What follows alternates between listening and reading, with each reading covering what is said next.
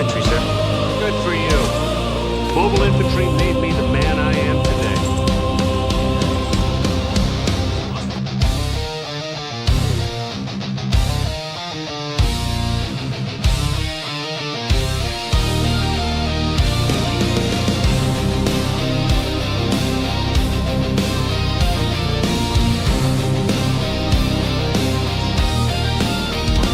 In the shadows of the void where darkness reigns stands the Mordian 50th where courage remains with last Infantry, guns sir. gleaming Good for you. and hearts Mobile of infantry steel. made me the man They I am march today. into battle with grim resolve to deal.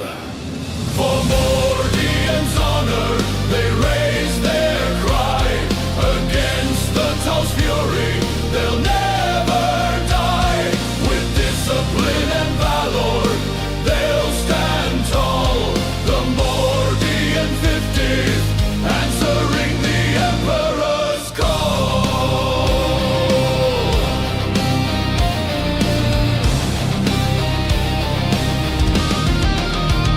Through the fire and smoke, they press on, facing Vaccinos' horde until the dawn. With every volley, they hold the line. Their determination, an unbreakable sign. For Mordian's honor, they raise their cry against the Tau's fury. They'll never die. With discipline and valor, they'll stand tall. The Mordian 50th, Good for you. answering the Mobile infantry made me the man I am today. Though the enemy's technology may be advanced, the Mordian spirit will never be chanced. With faith in the Emperor, they fight as one. Their bravery shining brighter than the sun.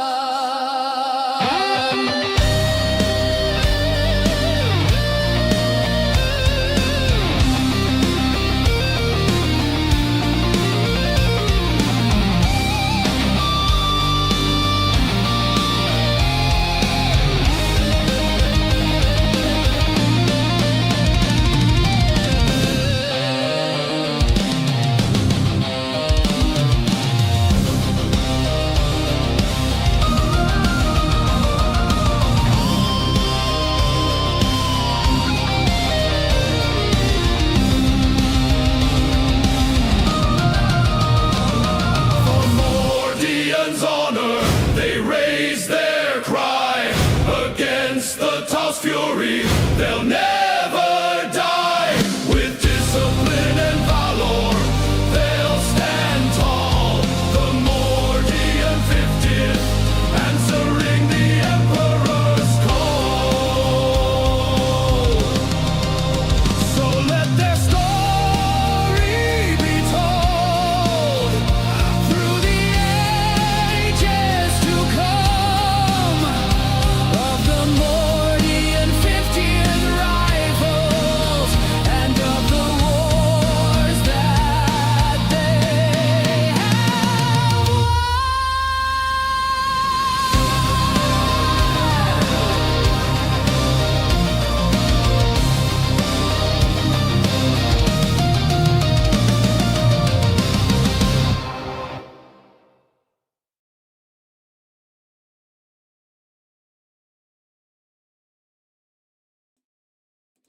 Hello again and welcome to another Mordian Glory live stream. It's an ugly stream. No, wait, it's not. It's a beautiful stream. A hype stream. A stream open to... What's the opposite of hostile? A stream beneficial to all things wargaming. Gentlemen, ladies, small furry creatures from Alpha Centauri, we have actually got multiple hype topics to talk about tonight. We have got some K-47 hype. We have got some fucking StarCraft hype. And I think we're still coming down.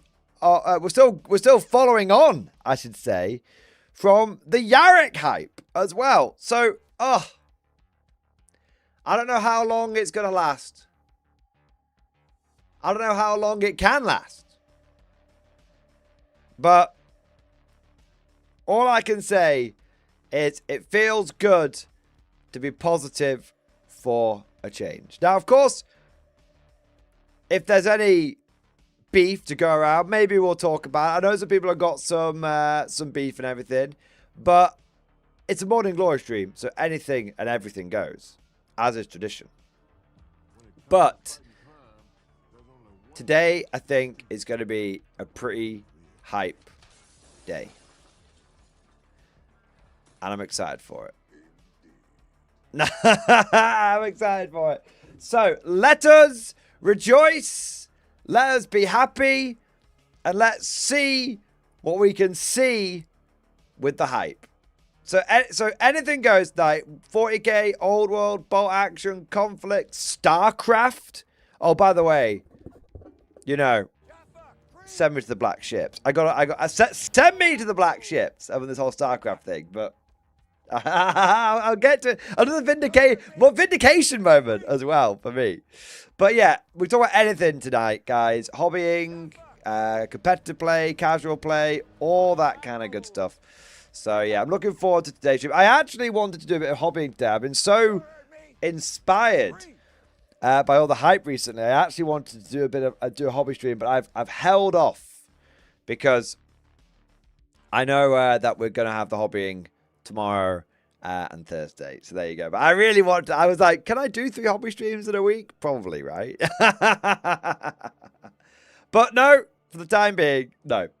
So with all of that said, let's get into the stream proper. And that means beginning with our traditions. Traditions are very important on the Morning Glory channel. Traditions are what separate us from the renegades, the heretics, the traitors, and what make us the Emperor's true fighters, his Imperial Guard. Stand up and be counted. It's time for roll call, baby! Who is in the stream tonight? Who is ready to rock out with their hype out? Let's have a look here. We have got, we've got Cosmic Drew, Spriggs, Empress Aiden, John Shepherd, High Above 5455, Jocelyn Francis, Thomas Weston, Cobra 9431, Ishmael Thompson, Mark Core, Chicken Detonator, Macan, Zello, Reagan, Oswald, Zitro, Chicken Detonator, Saber Wilson, Squark, Airborne 342, Jar Watt, Russell W, Snoopy Steve, Christopher J, Damn Legion, Funky Chicken. We've got, oh shit, what? I mean, no. Brown Bread, Ed Scar, Max Irian, Empress Aiden, Reaver 102, Morpheus, and Gazan05. And we've got Pigeon Toady, and Nix, and Reaver, and the Kenthor, and Eternal Rhombus, and Clanscat, and the Lower Decks, and Lord Pulpy, and Talzun, and Jenny Bratz, and Sonsu, and Siriade, and Alex Holt, and Seth Key, and Mutt Dog, and Mike P, and J5 Amp, and Butt Mountain, and Ryan Tomlinson, and Justin Miller, and Don Flamingo, and Alex Holt, and Christian Glover, and Mr. Goiper, and right, fuck's sake, right, Spriggs, you're getting banned. Right, that's it. You're getting a full minute. You're getting it. Cosmic's getting it. I can't do a fucking roll call without you two fucking bozos, like, spamming. Right, fuck off. Right, there you go. Right. Don Flamingo. Javo, Chris K, Seth Key, Craig Dunn, Alex Pippington, Tim Stabletop, and John Sellers, and Storehouse, and I think that's everyone. Dan Steen. Oh no. And go a core ban. Right, Edgar, you're gone. That's it. I've had enough of this. You're gone. Right, Kalanishka. I'm going to keep purging. I'm going to keep purging you all. There you go. You're gone. Right, that's it. Mike's going to admittedly Mordian. We eggs Briggs on. Right, you egged him on. Right, that's it. You're out. There you go. Yarrick is back. Yarrick is back. He executed a motherfucker. He's inspired me. He has inspired me to take his... he has inspired me. He has made me clear... right, Spriggs, you want again? You want to execute again? Right, that's it. 5 minutes.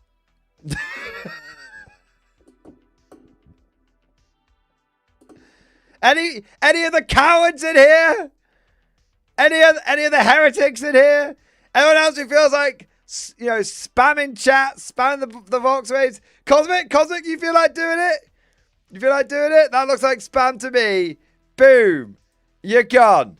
There you go. 5 minutes. Anyone else? I've been sanctioned by Yarrick. He's right here. On my desk. He's whispering to me. It's like, they're all cowards. Shoot them all. There you go.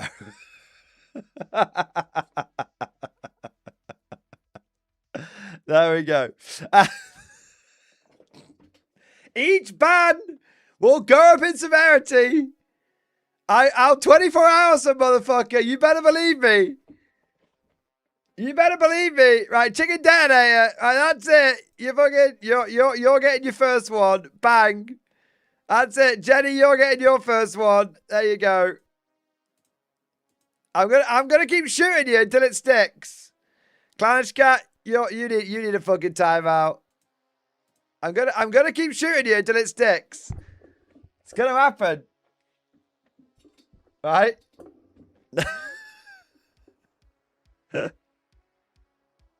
I swear to God.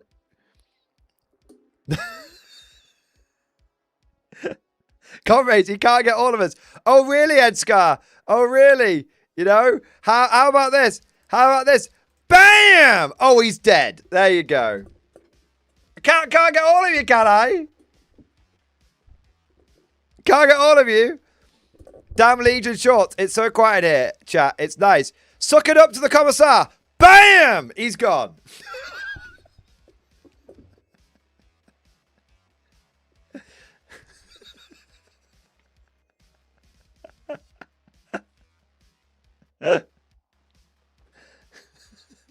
Right. Can we carry on now? Can we carry on with the stream? Right. Fine. All right. All right. I can't remember. It's right. Not like this. Not like this. All right.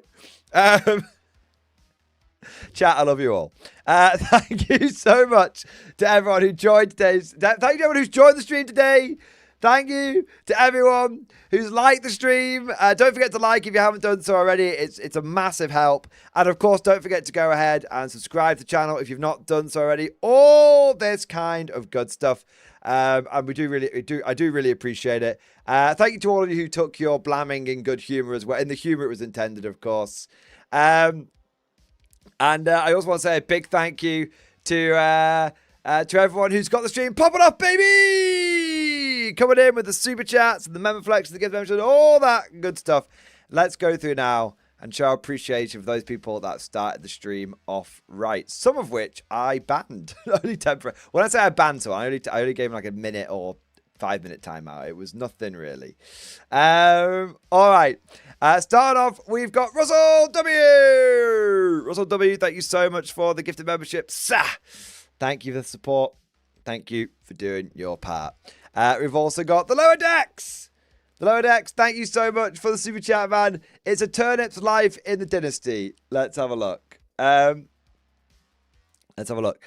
Sir, we contacted the Inquisition. I might have my misgivings about those wretched and arrogant bastards, but they are the best place to deal with whatever has befallen Jenkins. The handover is curious. They took no chances, placing a sedated body in a status casket. I handed over what information we had. Has the Inquisition been tracking Jenkins? What do they know? The smug pricks then turned to me. It appears these bunglers have a long backlog of complaints, debts, and annoyances to the dynasty, sir. Apparently, your noted performance at the infamous Von Shithouse Fondue banquet of 74, when you were accosted by no less than 7 rival dynasty daughters seeking marriage, upset the Inquisition. They have declared that I am to be seconded to them for temporary service. Fuck. What happened at the Von Shithouse Fondue banquet of 74 was, I realize I've not got my face come on, was perfectly within the rules of the dynasty. Now, of course, I make those rules, but therefore I am best placed to know what rules are okay to be broken and made on the spot to avoid breaking rules. There you go. So, I'll have none of this backlog of complaints, debts, annoyances. That's just, I would say, skill issue. I'm sorry, Inquisition, but skill issue. It's that simple. There you are. As for you being seconded to them, if this in some way, shape, or form will put to bed any supposed debts that the dynasty owes the Inquisition, then go forth, representers and representers, lower decks. There you are. All right. What do we got next? Enjoy activity. Thank you for the super chat, man. StarCraft in stream discussion. Let's have a look. Oh yeah, there's been a kind of a StarCraft update, hasn't there? Yeah. Let's have a look. I'm not. You dogs to victory. Probably not going to log into anything, to be honest. Oh wait, can I say open as guest? 1 minute. Ah. Okay, this is kind of cool. So let's have a look. I tried to edit Ammo and Glory. I'm impressed with the StarCraft web app. The CEO personally coded the application and made all the rules, missions, maps, datasheets, list builder, and everything else free. In my humble opinion, Warlord is knocked off the top spot for now for how to provide supporting info for a war game. Can you have a look? Imagine if 40k was like this. Go to this link and click enter as guest. Open menu and look at the rules, factions, missions, and maps on the left. Let's have a look. So, it does look kind of cool. It is in beta, though. So, obviously, we may find some things which aren't quite right. Let's look at an army builder. All right. I want a Terran Armed Forces. I want a muster unit. A Marine. Right. Big-ass Marine squad. Combat shield. Wait, can I add all of these? Yeah, baby. There we go. Wait, 350 minerals? Maybe that's the all right, that's the game size, I imagine. Okay. Cool. Hey, look at this. Paid upgrades, man. Paid upgrades, that's kind of cool. And then we can add a medic. Flash grenades. Yeah. That looks kind of cool, man. Yeah. Nice. I was sorry, you were saying before about reading what was in chat. Yeah, so I do look, don't get me wrong. Hey, I love Warlord, but you know, free is free, baby. Free is free. So it is really cool to see this for the new StarCraft game. And honestly, I think this is the minimum now.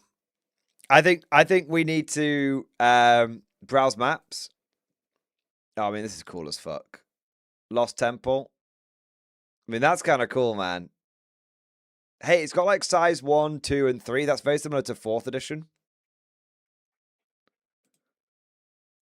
Oh, they're community maps. What about official maps? Okay, no official maps just yet.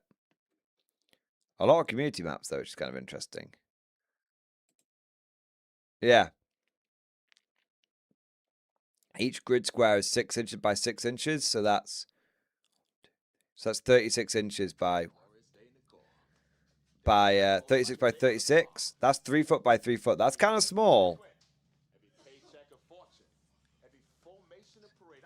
That's 8. So that's 4 foot by 3 foot. So the maps are a little smaller. So it's either 3 by 3 or 4 by 3.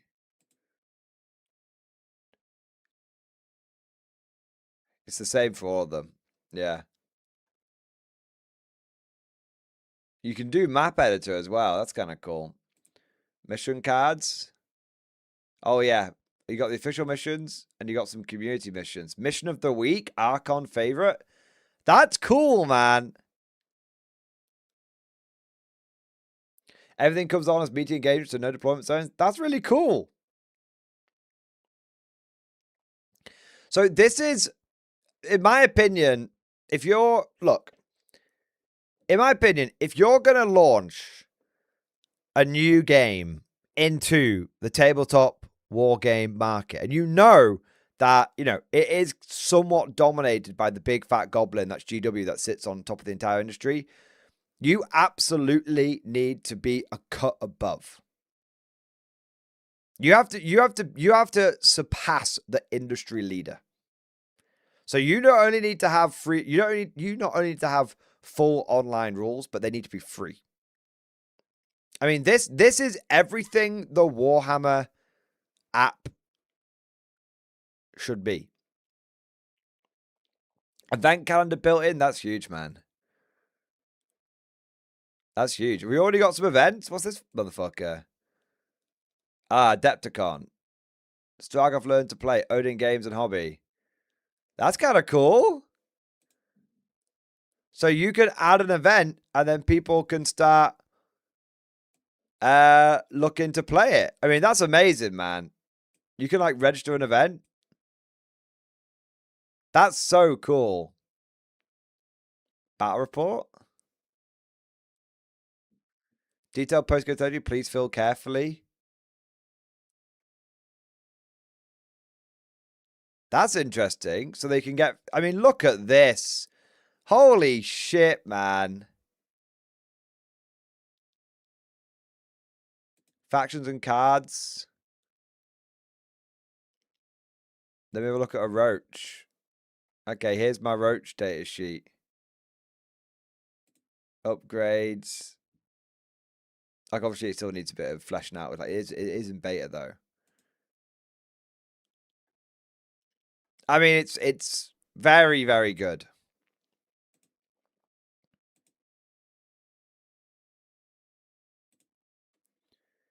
It's very good. Look at this. Elite, hero, core, support. Like, the fact that you can, like, you've got them broken down by category, not just battle line and everyone else. I mean, I think this is a great example of why, like, it's why companies need competition.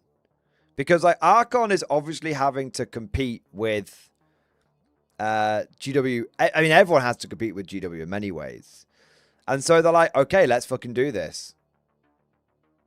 Looking at the amount of data GW could find if the app was this good. So, Mad Larkin, I remember seeing a comment when GW paywalled their app. So remember the GW app came out for free for a few months, and then they fucked it by massively over paywalling it, right? And I remember a comment left on a video of mine, which said, only Games Workshop could take the golden goose of modern business, getting everyone onto your app and gathering all of their data in terms of their purchasing data and what they're interested in and what they're playing around with and all that kind of stuff.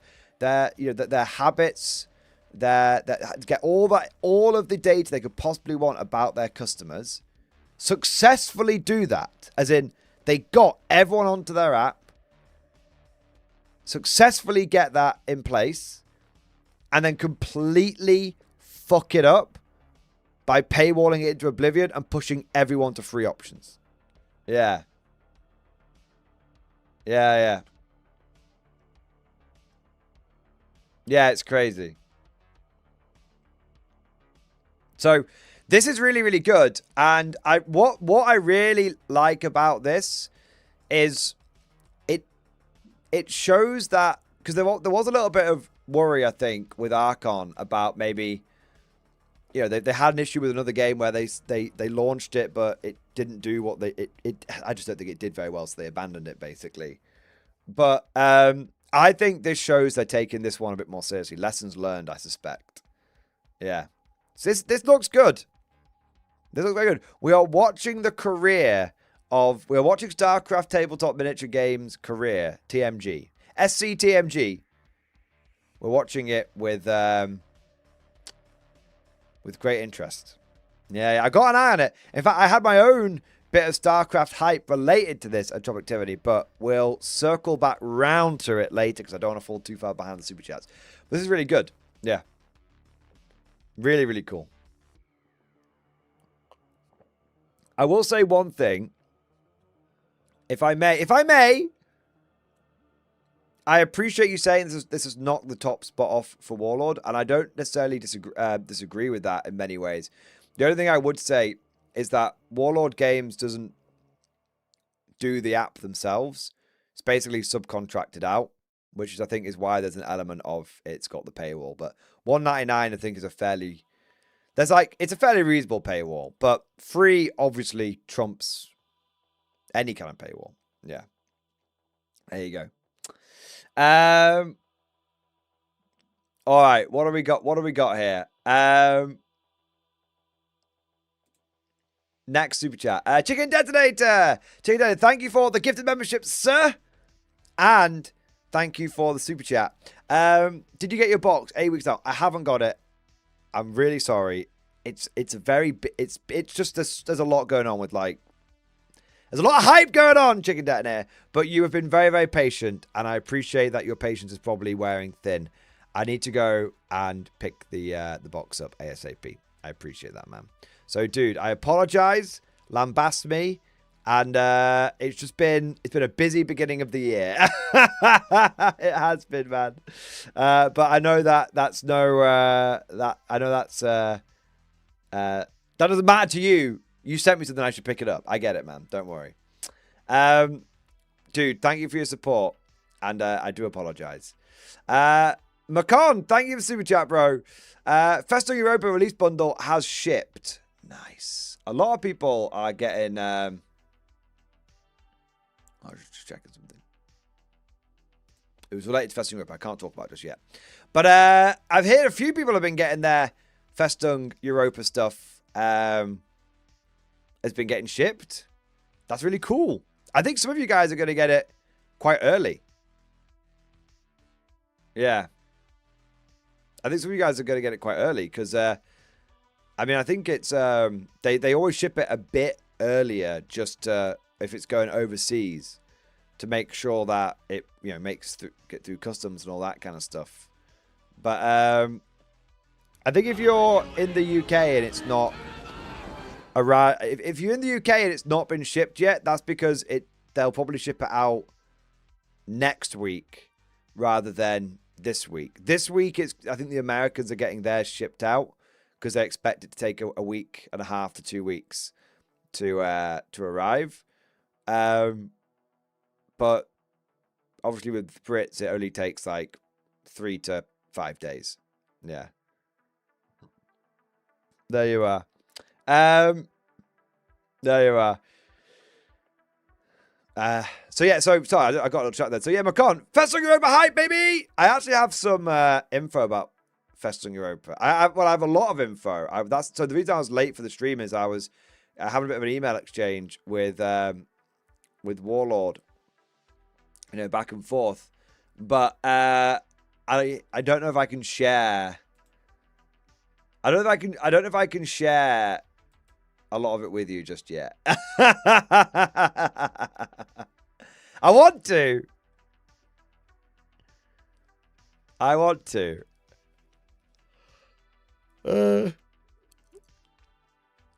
I suppose there's some stuff some of it's related to like upcoming units and stuff, so I can't really talk. I can't talk about that without being given the go ahead. But I can talk about one thing, which I think is pretty. I think it's pretty cool. So, you know,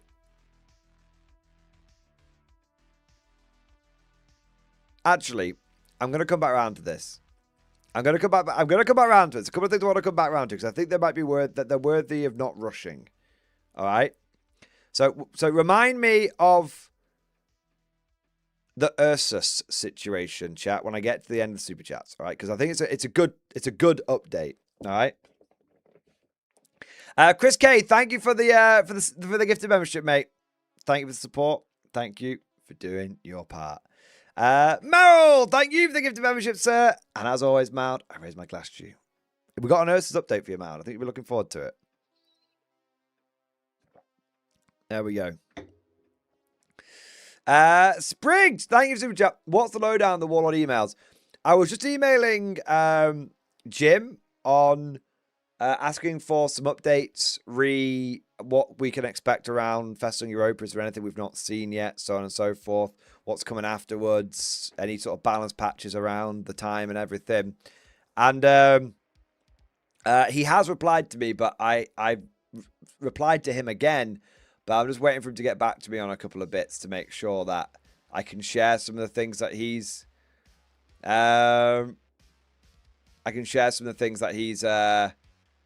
he's told me. Some stuff I think I can share because it's already public knowledge, but some stuff I can't share obviously until I've been told it's all right.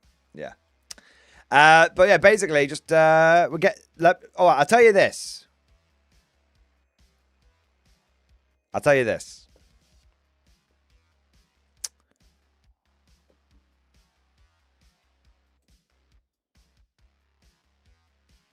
The hits are going to keep rolling.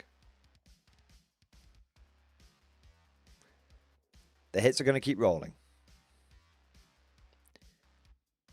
The moment that, like, Festung Europa drops,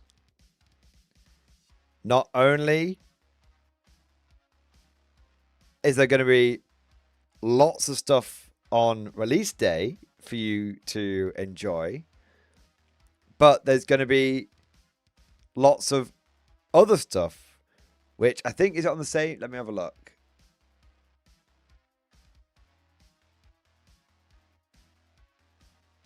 But then also, you guys are going to see what's coming next as well. Look, Macan, the hits my wallet will keep rolling. They sure will. And mine too. So, I mean, here's a crazy thing. Like, you guys, we've all been looking forward to Festung Europa, but, like, that's only the beginning. We're not even at the first checkpoint yet, and the hype has reached hitherto unseen levels. And it's going to keep going.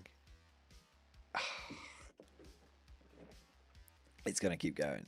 Yeah, it's going to be cool. So yeah, I got lots of what I want to talk to you guys about, but I can't give too much away other than when Festung drops, when FE drops, not only are you going to enjoy getting your hands on the book, you're going to be at the same time. Whilst you're poring over the lore in the book, you're going to be looking at new stuff you'll be able to get your hands on in the near future as well. Yeah. There you are. There you are. All right. What do we got next? John Shepard, thank you for super chat, man. Pictures and literature discussion of my Chaos Renegade army. Let's have a look, man. Started painting my Renegades. I already have the weapon team done and the 3 Land Raiders. Oh, are these the damned, are they? Yeah. The models look a decent scale. Yeah. I'm curious to know what color scheme you're going to end up going with them on. Going for. I'm curious to know what color scheme you're going to go for. Because obviously they're just primed at the moment. But are you going to go for the traditional damned color scheme of red? Or are you going to go for a different color scheme? I can't keep up with this release schedule. Warner's milking the hell out of my wallet. Isn't it funny, Mad Larkin, right? Isn't it funny, though? Because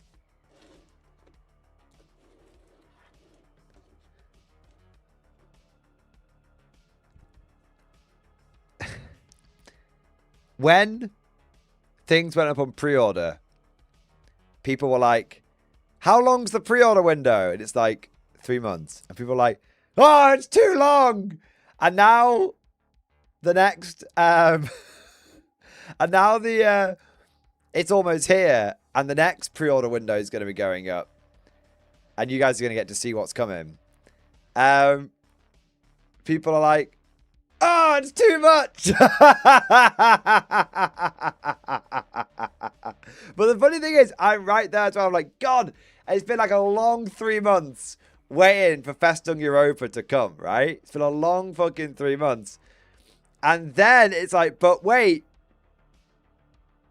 I need like, I can't wait for it to arrive, but then I'm like, oh wait, no, I need time for my wallet to recover. Yeah, it's funny. The duality of the wargaming mindset, I imagine. That we all have it. Yeah. Each warlord order I do is only a few hundred, so infinitely cheaper than Jimmy, but I feel like I'm constantly adding a new cut up. Dude, me as well, man. It's because of the hype, bro. It's because of hype. And it's because the barrier is quite low. So you're like, well, you know, if I was to get this from GW, it would be like $500, $600, $700, right? I'm getting it from Warlord, it's like $100 to $200. And then you're like, oh well, you add your things to the cart and you buy it and it arrives, and because you're so excited, you build and paint it and play with it straight away, and you're like, I want more! I want more! I want more! Yeah. Like, I'm exactly the same. Bro, I just bought another Grizzly! I just bought another Grizzly! Ryan Tomlinson, will you be bringing more K47 unit reviews and deep dives in the future? Yes. Yeah, 100%. I just want to play a few more games. I like to do unit reviews once, once I've played a few games with, at least one game with a unit. Yeah. But yeah, I am going to be doing a lot more. I want to just kind of, there's been a lot going on at the moment, and I just kind of want to, I like kind of just doing what I'm in the in the mood for at the time, but I do also want to try and be a bit more consistent with like doing more unit reviews and stuff like that. Yeah. So, but no, definitely. I need to do more. I want to do lots more unit reviews in general. I kind of want what I'm kind of wanting to do in the future is kind of try and have like I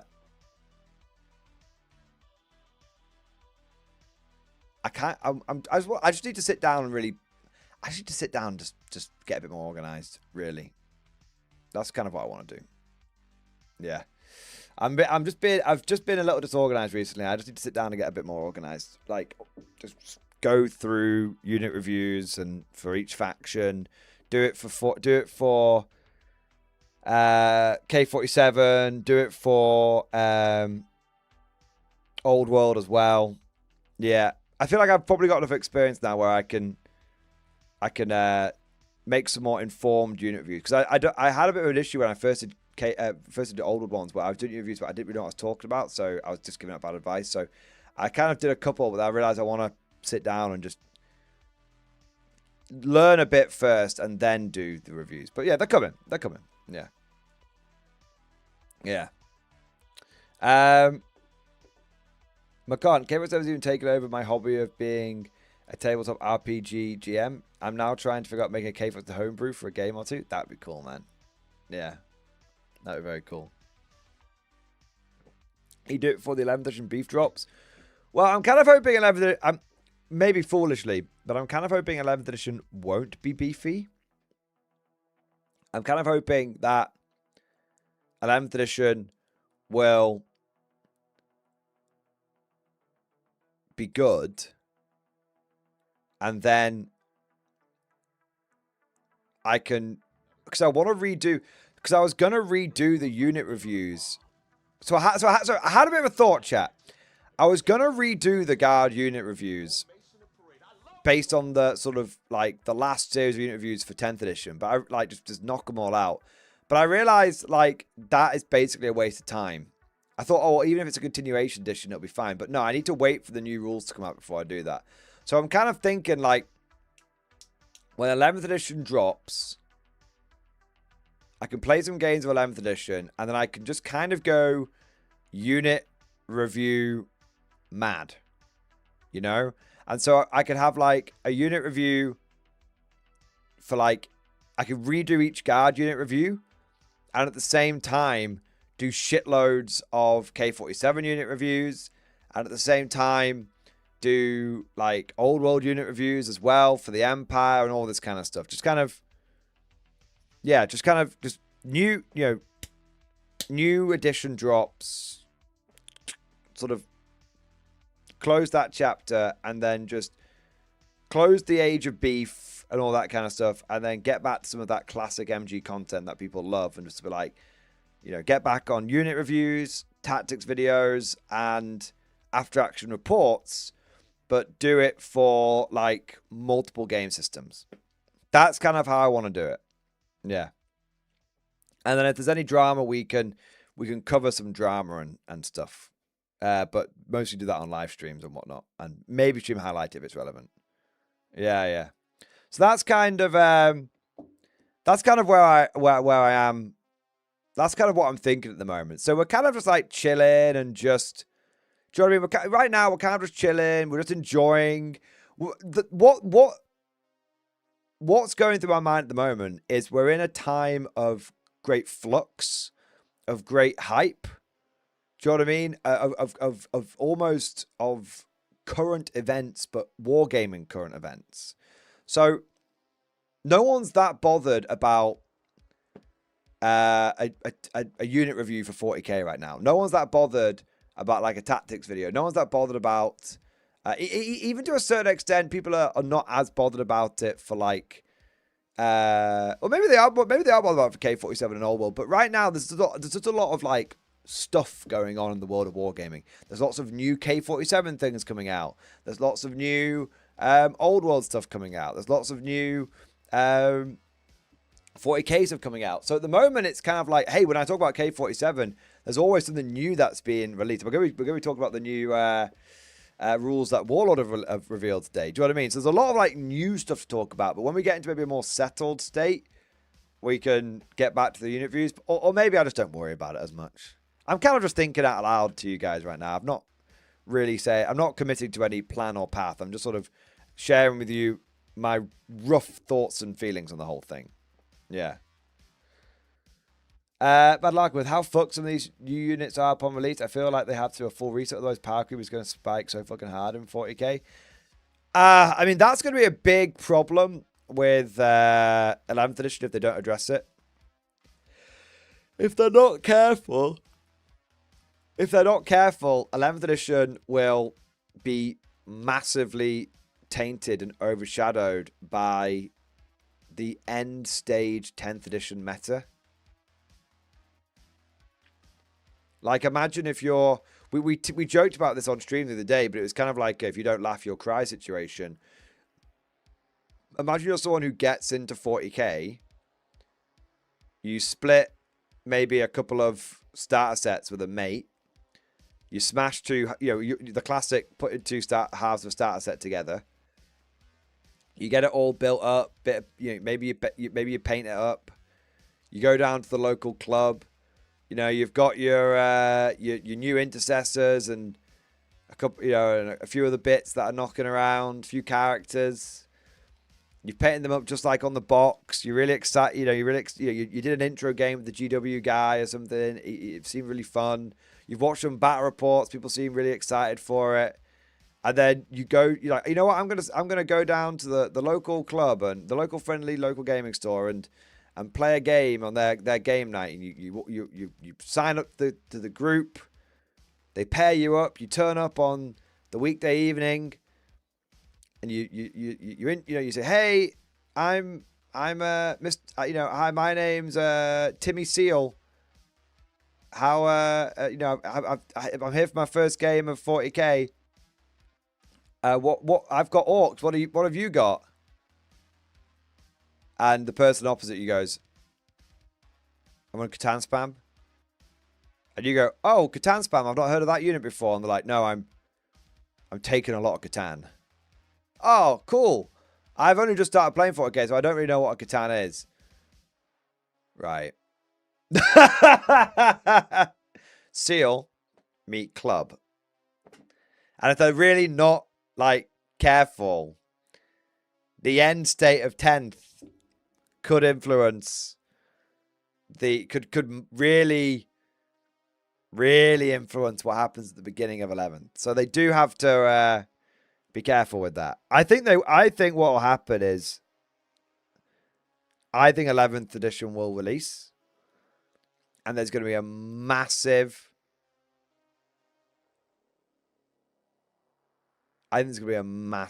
balance update. Yeah. I think if I was unless Games Workshop's completely phoning it in, which they might be. Don't get me wrong, they very well may be. The rules team could be phoning it in, but unless they're completely phoning it in, on the release of 11th edition, there will be a day 1 Minotaur and Field Manual and a day 1 balanced data slate, and it will massively alter everyone's points. And if it doesn't, then may the Emperor have mercy on our souls. Yeah. The twin lands will breed a new generation of Tau hate. Yeah. Yeah. We'll see. Because we'll see. We'll have. There's only one. Guys, there's only one way to find out, and that's to wait and see, unfortunately. Hopefully someone will leak it. I keep saying, if anyone has, I'll say it once, I'll say it again. My DMs are open. If anyone knows anything about 11th edition, and they want to slide into my DMs, or into my emails. Discord DMs preferred, but emails accepted. Please do. I'll be very grateful. I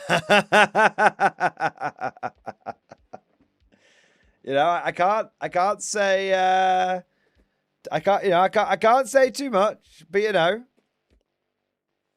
if you need to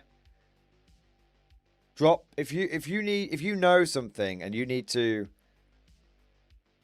drop something anonymously, bit like that guy who, he knew what Horus Heresy 3.0 was going to be like, so he made sure he got it out to the community because he knew GW was lying to everyone, kind of thing. I've leaked the Guard Codex twice. I've leaked the Imperial Agents Codex. The Crown Jewel. would be me getting to leak 11th. I mean, I'm not even gonna be coy about it because I have no NDA with GW. I have no legal agreement with GW.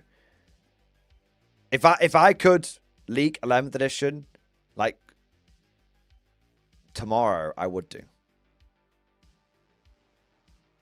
I would cancel all plans and I would leak it tomorrow. So yeah, the moment that anyone, if anyone wanted to send me something, I'd leak it. It's that simple. If you wanted me to. There you are. So Ramos, would you trade K47 state secrets for 40k state secrets?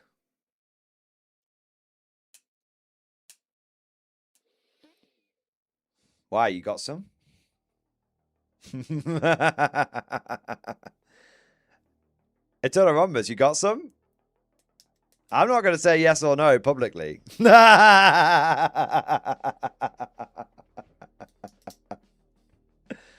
I'm just, you got some. Maybe I got some. Yeah.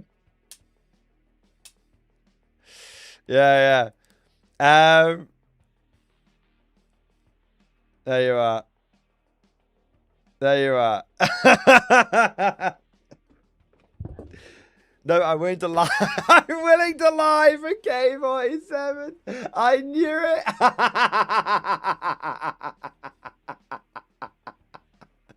it. Oh. James Foster, don't spam chat, man. Jesus, bro. There you go. Quick, get him into an argument in Warthog and he'll release the classified info. It worked before.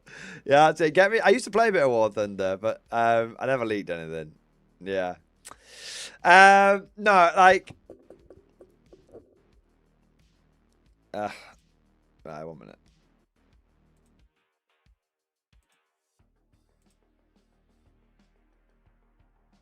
Yeah. Thank you, Spriggs. I love that Drew paint in the background. Dude, I love it too, man. So I got distracted. There was someone spamming in chat.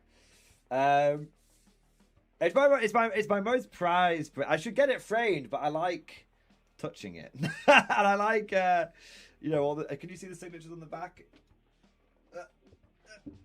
I like showing off the signatures. Bust a riff, bitch. There you are. Yeah.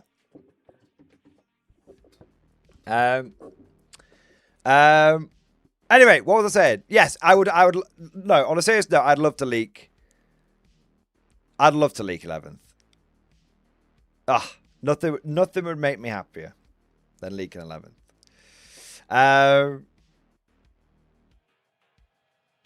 It's that, yeah, but I don't know if I'll get the opportunity.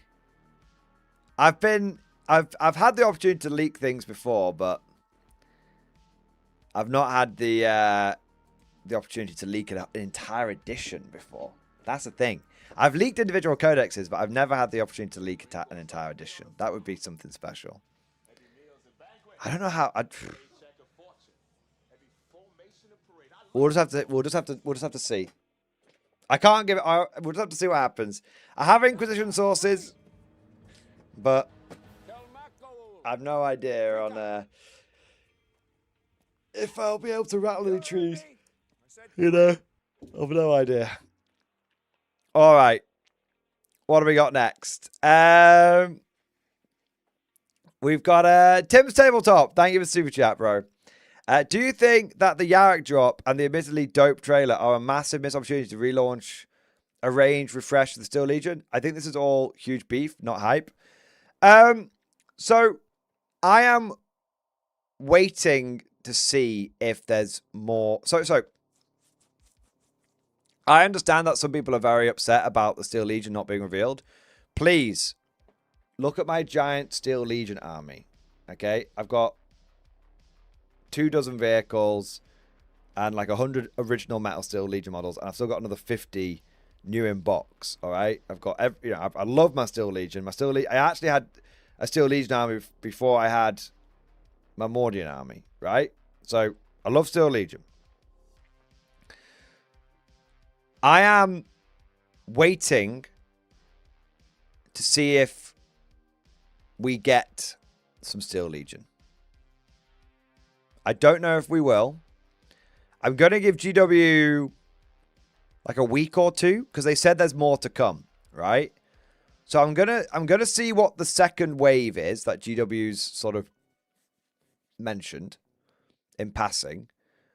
And if there's no Steel Legion there, then I'll start getting a bit more beefy with the public. But I chose yesterday to be like, look, I'm just going to enjoy the trailer for what it is. The trailer is awesome. Yarrick is awesome, but I do want to see. I do think that they should be bringing Steel Legion back. I do. I am right there with. I am actually in agreement with the people beefing about Steel Legion, but I'm just waiting to see if GW drops some model updates, some potential models, because there was an email that went out about them putting the steel back into the armies of the Imperium. That could just be a turn of phrase. It could be a hint to what's coming. So if we don't see anything in the next couple of weeks or whenever the second wave drops, then I will, whenever the second wave of reveals drops, I mean, then I'll be right there on the picket line with you guys, and I will probably organize a polite yet knowing the weaponized autism of the guard community, ruthlessly attritional email campaign to Games Workshop, where it's like, here, you know, like here's the script, guys. Everyone send this email to GW. It's polite yet clear about expressing disappointment and the desire for Steel Legion updates. Yeah. Bit of an email. Hey, Empress Lime, you joke, man. But why do you think the Orc Boy kit, the old one's still around? That is proof that kit is only still around and they didn't get replaced by the new Orc Boy kit because the Orc community did a mass social media campaign, including emails, to GW. I only found that out recently. Yeah. So there you go. They're all over Dark Tide, so it's not like they've made forbidden. Exactly. Like, I think there's more to come. It's very surprising, though, because Varak has said that they're not coming at all, but Varak is good, but he's not infallible. There's a few things he doesn't know. Yeah. Oh, fuck me, 1 minute.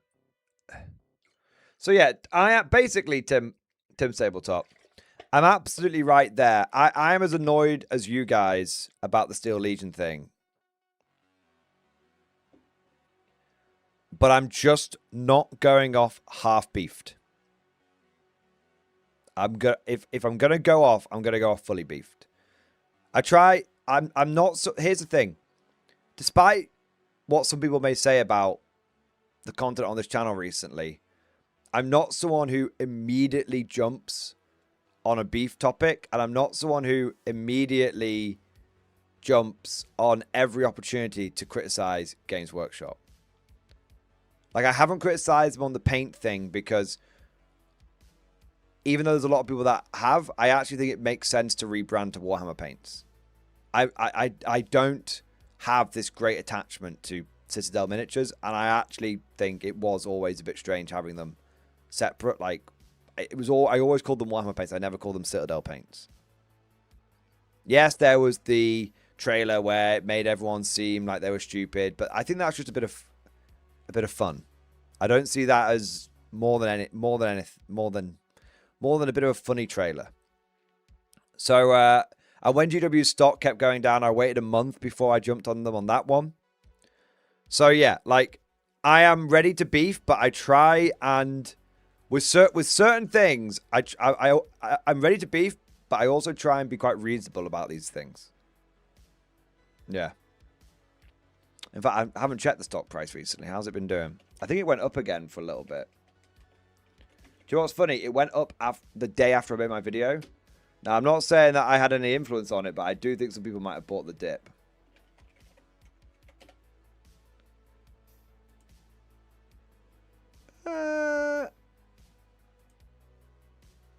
It's just leveled out.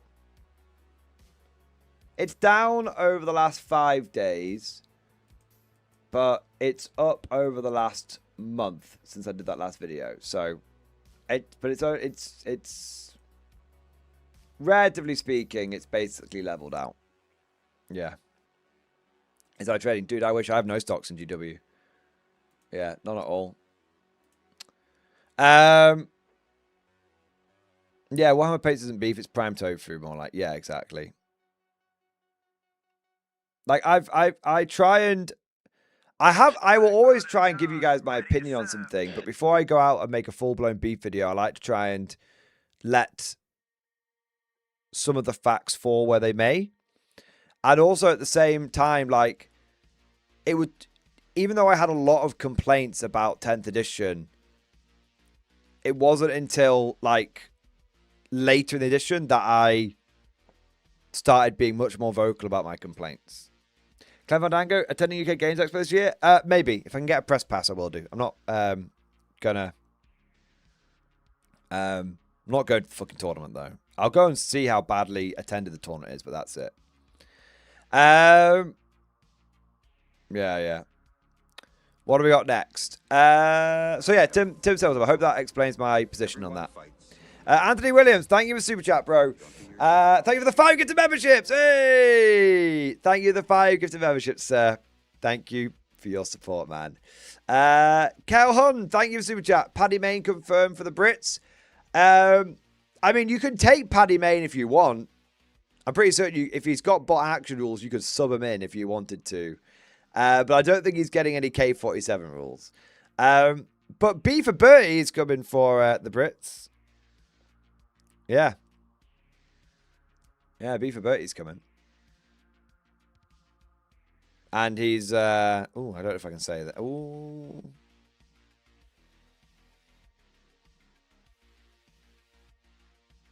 B for Bertie's cool. That's what I'm going to say. All right. Anthony Williams, thank you for super chat, man. UFast on Europa, secret mega bunker complex board and terrain, hobby progress, in-stream discussion. Any suggestions? Let's have a look. I don't see it, man. Where?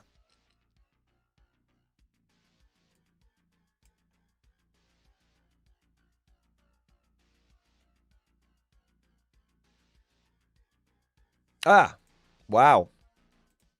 That looks cool. Holy shit, man. Any suggestions? Dude, I just say get it painted up, man. Don't think you can go wrong with lots of grey concrete. Yeah. I like what you've done down here, basically. Yeah, man. Very, very, very, very, very cool. Holy shit, bro. Absolute mega board. Absolute mega board, man. Yeah, that's a secret bunker mega board. Absolutely. Took me a second to find it. Like, but yeah, that's cool as fuck, man.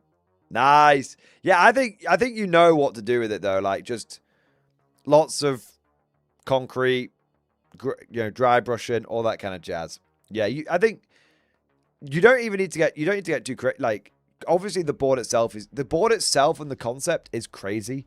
All you need is basically to paint up exactly how you think it, you imagine it with lots of concrete, grey, dry brushing, all that shit. Yeah, you'll be good. You should, I don't know. It depends how you want to do it. You could go try and texture paint a lot of it, but I wouldn't obviously use GW texture paints. But yeah, there could be. You could get some of the Vallejo or AK Interactive diorama stuff. I think they do something like concrete and whatnot. It's like basically Astro Granite, but from GW, but on not costing a fortune. But it might be too for doing a whole board on it, it might be too much. You might genuinely be best just a bit of a spray paint, bit of a dry brush. Yeah. Signage is a good shout, Denzel Panther. Very, very good shout. Signage. Posters. You get like little, you can get like posters that are like transfers and stuff like that. Or, yeah, start off with basically grey with a light, dark grey with a light grey dry brush. And then just add lots of little world building elements there. You'll want some scatter. I tell you what you do. You'll want some scatter terrain. Little barrels and crates and stuff. You can get it in all sorts of shapes and sizes. You can make a lot of it as well, like weapon piles and stuff. Yeah. Yeah, like lots. I think scatter terrain is what you want. Yeah. Did someone say dry brushing? Sleep rage activated? I love it. Joshua Hammer, thank you, Super Chat, man. Hey, Morden, are you planning on going to any tourneys in the US? You should come to LVO. We have a hangout night at the Marine Corps bar. Pictures in stream discussion. Dude, this is cool as fuck, man. I mean, I'd love to. Yeah, that looks really badass.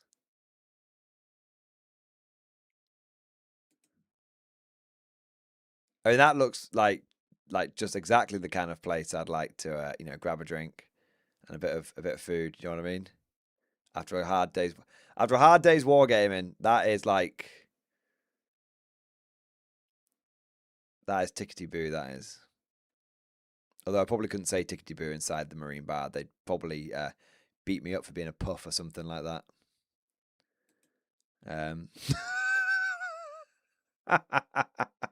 I mean, that's badass.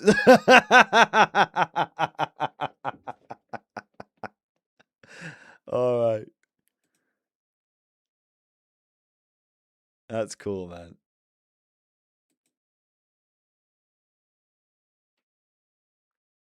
Yeah, but no, on a serious note, it would be great to even just to go somewhere like that and just see it. You know, really soak it in, take it in, you know, respect it, appreciate it, that kind of vibe, you know. Yeah, it's cool. We don't have too many places like this in the UK, but in the UK we are a much more sort of reserved culture.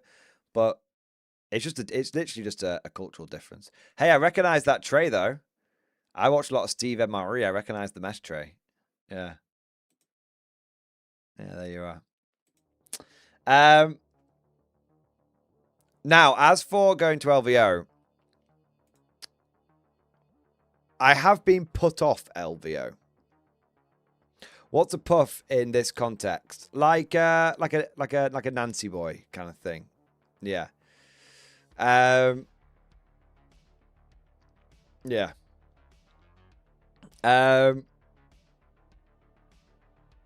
So I have been put off LVO. I always wanted to go. I once had great ambitions to go to LVO, but then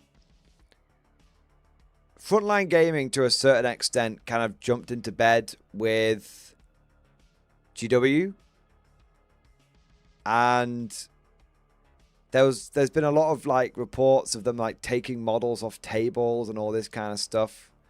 I have a lot of models which use third-party bits, and I've like a bit, you know, quite a bit of like 3D printed stuff as well. And I just wouldn't want to go. Frankly, I don't really like the idea of going to an event that's jumped into bed with GW, generally speaking. Like, I'm not okay with that. It's one of the reasons why I've kind of gone off UKTC, because of some of their recent antics where they're trying to jump into bed with GW as well. Yeah. And then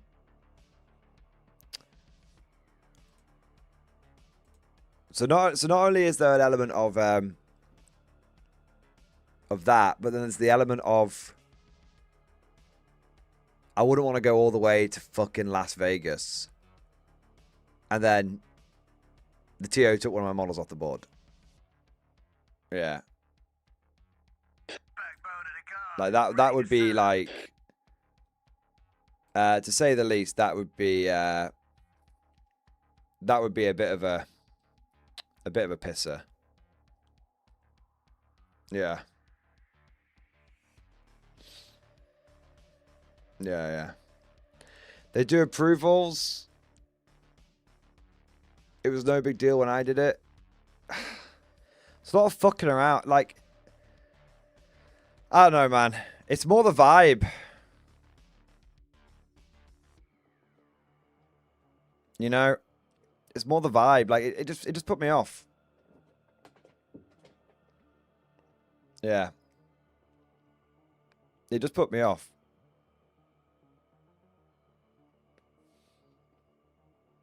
Like, it's more of a vibe thing than anything else. So, yeah.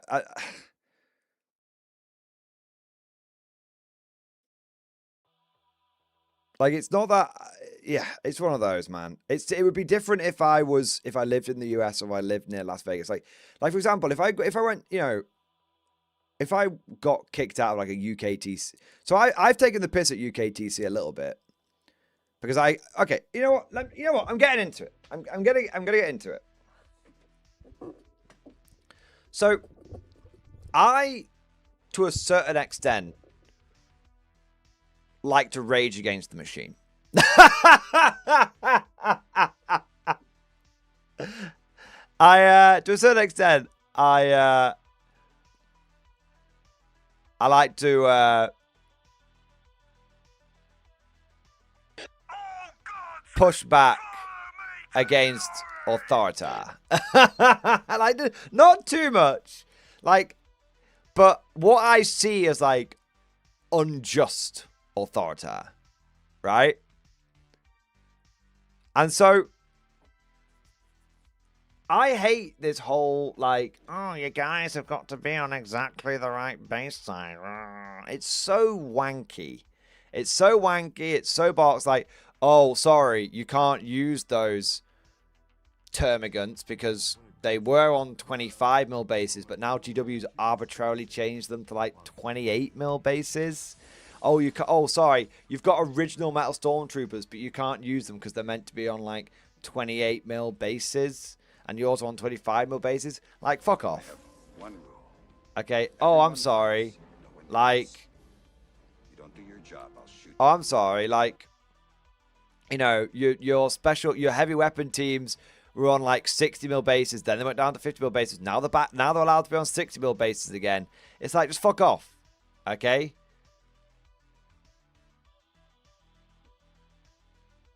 Like, it's, oh, Eugene Steelers were on 25mm. Now they're meant to be on 32 or whatever it's meant to be. No, fuck off.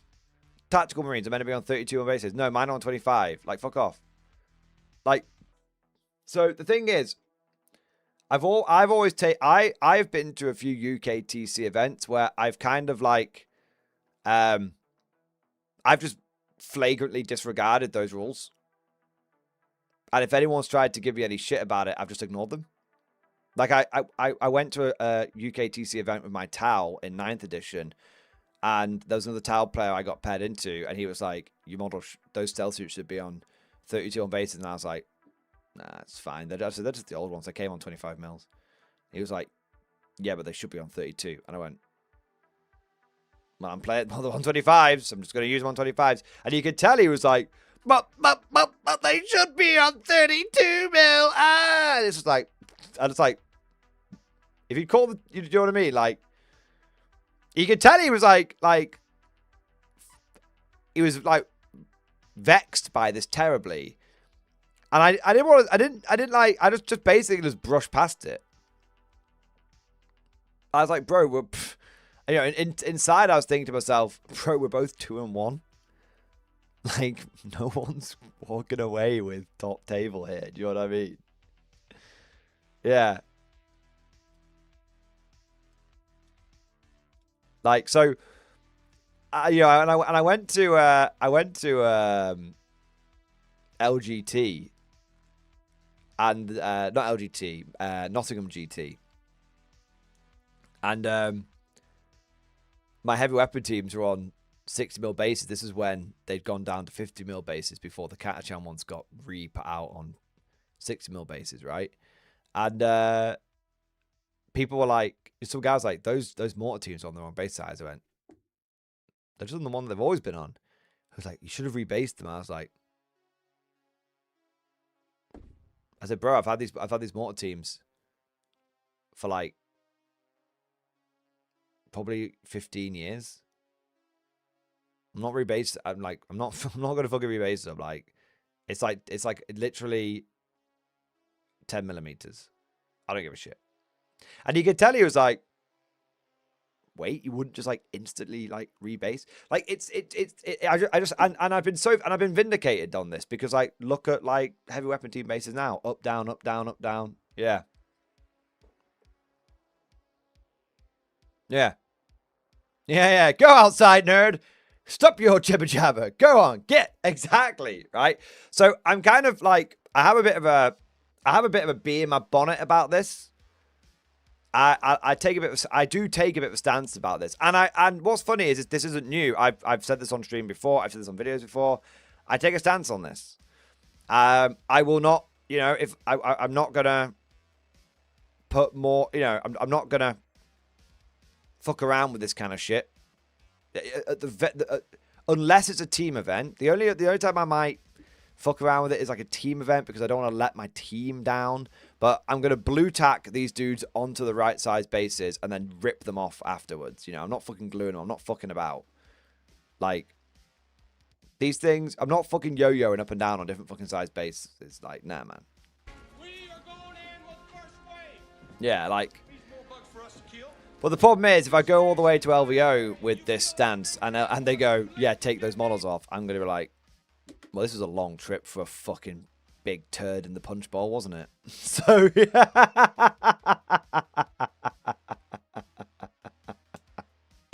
So, yeah, like now you might be like, but Mordian, what about the change from 20mm to 25mm on a lot of old bases? We see that's different. Because I tell you what, I thought that was a good change.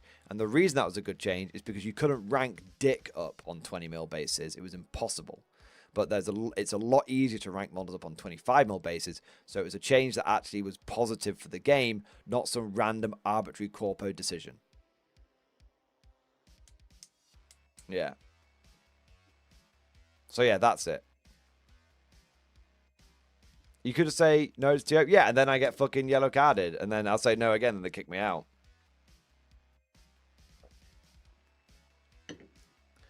It's like, but the thing is, I don't care about, like, I've had people run old base Gene Stealers against me. I don't give a fuck. Do you know what I mean? Like, it's just something not to, like, okay. But you know what? Here's it. Here's the crazy thing, right? What about if someone turned up with old school Marnius Calgar? The like this one. Not the one on the toilet. When it comes to fighting crime, there's only one man keeping the streets safe while keeping it real. But like there's a couple of iterations.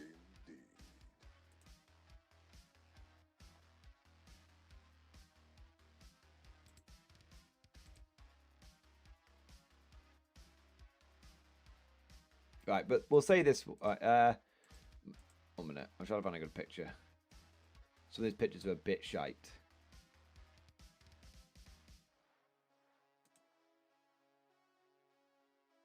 It's not great, but it'll do.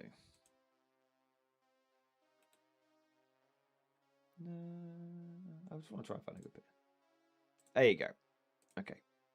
That's a nice picture. So this is old Marnius Calgar. He is basically the size of a tactical marine. Like he is basically the size of a tactical marine. He is a tactical marine with 2 power fists. If someone put that model down against me,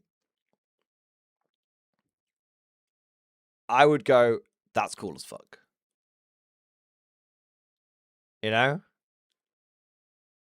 Is it? Because the thing is, it's on a 25mm base, So some people are like, oh yeah, but it's like modeling for advantage. Blah, blah, blah, blah. It's like,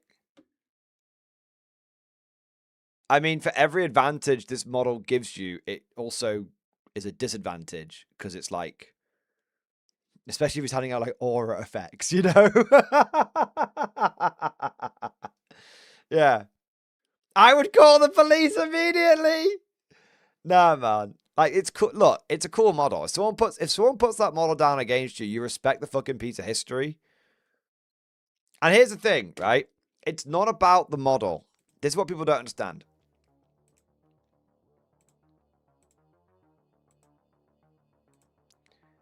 So I'm closing some tabs here. It's not about the model. It's about the player.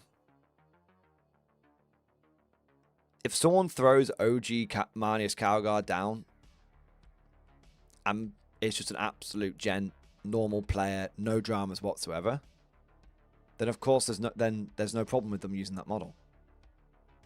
If they throw old Marnius down and start being a dickhead, be like, oh, it's on 25 mil, so actually he can fit through this wall and he can start fighting. The problem isn't the model.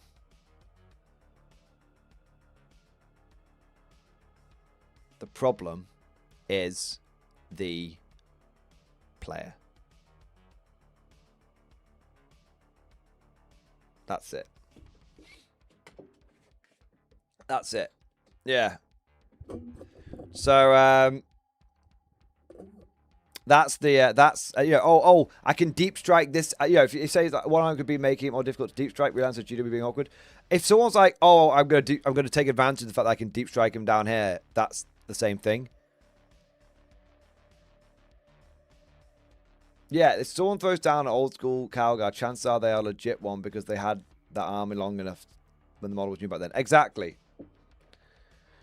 At one glory, would my Minius Calgar get a pass? Let's have a look.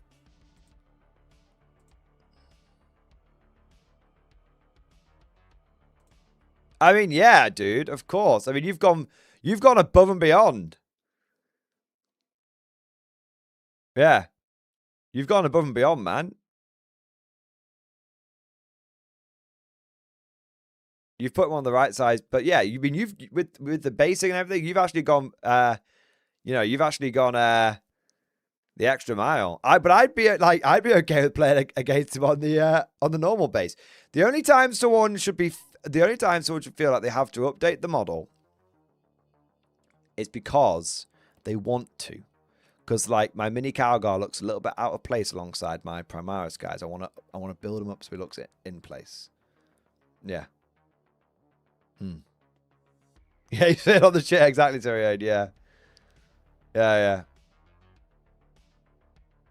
Yeah. So that's my stance on it, and that's why I've not really got any plans of going to LVO, because they've got really anal about stuff, and I'm not willing. Frankly, I'm not willing to risk it. You can say I'm being a bit precious, but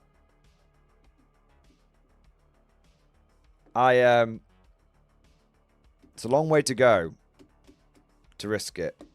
Yeah.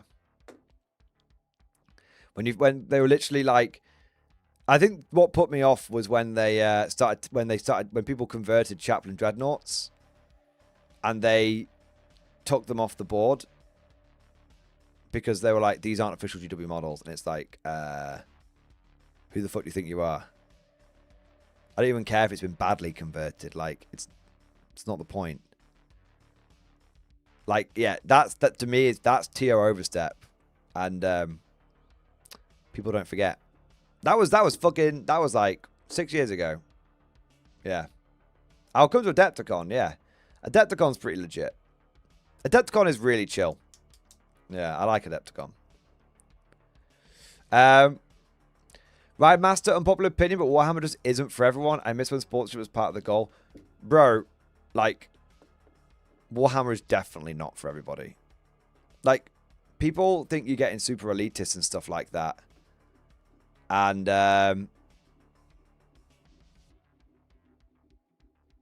it's not about that. It's not about being... the door should be open for everyone.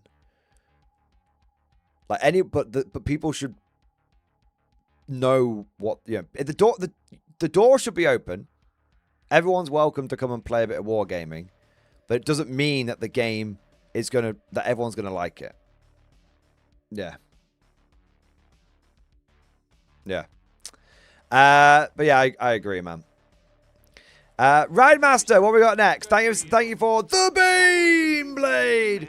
I just walked face first into the stream and that convo. The Allfather demands mad reps to the gym. Keep up the good work, you mad lad. For Russ the Allfather. I can't remember what the conversation was. Right, Master. Were we talking about, was it the LVO or was it something else? But thank you. Look, I don't remember what I was saying from moment to moment. So, I don't know what I was saying from moment to moment. But yeah, whatever it was, I'm glad you liked it.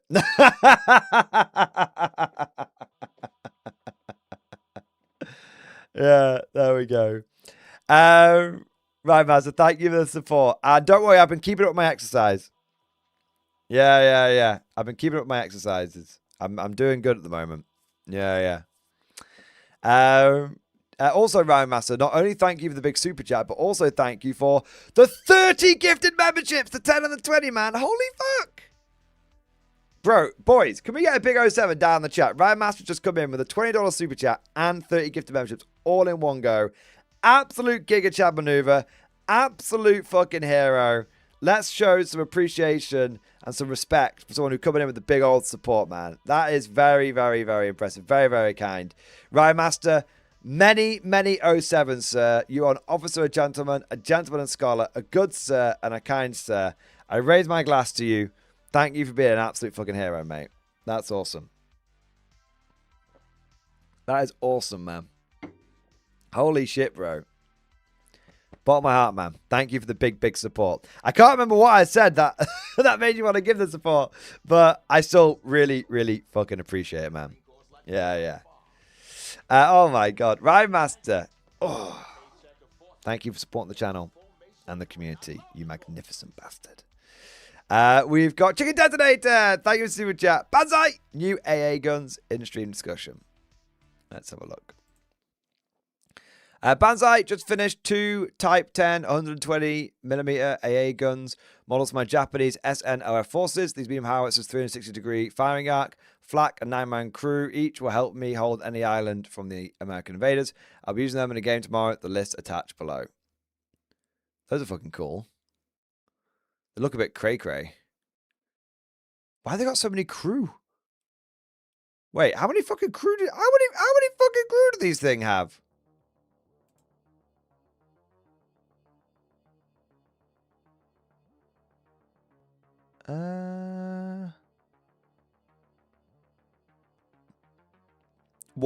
Type 10 120mm AA gun. 7?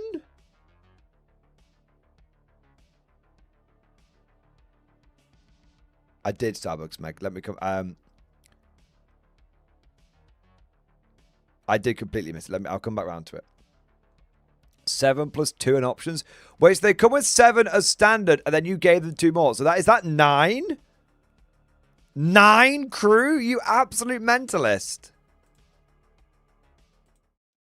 1, 2, 3, 4, 5, 6, 7, 8, 9. That's brilliant.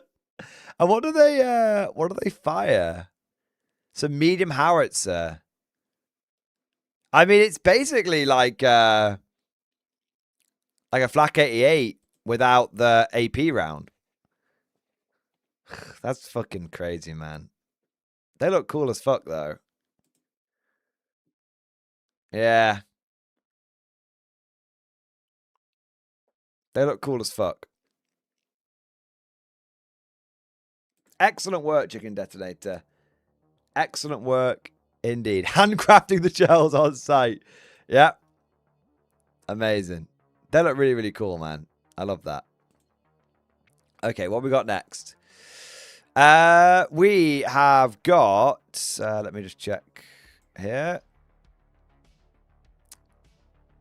We have got... John Shepard, thank you for super chat. Relink my list. Introduce discussion. I'm doing them as Nurgle. Ah, okay. Have a look.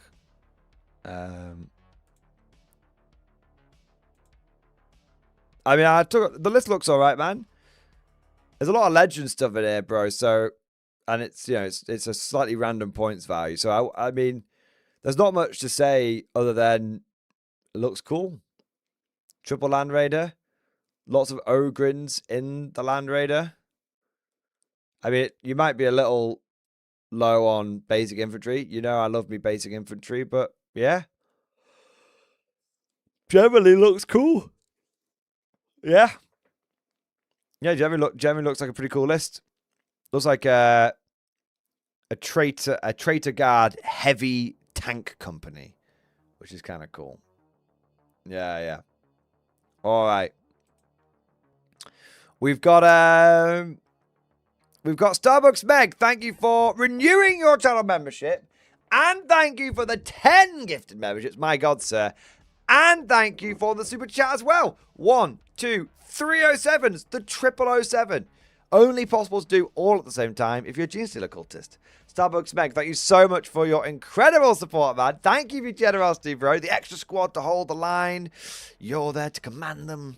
And let's have a look at this super chat. Sir, as always, a pleasure. Assembling my British Commonwealth Assault Force, but I have my third party Talan to build, and now I want Steel Legion. Help. Hey! Well, wait for the Steel... Wait to see if we get anything re-Steel Legion from Games Workshop. They absolutely... dude, thank you, man. You deserve it, bro. Thank you, bro. This is Games Workshop. There's always the other foot that's going to drop. Yeah. So all I'd say is, you know, focus on what you got, but keep an eye on what you might. Keep a wary eye on what you might get. Yeah, yeah. So I'm not trying to dampen your spirits, but like, I've got my eye on busting out some Steel Legion as well. But I've been burned too many times from GW to know to take him at face value. Yeah, yeah. So, yeah, there you go. Yeah, there you go, man. But Starbucks, thank you so much for the support, bro. And I hope all those hobby projects go well for you, man. I need to resist. You need to resist, dude. You need to resist. That's how they get you, man. That's how they fucking get you. Daryl, is there a long shot the launch box is Guard versus Orcs? I'm pretty certain it's going to be Space Marines versus Orcs, man. Pretty certain. But I think Guard will be the first faction after the 11th edition launch. I think we'll get the first. I think we'll get the third codex, essentially. It'll go Marines, Orcs, Guard. There you are. So it appears I have 4 arms. What should I do? You can do a 007 and pull yourself up for the same time. There you go. Let's be real here. When you asked that question, you knew exactly what the answer was going to be that I gave you. Morning twat, you forgot Chicken Debt is this review. Oh, it's too much going on here, man. Like, lists. Like, I looked at the fucking list. I don't know who wanted me to fucking review it. It looked cool. I was more focused on, like, the cool, spinny gun bastards. Oh, my God. Right. 14. I mean, it's 1,100 points. You're all sending me these random-ass fucking point-size fucking lists. Like, what do you want me to do?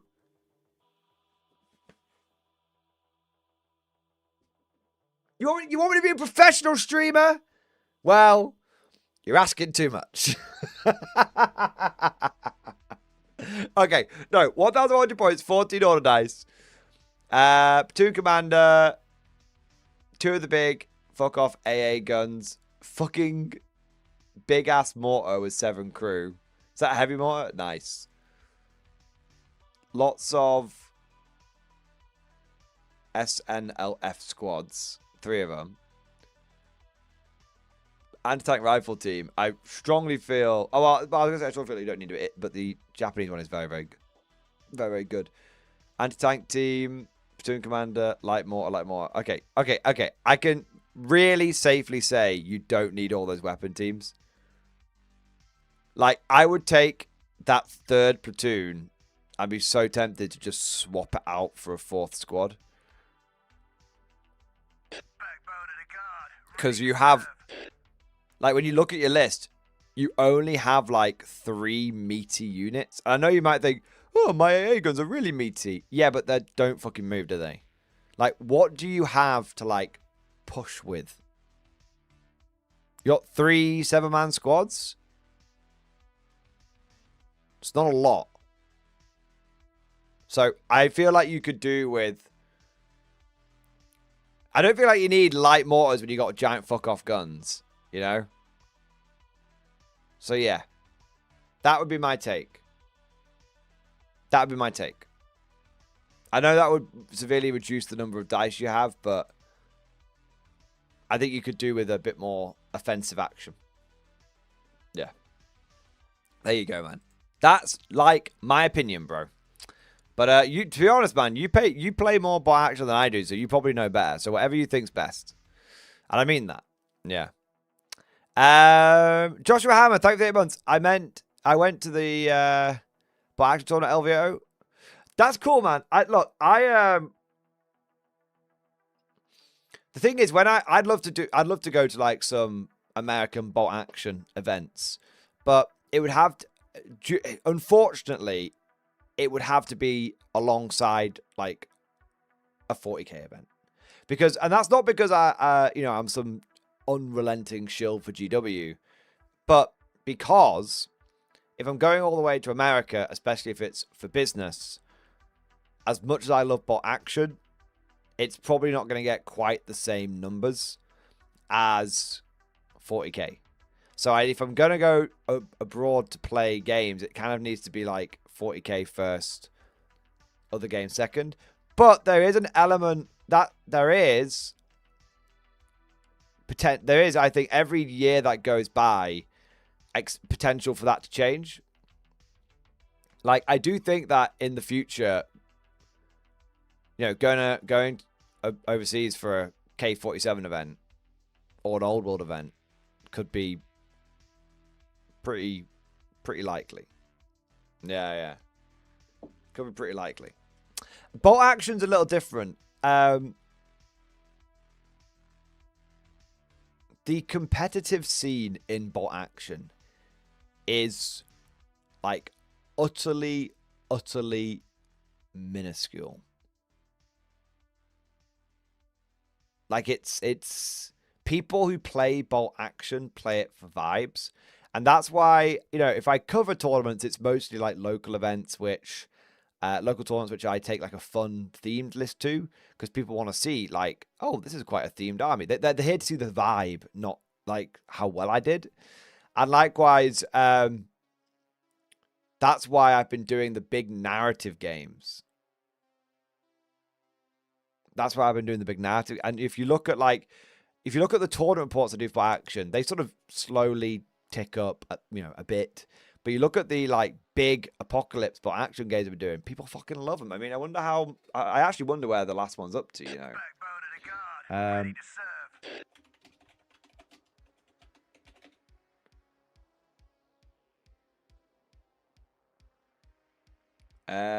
Yeah, so the last one I did is on 8,000 views. And that will continue to tick up. The one I did before that, the one I did before that is on 20k views, which is actually as much as the last 40k after action report I did. And then we look at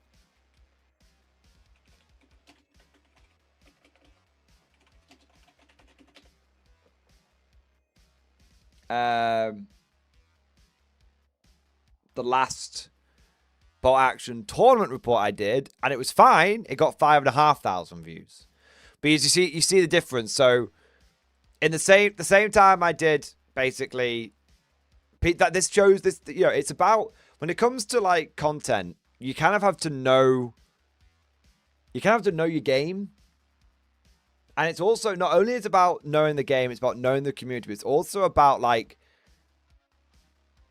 how you want to interact with that game. Because I don't really, like, truth be told, I don't really worry too much about like the numbers. Like it's a little different if you're traveling overseas and everything, but you know, you guys know me. I'm more about just I'll just play what I think's cool and I'll do what I'm genuinely enthusiastic about, because I know that that comes across in the videos. People want to see the genuine enthusiasm come across. They don't want to see someone who's just like going through the motions and everything.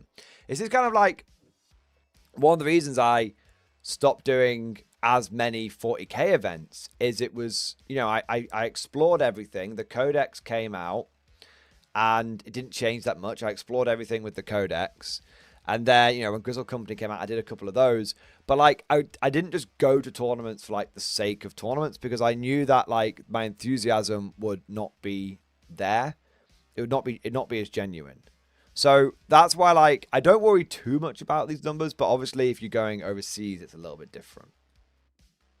And like I said, it's about, you know, a video that comes across as genuine and enthusiastic and not just, oh, another day, another dollar. You know, I feel is the right way to do it. It's the way I want to do it. I know it's the right way, but it's the way I want to do it. You know, like sometimes, you know, like so this is to give you an example, right? I'll give you guys I think this should like frame it quite well. Sometimes you come across someone who's doing like a 40k tournament report, and they're just like going through the motions of the report, right? Like they're just. Yeah, and then I went here, and I was running this list, and then this happened, and he was running this list. And, like, you know, earlier in the edition, they've been, like, really, like, fucking hyped on it. But at this point, they're just like, no. And then, so you've got tournament reports like that. And then look at some of the tournament reports like that Paul is bad at stuff does. Like, he doesn't go to that many tournaments. He goes to like the occasional one, but it's very entertaining the way that he does them, because he only goes to the occasional one, and it's always about like, how many Centurions did Paul take this time? You know what I mean? How's he done this time? You know, and because his enthusiasm for what he's doing comes across in the video, even when he does badly or he loses his mind. Yeah. So that's what I mean when I want to. It's about. I always want to be enthusiastic about what I'm talking about, even if I'm enthusiastic about beef, right? Even if it's enthusiastic about beef, but I always want to come across as like genuine and enthusiastic, and not just come across. I always want to be genuine and enthusiastic, and I never want something to just be like routine and boring.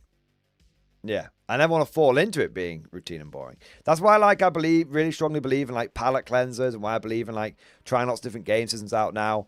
So, and that's why I believe in engaging with different games in different ways. Like, I don't want to go to bot action competitive tournaments. Nothing would kill the mass slips. Nothing would kill my enthusiasm for bot action more, I think, than going to a sweaty competitive tournament for it. Not yet. And I don't think it would come across particularly well in the videos as well. Yeah, Anonymous, that's 100% the case. You can't fool the audience. They always see through to who you are in the end. Exactly.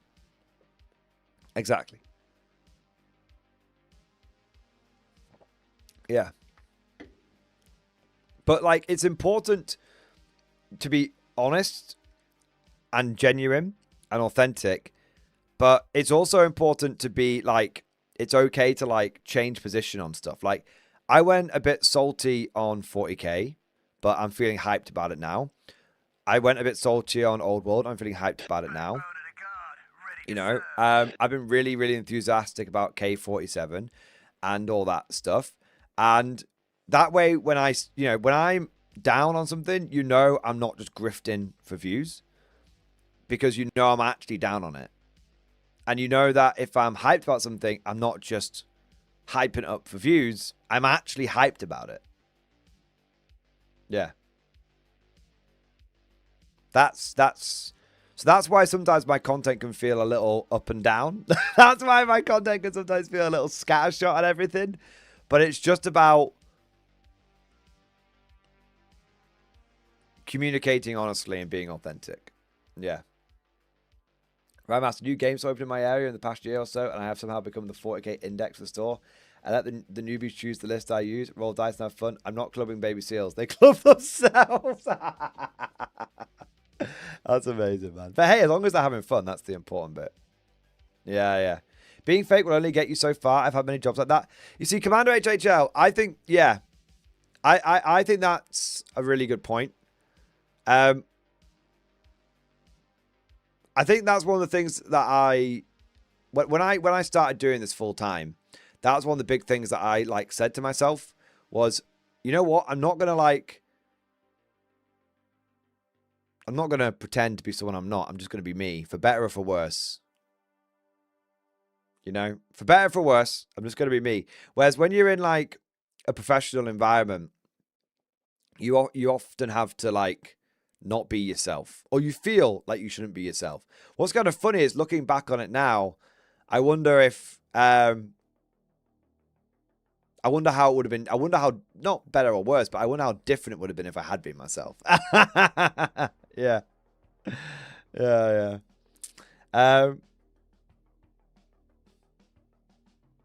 It's always for worse though, isn't it? What, me being myself? Yeah, probably. Yeah. But hey, this is the thing. I am, of course, open to criticism. Who amongst us is without sin? Who amongst us is above criticism? Like, you know, no one. But at least if people disagree with me, or if people criticize me, they can disagree with me and they can criticize me for the things, like the opinions that I hold, but at least they can't be like, oh, he's just like a faker, you know? Yeah. The Octopus Emperor is above criticism. Okay, that's true. Yeah. I'm above everyone. Okay, Sugo, I love it. Yeah. Yeah, but like seriously, I think, you know, I never mind anyone criticizing the channel. I never mind anyone criticizing myself. You know, that if you're a content creator, you're on the internet, right?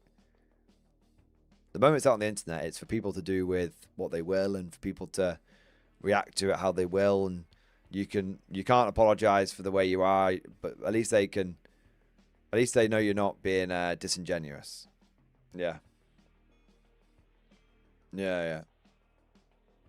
And that's the stance I've always tried to take with it.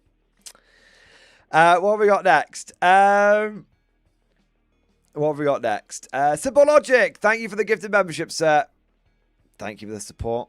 Thank you for doing your part. We've also got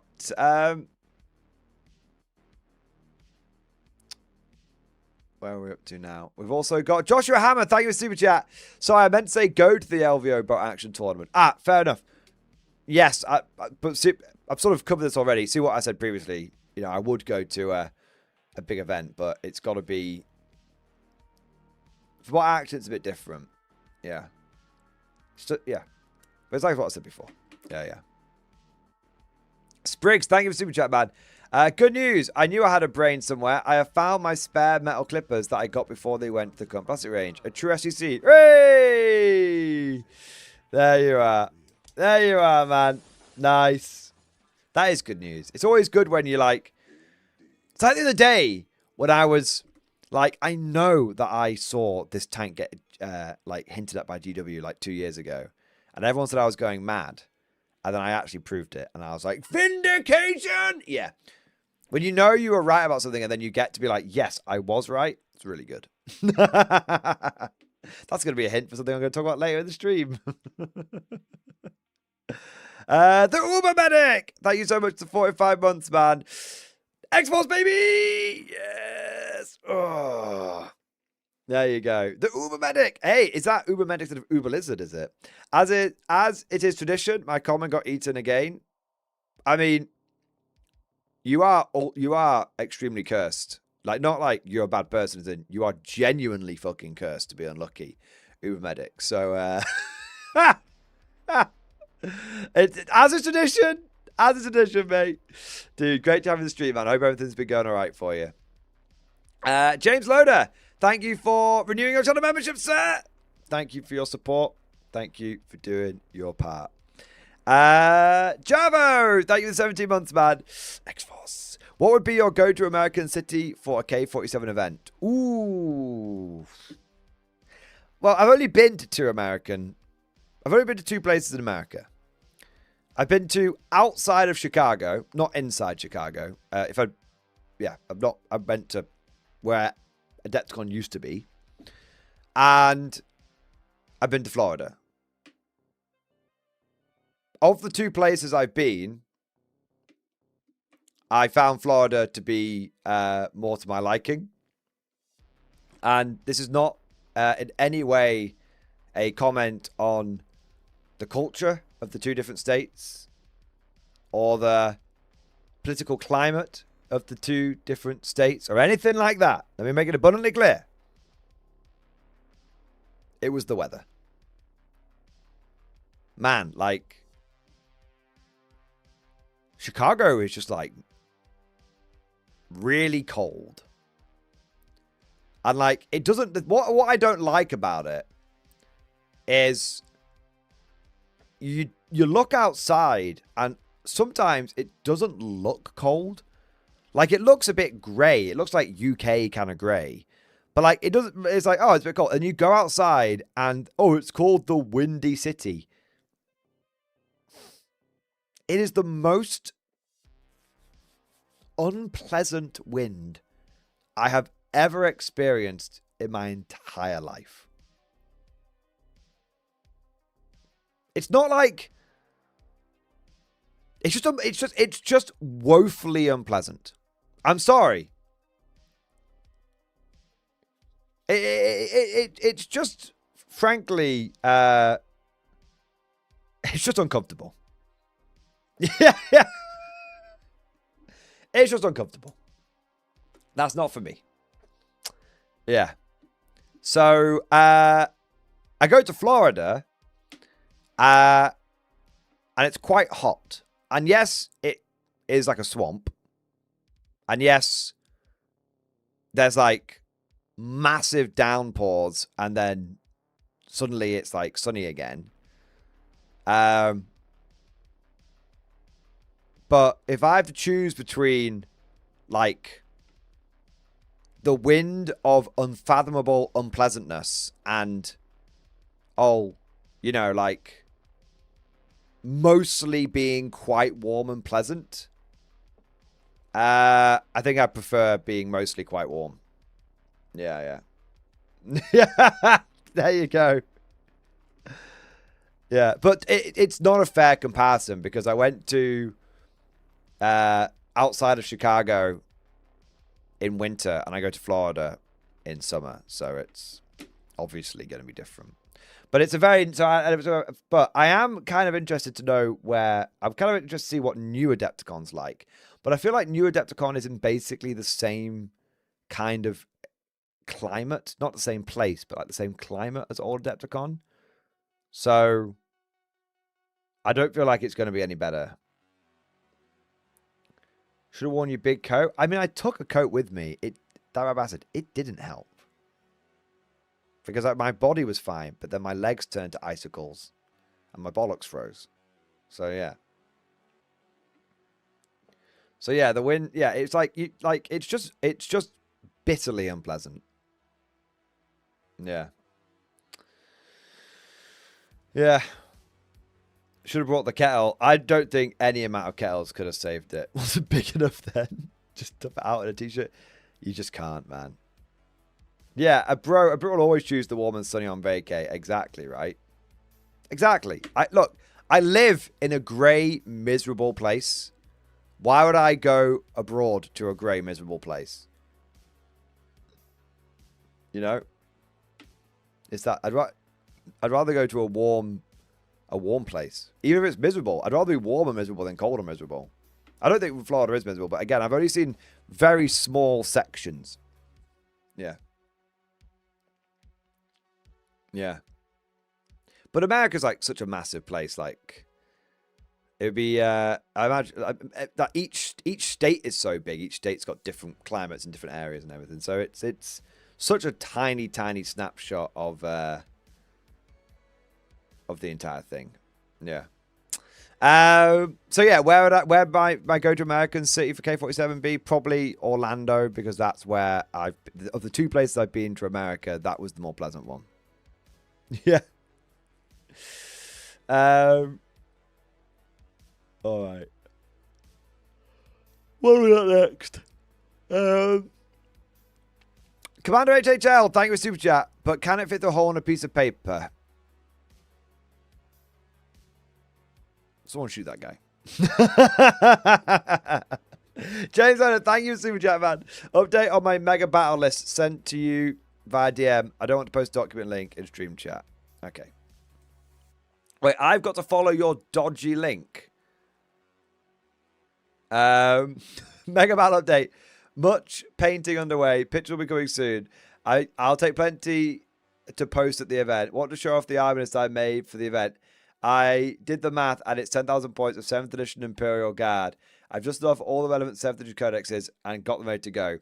It's such a throwback to go back to the old rules from way back when I was following your posts in the Daka Daka days. And I can't wait to see these models on the table for some Midhammer. Dude, that's crazy, man. The Ancient Scrolls. Look at that, man. The Ancient Scrolls, Imperial Armor. Look at the old logo, man. That Minotaur Tempestus Codex was really cool. Wasn't very good, but it was really cool. Yeah. Cool as fuck, bro. Let's have a look at the... I'm not going to show the thing off on screen because I don't want to, maybe show off like any email addresses I shouldn't do or something. But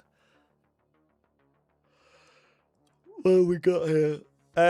You got Inquisitor Coaches and Inquisitor Chimera with the Calidus, Eversol, Vindicare, Calexis, and Grey Knights. Love that.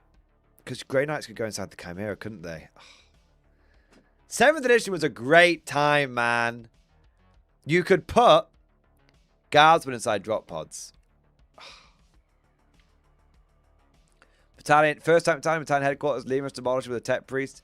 Command squad, Astropath, Chimera, Veterans, Chimera, and Priest. First squad, Chimera. Second squad, Chimera. Mortar squad, Las Cannon squad. Additional support, Hellhound 1, Hellhound 2. 9th Iota and Gorgons. Command squad, Lord Commissar. I love the difference of the Commissar and the Lord Commissar back in the day, man. 3 squads of Scions, Torx Prime. 3 squads of Aquilans, which I imagine will just be more Scions, essentially. Death Corps, 143rd Siege Battalion. Cavalry Marshal, Red Squadron, Blue Squadron, Yellow Squadron. Punisher, Commander, Exterminator, Exterminator. Demolisher, Eradicator, Eradicator. Vanquisher, Background. Back in there, we had squadrons, man. Yeah. Mechanized Infantry Company, Command Squad in a Storm Chimera. First command squad, first squad in Chimera, second squad, third squad, fourth squad, fifth squad, sixth squad, all in Chimeras. Basilisk, double Griffin, 2 more Hellhounds, another Siege Regiment, command squad with Master of Ordnance, 6 squads of infantry, heavy weapons squad, first gun battery, Aegis defense line, 3 squads of engineers and a command squad and a heavy flamer squad. An Imperial Redoubt and a Wall of Martyrs. Wow. Bro. There's a lot of words and a lot of units there I've not heard in a long time.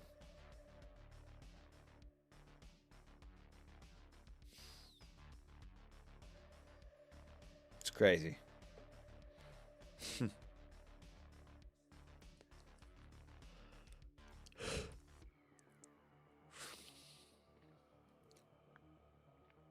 I don't want to go off on like a whole several-hour rant about how things used to be better back in the day. But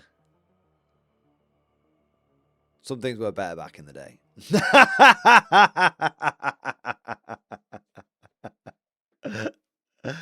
Yeah, man. And you don't realize it until you go back, and you don't appreciate what you had until you lose it. Yeah. You're absolutely right, Jason. It's a real throwback. It's a trip down memory lane. It's a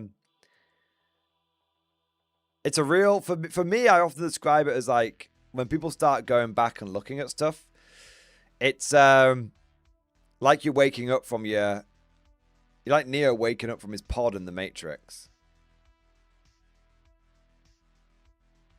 And you just sort of, you're waking up and you're only just starting to comprehend like everything, the desolation around you. And then you look around and everyone else is still plugged in and you're like, no. Yeah. Yeah. But why do you think I've restarted with 5th edition? It's just better? Yeah, it is, man. Good times. But it's hype today. It's hype today. We're not getting nostalgic. Tonk84, thank you 26 months, man. Xbox, baby. Over 2 years, talking different games. Brickskrieg. I think I've heard of Brickskrieg. Is that like the Lego-esque like World War II game? Yeah, like I think it's a really, really cool idea. And I think for some people it's going to be really really good. It's not for me though.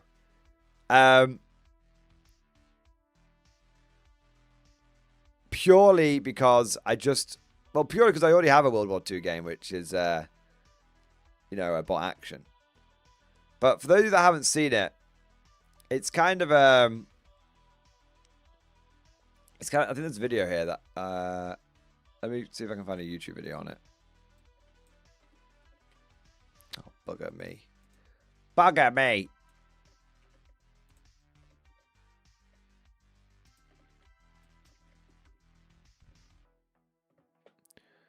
Yeah, it's kind of one of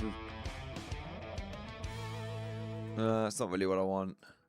Welcome to Grey Primer, a channel that's mostly about miniatures. It's On kind this of like episode, I'm taking you through Brickskrieg. It's it's literally like Lego but with World War II. So we can get some of the models. Recycle these Literally, like it's like Lego with World War II. You just very much a Lego experience, to yeah. be honest. And of course, with that additional compatibility with all things Lego, you can. So that's a Churchill empty tank out right that there. Massive bucket you have hiding up in your attic onto your living room floor. Confuse your friends and family with why you're playing with Lego in the middle of the day, in the middle of the floor, and all of a sudden you're getting excited. So it's a really, really, really, really cool concept, and I think it's a very novel concept. And I think some people will have a great time with it, but I'm not having my head turned by it just because I get all the World War II satisfaction that I need from bot action. Yeah. But let me make it clear, I'm not poo-pooing it. I genuinely think it looks like a really, really cool system, really good game. I've only seen it in passing, but I have nothing but positive vibes and thoughts towards the system. But you know when a game is like scratching the itch, you've got a game that scratches your itch already, so you're not really looking for a new one. That's kind of my situation because I've got my bot action. It's funnily enough, it kind of leads me on to a little bit about what I've been saying with like 40k. Well, what I was saying last year when I was getting a bit beefy about how like I never used to look outside of 40k because 40k used to scratch all the itches that I wanted. But the more that 40k, it's when I realized that I hadn't changed, but 40k had changed. And the more 40k had changed, the less it had been scratching those itches. Well, that's what, that's kind of how I am. That's why I've started looking at so many other games. One of the things I've started looking at so many other games is because Warhammer 40k changed so much, the point where it was no longer like doing what it was doing. It was no longer scratching the same itch. It was no longer filling the same things I've wanted, the same tabletop desires that I've wanted for decades. If 40, like, and a great example of this,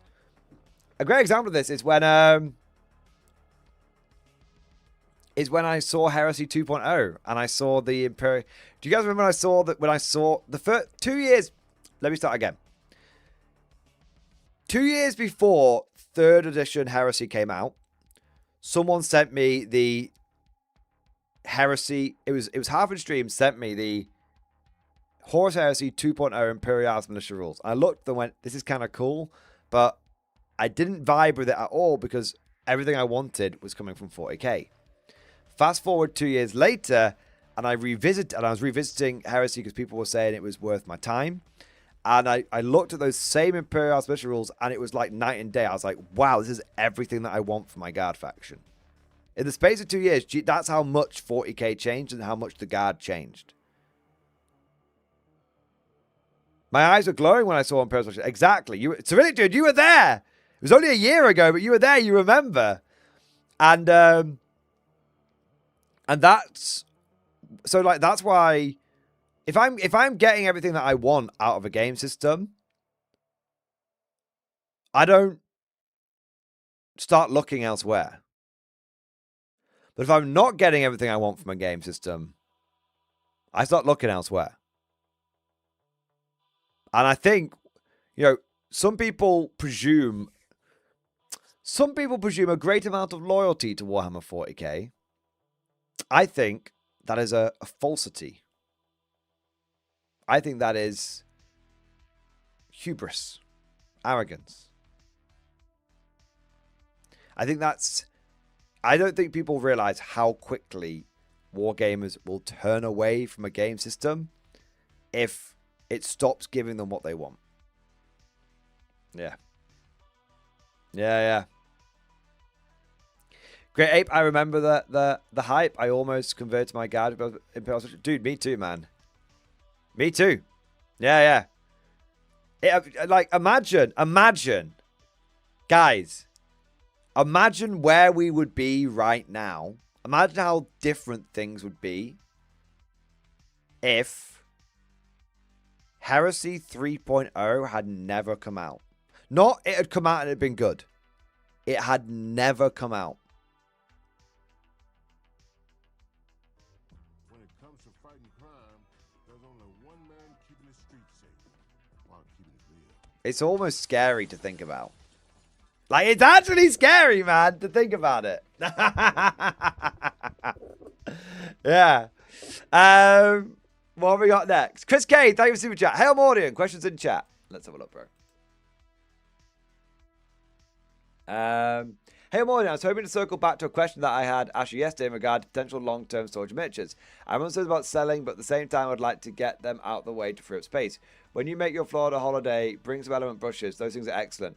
Also, do let me know if the AI nonsense that I post in Discord is going too far. What, with the beef stuff? Like the beef memes? I don't care about that. I don't care about that. I'm as long, if it's funny, it's funny. That's fine. Yeah, I've got a thick skin. It doesn't bother me. As for the storage thing, I mean, if you're not going to be moving them around, if they're just going to be stored away, I recommend you get some really useful storage boxes. These things are excellent. And they're literally called really useful storage boxes. I use this for all my Warhammer storage at home. Very useful, very stackable. Yeah.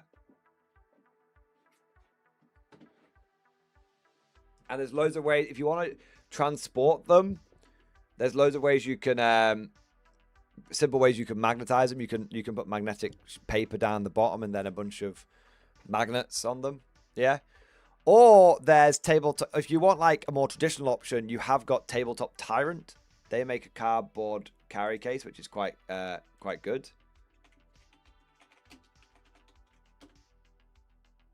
I don't know how, like, I mean, this is the one that I got. It's actually really, really good. So this is the Defender figure case, including 5 infantry foam trays. So the case, it's just a cardboard case. I have this case, by the way. It's a cardboard case, and it comes with 5 trays of foam, 180 models, £27.49. And they're like deep. You can see like they accommodate everything from guardsmen to Primaris. So yeah, this is pretty good. So yeah, Tables Not Down. They do some other ones as well. Like they do lots of different trays. Relatively affordable. Even the Imperial Knight trays, all that kind of stuff. Yeah. So yeah, I think Tables Not Tyrant is pretty good for foam. I know a few people that use them and are pretty happy with them. Yeah. So yeah, Chris K, I hope that helps, man, with that one. Yeah, I don't care about the AI shit all that much, as long as it's not like you can always take the piss out of me, as long as it's not offending anybody else. That's the main thing.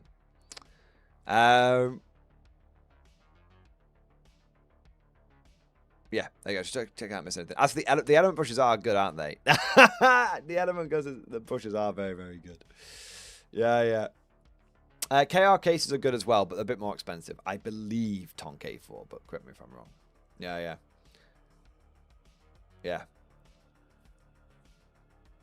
All right, what do we got next? Last Draken, thank you for super chat. More old man memes, introduced discussion, and battle reports. Let's have a look, bro.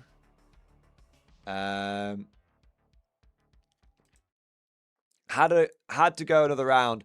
Not as good as Commissar Calgar and Gaz finding the old man. Had Wolves at an RTT. 2 games with new dice and Zeech found them. Meme sums up how my games went. 1 win, 2 losses. Got 99 both games. That's a bit of a shame. These things happen though. Got a Crusade game in an hour versus Votan. I'm running T-Suns. Zangor spam. Nice. Brave, beautiful, crazy bastard. The narrative I'm running, they are revolting due to their unfair work conditions and treatment. Convinced one player to go on chicken spam as Tau. Made some memes for it. Falno, happy St. Patrick's Day. Be safe, be smart. If you don't, not only did Tau win, but GW will double prices and resin prices with... will octuple in price when Ogre Bang Bus in one of your games. Probably... I mean, that's a good point. I do need to run the Ogre Bang Bus. That's true. Steel Legion range, Strachan refresh, Yarrick refresh, Restoring range, Katachan refresh, GW Corpo. Sir, we met quota from Victrix and Custodes. What's next? GW CEO. Good question. Unleash the old man. The rest will wait until 15th edition. No! We can rebuild him. Faster, stronger, and even better hands than before. That's brilliant. You took him from me. Fuck's sake, not again. I love that. Meanwhile, I would like to have a game without your bullshit re-rolled into a 1. The hell you do, Zeech. Me. Leave my dice be. 2s. 1s. Failed 5 in charge with re-rolled twice. So I get the feeling that it didn't go well. Freedom. I love that. Freedom by any means necessary. Never thought I'd fight alongside a goat. How about alongside another meme? I can do that. Nice. St. Patrick's Day. Love that. Yeah. I didn't realize St. Patrick's Day. I feel like I should crack open a beer for to celebrate. Yeah. There you are. That was cool, Last Drake. Hey, but these things happen. You know. Yeah. These things happen. It comes to bad dice. The first time I ran Grizzled Company in any serious capacity, I was hitting on 3s, rolling 1s. I rolled more 2s than I've ever rolled before. It's just... That's just the way it goes. Yeah. Right, Master. Dude, how do all the new people have all the cool tech? I use an old Citadel armor case in the sponge. I magnetize too much, not through the bases. I mean, I just use old Citadel cases apart from that one Tabletop Tyrant one, but I probably should get some. I might just go a bit nuts and buy a bunch of Tabletop Tyrant cases and start storing models in them. I do feel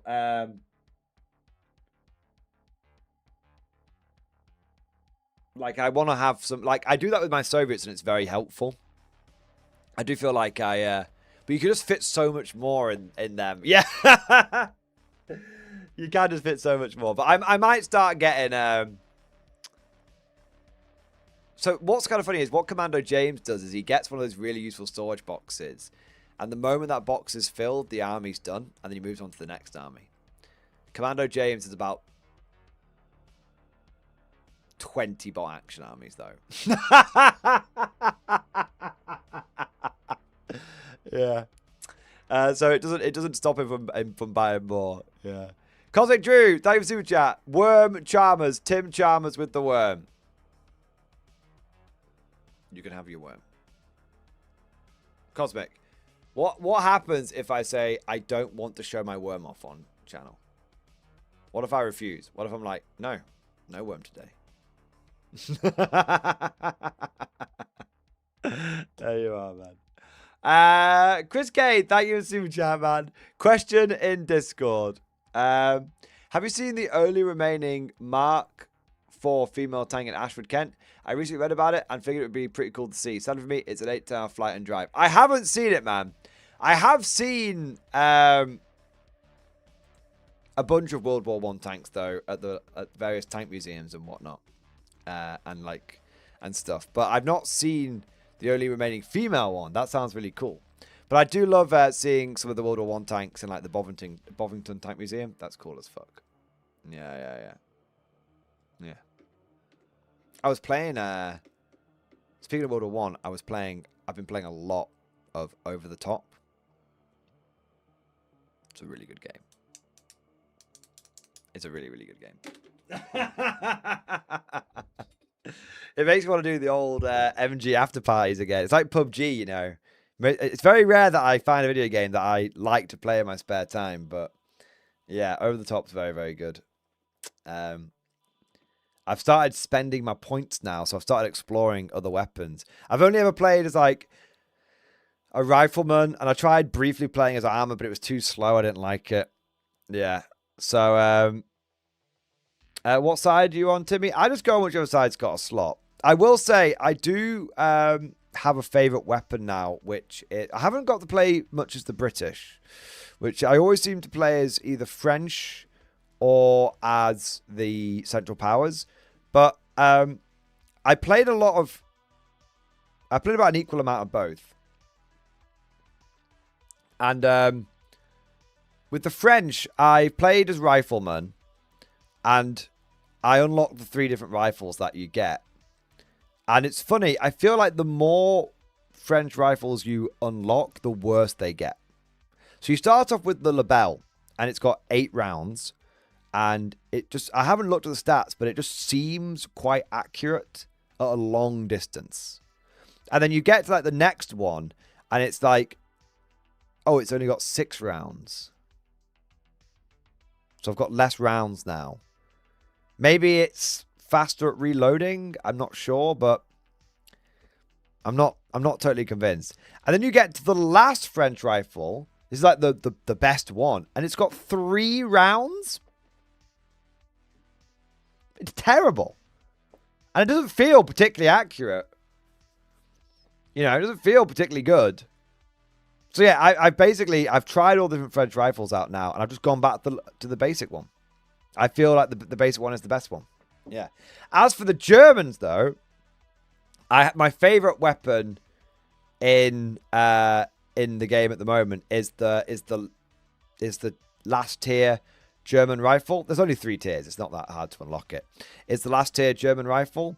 That one has got that's got an 8-round clip. The first couple have only got like a 5-round clip or something. That one's got an 8-round clip, and it seems very, very accurate. I have been getting some down iron sights. I've been getting some mad long distance kills. I got an achievement the other day for like getting a headshot over like 100 meters away or something, or maybe it's like 200 meters away. I can't quite remember. It was a long way. Like it was a long fucking way away. And I was just like, I think that's a guy there. Bing. Yeah. So I have to say, the third tier German rifle is I'm finding that to be my favorite weapon at the moment. But if I get a chance to play as the British, I'd love to use some of the Enfields and stuff. Yeah. I don't like playing as the I've tried a few of the classes out. Well, no, to be fair, the only other class I tried out was armored with a pistol. Because I kept getting killed by people who were running armored with a pistol. I do have to say, I do hate playing against people who are armored with a pistol. I'm sorry, if that's your favorite class, I do hate you. Like, you personally. Not the game, like you personally. It just feels like mega bullshit. Like what game are you playing? Like, this is meant to be a World War I game. You know, I'm sorry, Munitions Dud Tester. I saw you put it in chat. But, like, what game are we playing it? When, like, you're walking around fully armored with a multi-shot weapon without a bolt-action rifle. Why don't you just, like, fuck off back to Call of Duty, bro? Literally, just fuck off back to Call of Duty. It's like when you see people run, like, who are taking, like, the light machine guns and they're, like, run around using them as, like, assault rifles. I'm like, fuck off back to Call of Duty. Like, honestly, if it was me, I'd ban... Like, the moment I saw someone pulling that Call of Duty style shit, I'd ban them. Permanently. This is a World War I game.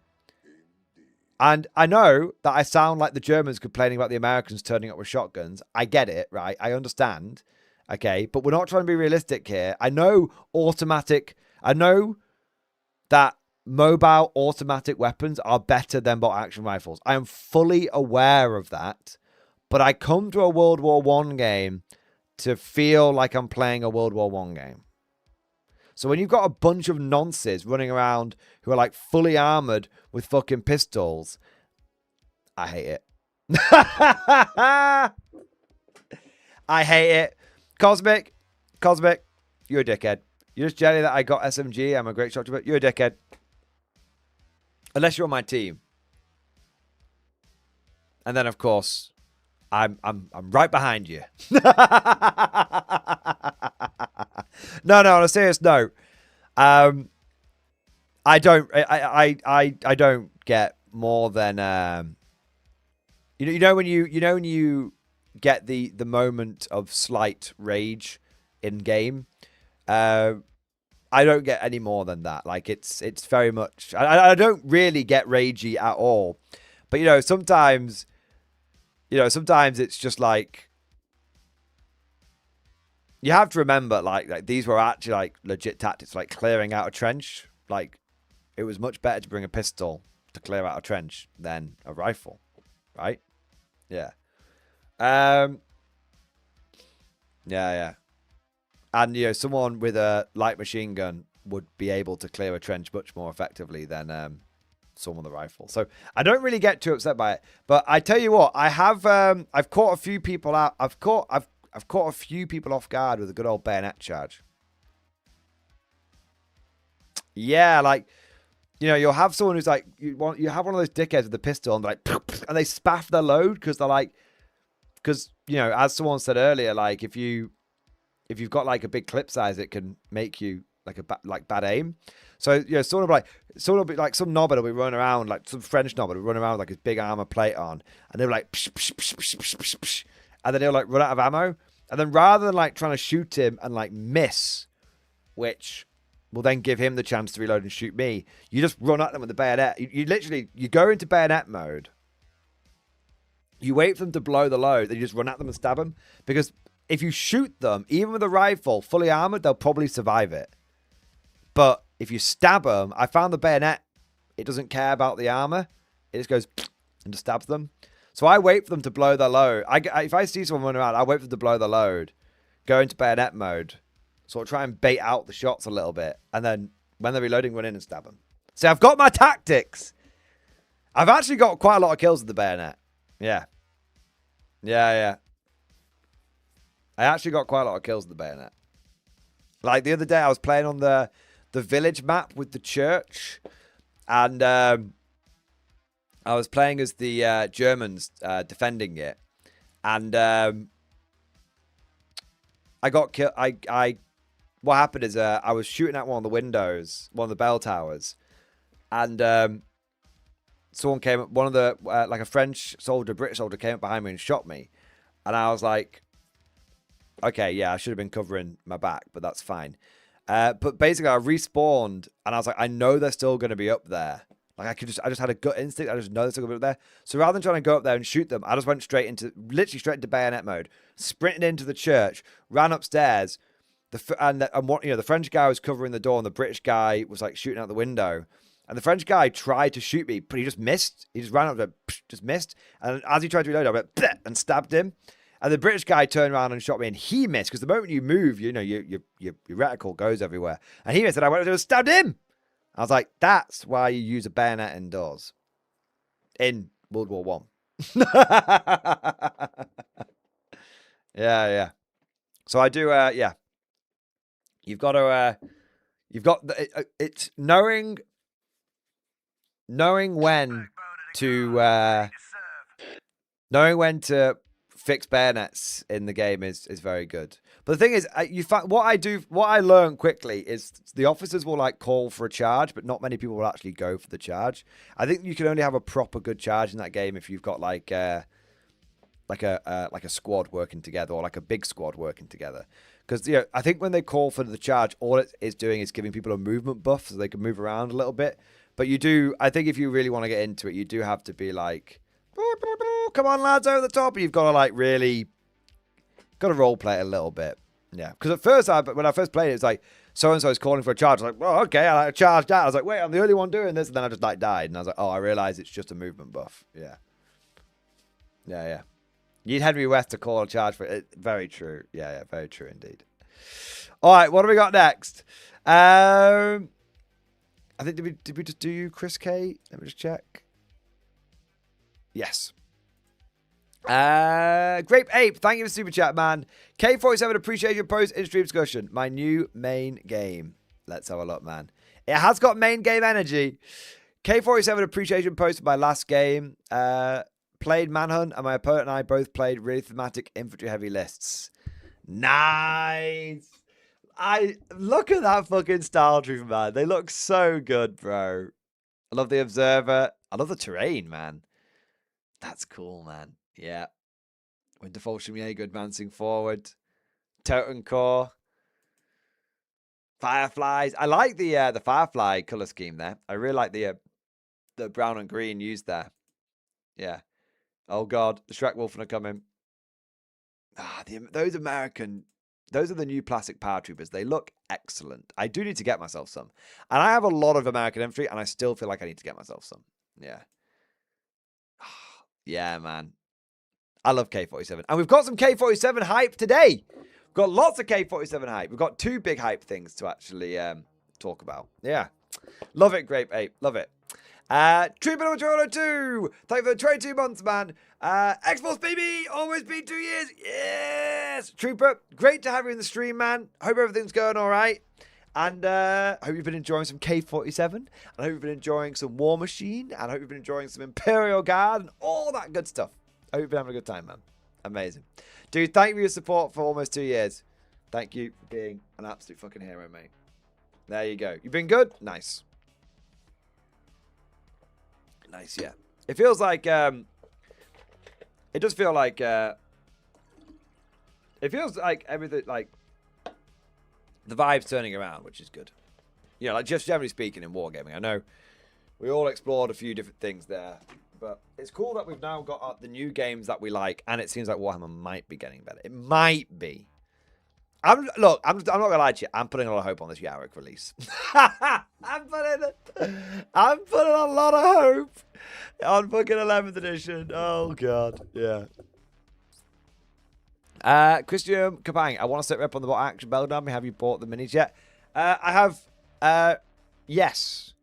So it's so funny. As I was talking about the Bolt Action Belgian army, I was chatting to one of the guys at the local Bolt Action group, and he has a bunch of. I said, "Oh, I might get Belgians," and he went, "Belgians," and he went, "I've actually got some Belgians." So I've agreed to buy them off him for a reasonable price. They're new in box. He just doesn't want them, and I'm trying to see if I can find the find what I'm getting.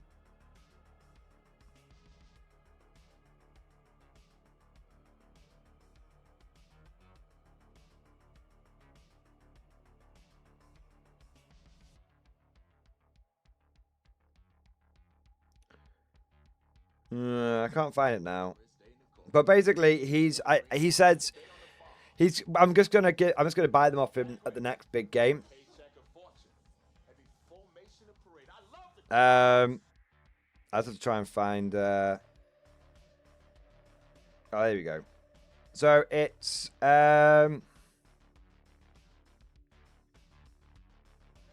Belgian Army Support Group, Belgian Army Weapon Teams, 2 infantry squads, 47mm FRC carrier, Bofors AA gun, T-15 light tank, and Belgium Army HMG team. So that's going to be my first wave of Belgians. And then I'll work out how close that gets me to 1250, and then I'll just round it out with maybe another infantry squad. And yeah, maybe another infantry squad. And maybe like a mortar team or something. So yeah. So yeah, basically I basically got the army. I just need to I'm just gonna collect it. Yeah. But it's like I'm gonna pick it up in like a couple of months or something. Whenever the event is, I can't quite remember. I think it's in 2 months. 2 or 3 months. So basically it's reserved. I just need to go and get it. Yeah. All right. What have we got this? What have we got? We've got Trooper number 202. Thank you for the super chat, man. You know what must be done, lads. Full send. Manhunt, baby! Target Chris Kapang. Hey! Trooper number 202 has come in the super chat. He's declared the manhunt. Who will answer the call? Trooper number 202 has not only declared the manhunt, he's also come in with 50 gifted memberships, baby! Oh my god. Trooper putting his money where his mouth is. My god, sir. My god. Dude, thank you from the bottom of my heart, man. Thank you for your incredible support, bro.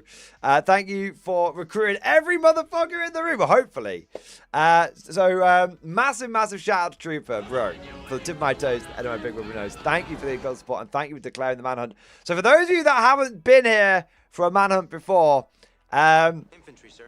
Basically, it's a bit of fun, but if you gift a membership, it gets handed out randomly to someone in the chat and in the who's been in one of the streams before, right? So whoever gifts the membership that randomly gets Christian Kapang gets not only does Christian get a membership and lots of other people, of course, but whoever gets the membership also gets to pick a model in my collection, and they can name, which I can name after themselves. So the other day we had Sir Newbie, who named one of the banner bearers. We've got a rifleman here for Private E Ron. There we go. Eternal Rhombus. So whoever does it, so whoever jumps on the hype train, on the manhunt train. So Trooper's coming with 50. And then we've had Chris K coming with 5, Commander HHL coming with 1, Helens Jedi coming with 1. There we go, man. So Christian Kapang, I guess the big question is, do you have your memberships turned on? We need to make sure you've got them turned on, man. Otherwise, we could be manhunting in vain. But let's have a look. If you don't know how to make sure they're turned on, I can show you. So basically, come down to join, and then click on the 3 dots up here, and then gift membership, settings, and then make sure it's toggled on. Yeah. I believe I do. I get some of the channels. Just double check you've done it on this one as well, man, and we'll see if we can get you. So the manhunt is open. The manhunt is open. There you go. It's open until the end of the stream. Whoever manages to get him, there you are. It's on. It's confirmed. There you go. I think I have some. I get some ones I can hand out as well. Let's have a look. There you go. If I get it, then I'll just give it to whoever's given the most up until that point. Let's have a look. Whoa. Eagle 1. All right. Not yet.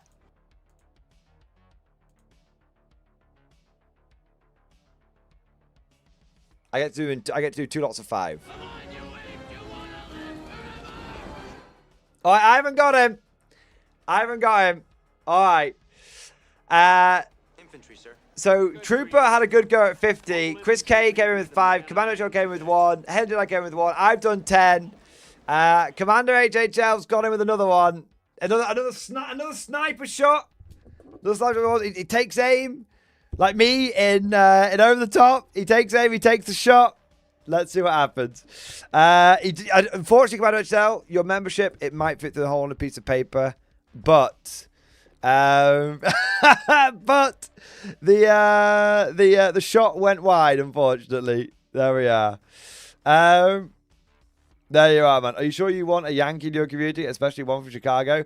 Hey, I got nothing against the Yanks, nothing against Chicago. Yeah. Jarvo coming with the gifted membership here. He takes aim. He takes a shot. He gets Missing Nin instead. Missing Nin catching the stray. Makan, my boy. Thank you so much for the super chat, bro. Thank you for the 5. Thank you for the 5 gifted memberships to say. My God. My God. He coming with the 5. He's dodging. He's like a grease up death guy. He's dodging. Ishmael, my boy. Thank you for the 5 gifted memberships. I'm having a look now. 1, 2, 3, 4, 5. God damn it. He's dodged, duck, dip, diving, and dodging. My God. But thank you for the support, Ishmael.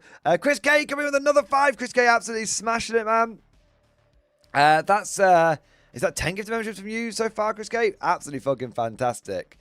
1, 2, 3, 4. He's still dodged. He's still dodging it. My God, sir. Dodge, duck, dip, dive, and dodge. Just as the movie taught me. Exactly. Thank you so much, Chris K. Thank you so much, Ishmael. We've got Ride Master coming in with 10 here. My God, sir. We've got Ride Master coming in with the 10. By the way, if we don't get the manhunt target, I always try and make sure that people don't walk away disappointed. So whoever's done like the most attempts gets to name a model as well. So there's literally, it's a bit of fun. There's no pressure whatsoever, and it's just we just one way or another we always try, when a manhunt's called, we always try and make sure someone gets a named model. Yeah. Next we've got Ride Master. Ride Master, thank you for the 10, bro. Thank you for the 10 gifted memberships. The extra squad of conscripts trying to pin down Christian Kapang. Let's have a look here. We've got let's have a look here. I think he's still fucking dodged it. He's still bloody dodged it. How's he managed this? How's he actually done this, man? Jarvo coming in with another one. Jarvo, thank you so much for the gifted memberships. Big shout out. So we've had Jarvo and Ride Master and Chris K and Ishmael and Makan and Jarvo and Commander HL and Halen Jedi and Commander HHL and Chris K and Trooper. Loads of absolute Giga Chads jumping on the hype train. Here we go. Ishmael coming with another 5. Come on. Someone's got to get him. They don't got any more missiles. Ishmael, thank you so much for the 5, man. We've got 1, 2, 3, 4, 5. He's still, I mean, you're getting people. People are getting memberships, but Christian, he's too good. He played too much dodgeball in his childhood, so he's quite skilled at dodging. Apparently, it translates into the YouTube algorithm as well. Jarvo taking another shot. There we go. He got James May. Top Gear will be upset, but, well, I suppose Grand Tour will be upset. But he didn't quite get the guy. Didn't quite get Christian. We've got Chris K coming in again. Thank you so much for the 5 membership. Chris K, absolutely smashing it, bro. Holy shit, man. Thank you for another 5 gifted memberships. My God, sir. My God. Somehow this greased up dodgeball dodgeball player has managed to dodge all of the gifted memberships. Christian Bang, if I purchase a membership myself, do I win the prize? Yes. If you buy your commission, you can I'll name a rifleman after you. And also the person who did like a lot of memberships, you know, whoever did the most as well, I give it to them as well. So again, we all like that. Sometimes when we've had to like manhunt people, you know, people have been like, oh, you know what, thank you very much, guys, for the effort, but I'll buy my commission now, kind of thing. And that it's a nice way of doing it. Yeah. Grease me lunch, lady. Vigo, my boy! Vigo, thank you for the gift of membership. Come on, Vigo! Use those computational systems on those humbers to lock the target in. Ridemaster, thank you so much for the 5 gifted memberships, sir. Thank you for the support. Come on, Ridemaster. Use those space wolves to go on the great hunt. To hunt down Christian. I can't believe he's still not been got, man. My God, sir. Vigo, how could he run out? Yeah, someone asked, why was he run out of rifleman? I mean, I have 1,000. If we ever get to that point, I'll probably retire.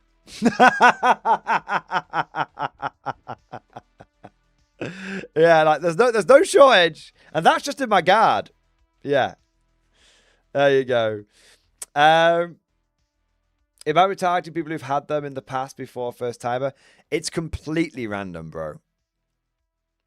It's literally completely random.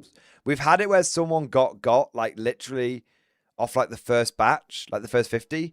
We've had it where it's like someone just never got, despite the best efforts of chat, someone's never got. It's completely random. You've no idea. There's no system to it or anything like that. Yeah. So there you are. Halen Jedi, thank you so much for the gift of membership. Thank you for the effort. Thank you for jumping on the hype train on the manhunt. We've got Halen. Oh, Ben Hall coming in with 5 as well. Ben Hall, thank you so much for the 5. I think you guys have broken the alerts, by the way. I just realized that the alerts aren't going off. Oh man, let's see if I can. The alerts should be going off, man. I actually think you guys might have broken them. All right, so update. Chat has broken the alerts. The alerts broke before the chat did. Oh my God, that's actually crazy. Let's see if I can like try and get them to work. Like it doesn't seem it. Yep, that's it. The alerts have been overwhelmed. Ben Hall, thank you so much for the 5 gifted memberships, man. Chris K, thank you so much for the 5 gifted memberships. Last 5 donating tonight. Understood, mate. Thank you for your amazing support, bro. I don't want anything if I win. I'm just here to hype and disrupt.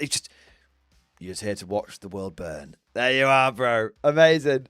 Thank you so much, Chris K. Thank you so much, Ben Hall. Thank you for jumping on the hype train. We've got Chris K, Ben Hall, Halen Jedi, Chris K, Javo, Ishmael, Javo, Ridemaster, Chris K, Ishmael Thompson, Macon, Javo, Commando JHL, Halen Jedi, Commando JHL, Chris K, and Trooper number 22 have all jumped. Those are all people who have supported the manhunt so far. My God, sir. My God, I'm just that hard to find. Like a hidden rattling and a scrap heap. Like a rattling and I would say a rattling and a larder, but it'd be quite easy to find a rattling and a larder because there'd be no food to find anymore, would there? There you are. Oh my God.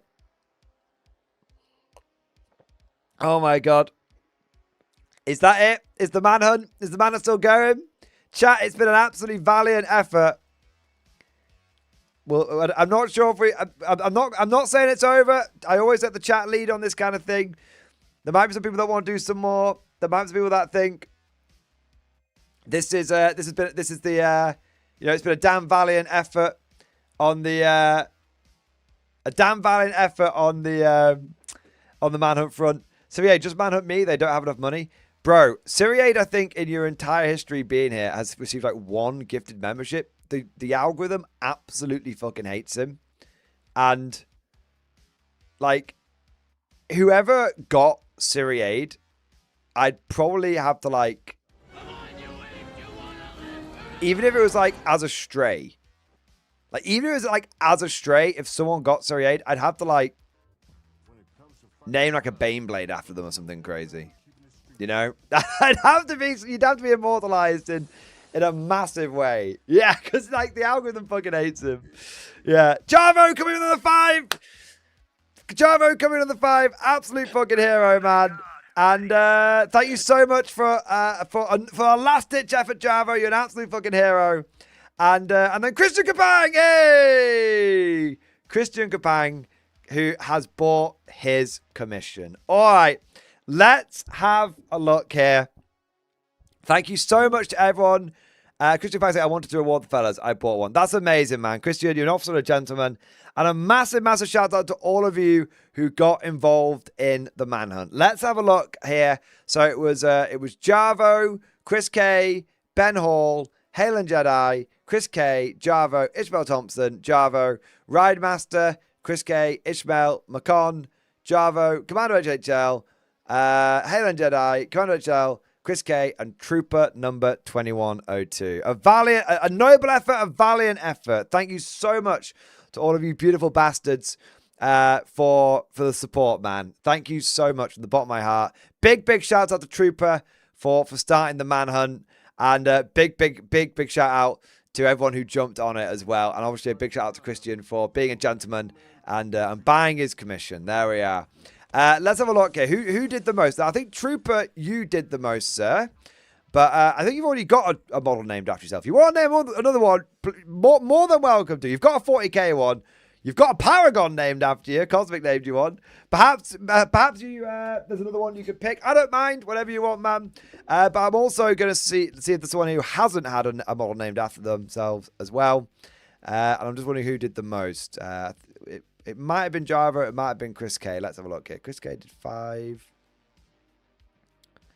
10, 15, 20. Javo did 5, 6, 7, 8. So it was a valiant effort. But Chris K, you have in the manhunt, you did the most memberships, so I will name a rifleman after you, sir. And Christian Kabang, you can pick I can name a rifleman after you as well. I'd like to nominate Java since I bought mine right as he donated. Why don't we? So Christian Kabang, do you want? Should we say should we say Javo, Chris K, and yourself? A trio of riflemen. There we are. All right.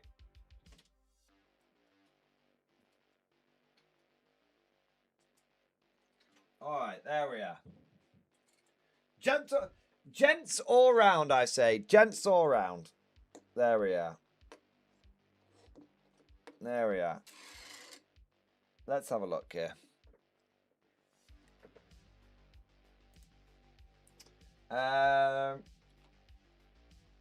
Mrs. Mordian got me this fancy paint holder. It's really useful.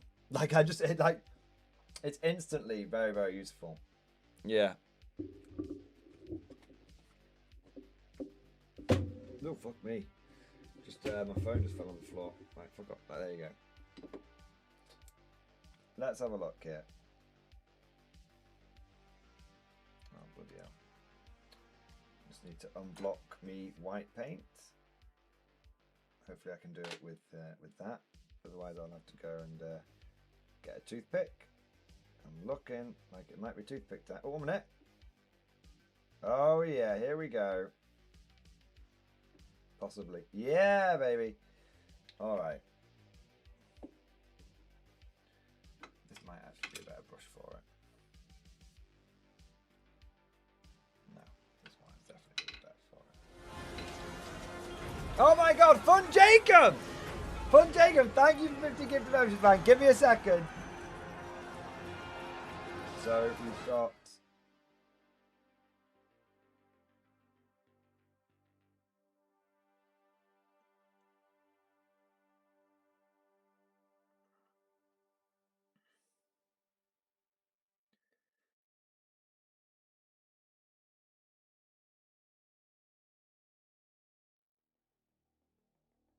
Another glorious day in the Corps.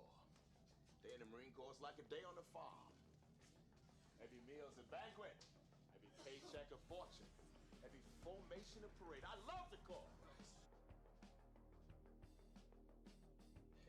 Javo there. And then we've got it was Chris K. There we go.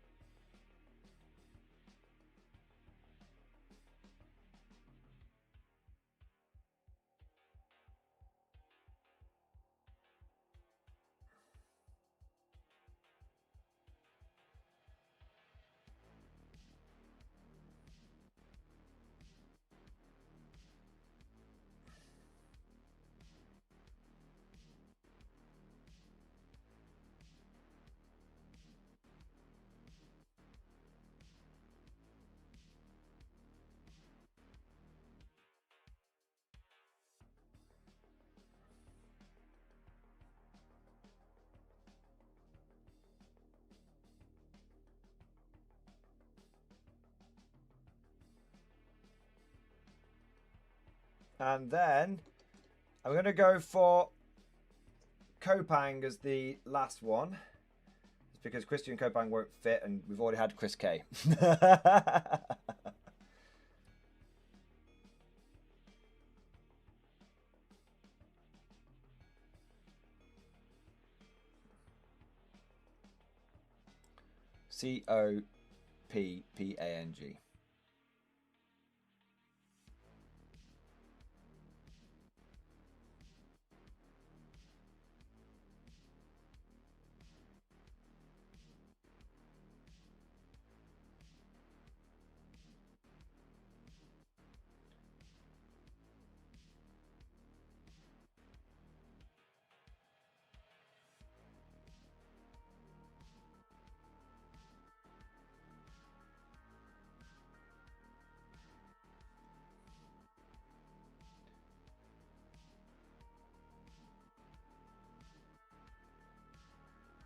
There you go.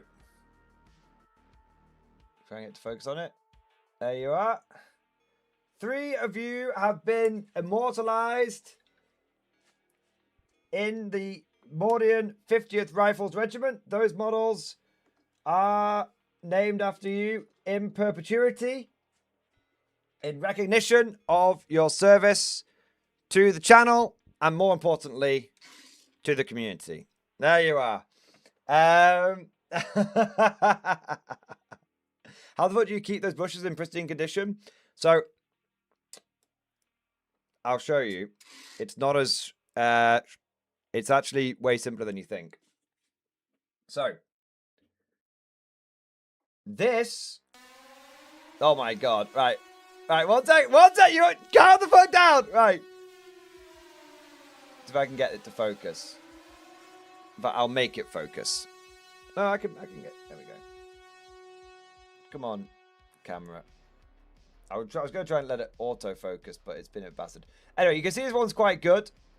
This is an Element Games Regiment brush. They're actually they're actually like £12 a brush. They're actually semi-expensive. I only use this one for army painter speed paints. I don't use it for anything else. I've used it obviously for the traditional paint there. It's a tiny bit, right? This is the same brush when I use it on traditional paints. I don't know if you guys can see that, but... Oh, it's a lot more fucked. It's a lot more fucked on my... It's a lot more splayed. Oh, there you go. For a second, you guys could see it. It's a lot more fucked. Traditional paints can really ruin your brushes. That's why eventually, and this is what I use for basing, and these are obviously giga fucked. So yeah, basically, if you speed paints are really good for longevity of brush because they're a lot thinner. Yeah, and so yeah, a good brush, and only using it for speed paints will make them last a long time. There you go. There you go. All right, but big shout out to Trooper, and thank you to Trooper and to Chris K and to Christian Kopang for getting involved, and Javo for being absolute fucking heroes in the and to everyone who was in the manhunt. 07, you magnificent bastards, and I raise my glass to every single one of you, you beautiful, beautiful, crazy motherfuckers. There we are. I don't use any brush cleaner. I just use water. We've got some super chats coming in here. I know some of you. So there was some that came in before, like Chris K. You asked for wisdom. Cosmic Drew, you did a super chat. Flado Eccentric, you did a super chat. Cosmic Drew, you've done another one. But I'm gonna skip ahead because we've had two biggies come in. So the first one is I want to say a massive, massive thank you to Fun Jacob for the 50 gifted memberships, baby! Yes! Yeah, buddy. Yeah, buddy. Hype train, baby! Yes! Fun Jacob, you absolute fucking hero, man. You absolute giga Chad. Thank you so much for the 50 gifted memberships, sir. Thank you for going above and beyond the Call of Duty. Thank you for coming in with just a whole goddamn company of new recruits. Holy shit, Fun Jacob. That reminds me, I need to get that fucking jackal built. I got my 2 Tesla turrets built. Now I need to get that fucking jackal built. I want to get it built and ready for the next battle report where I use the US. I may miss the manhunt, but there'll still be jackals to conscript. Exactly, man. Exactly. Fun Jacob, thank you so fucking much, man, for supporting the channel, being an absolute fucking hero, for being the leader of Jacob's Jackals. We are going in with the first wave. Means what access for us to kill? You smash the entire area. You got anything that believes in a green vault. You get me? We get you, sir. Oh. Oh. Thank you so much for the 50 gifted memberships. Thank you for going above and beyond the Call of Duty. And from the tip of my toes to my big rubbery nose, thank you for more than doing your part, sir. Amazing. Amazing. It's popping off, chat. It's popping. And so Fun Jacob's come with 50.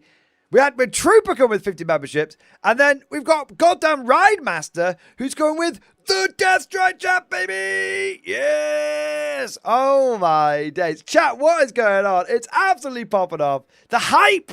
This is the difference between the hype and the beef. Hype. Hype is good for the soul. Hype is good for the heart. Beef is good for the soul. Hype is good for the heart. There you are. Dude, Ryan Master, thank you for the absolute mega bunker busting super chat. Fucking hell, man. Fucking hell. Thank you so much for just taking off, nuking the entire site from orbit. Oh my days. You had the invasion, so here's the orbital strike for Russell the Allfather. Hey! So we've got the orbital strike preparing the ground for the troops going in. Or has the invasion failed and now we're like, fuck it, we'll just exterminate the whole thing. Either option's good. Right, Master, you can decide. Either option's good. Although I feel if you're a space wolf and someone quits trying to exterminate us the planet, you'd be against that, you know? You know? Yeah. Oh man. But Ryan Master, seriously, that's unbelievable, man. Thank you so much for being on the hype train. Thank you so much for blasting my nips off. Blasting all our nips off. You know what, guys? We got 180 odd people in here tonight. Can we get a massive, massive 07? Spam 07s, your favorite emojis. The Yarrick emoji if you want to. Spam it down in chat if you're a channel member. And let's show some appreciation for everyone who has supported the stream tonight, and especially for all of those absolute giga chads who have come in with just, the big support. Rydemaster came in with like 30 memberships before and like a Baneblade chat. He's coming with a Death Strike chat now. We had Fun Jacob who's coming with 50. We've had Trooper who came with 50. Like, you guys have just smashed it tonight. Thank you. Thank you so fucking much. Oh my days. You guys are all fucking heroes. Like, genuinely. Ugh. Thank you, boys. 07. To every single one of you crazy, degenerate, magnificent bastards. I know I say it a lot, but I mean it every time. There we are. There we are. Holy shit, man. Well, I've got some more super chats coming in. It's still going. Chris K, thank you for your super chat, man. And thank you for your patience as well. Another request for wisdom in chat. All right, let's see what you've got here. Helmord, in the effort to clear out my pile of shame, one of my upcoming projects is the Rogal Dawn. I bought it prior to the price hike out of fear that I now realize it's unsubstantiated. I have built 2 Rogal Dawns already, one in each of the configurations. What confidence configuration would you suggest building the 3rd Rogal Dawn in? I would, if you're not going to magnetize them, and you probably should, but if you're not going to magnetize them, I would always build the Rogal Dawn with a presser cannon, with an auto cannon. And then I would just, and then I'd probably go nipple stubbers, and then I just wouldn't glue the sponson weapons in, so you can swap them out as and when you need to. Yeah, I would magnetize or blue tack or whatever it might be, but if you have to commit to certain weapon options, I'd probably commit to a presser cannon and autocannon for the main weapon, and then triple stubber. The whole weapon's a bit of a weird one. I don't know if the whole weapon's push fit, but if it isn't, I'd probably go pulverizer cannon. It's hard to say because last edition the Gatling cannon was better. This edition the pulverizer cannon's better, so kind of comes down to free war gear on that one. But I definitely wouldn't glue the sponsor weapons in. All right? Hope that helps. We've then got Cosmic. Thank you for super chat. Should I get a Wotan or a Thor? The better one is the one with the rail cannon, which I think is the Wotan. But the one that you feel like less of a bastard to bring into games is the Thor. So, because a rail cannon is a real game changer. Like it just dominates the battle. It dominates the battlefield. Even one rail cannon just utterly dominates the battlefield because it just basically means you will win the armor duel. Like, especially as in like a Wotan where it's like the enemy's not going to be able to shoot it to death with their own tanks. So Wotan is like the best big dick one. But the Thor is the one that you take if you're like, I want to bring a big mech, but I don't just want to like suddenly dominate all the armor on the battlefield. So, yeah, that's my advice, man. Go with whichever one you think would be. Knowing that, go with whichever one you think would be best for your K-47. It's you and Jenny, but also other people are getting into it, right? So go for where it would be best for that. But a railcan, dude, a railcan's a railcan at the end of the day. Yeah. So, I mean, railcan is pretty cool, to be fair. Thought you want to clear the Shrek Wolf in one shot? I mean, maybe. They still get a 2-up cover save, don't they, Siriade? Yeah. I think I would probably say the rail cannon, truthfully. But it is a fucking statement bringing it. But hey, you've been getting railed, lol, by recently, so maybe it's time for you to start railing back. Florida Eccentric, thank you for super chat. Short in-stream discussion and Festung Europa shipped. Hey! Skillet concert 2 days ago in stream discussion. Let's have a look.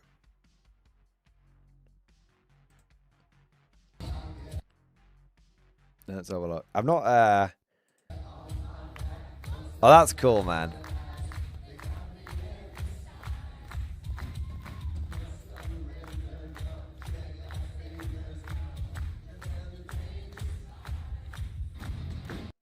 That looks so cool. That looks great, man. I'm glad you enjoyed your trip, man. I hope it's all going well. Yeah.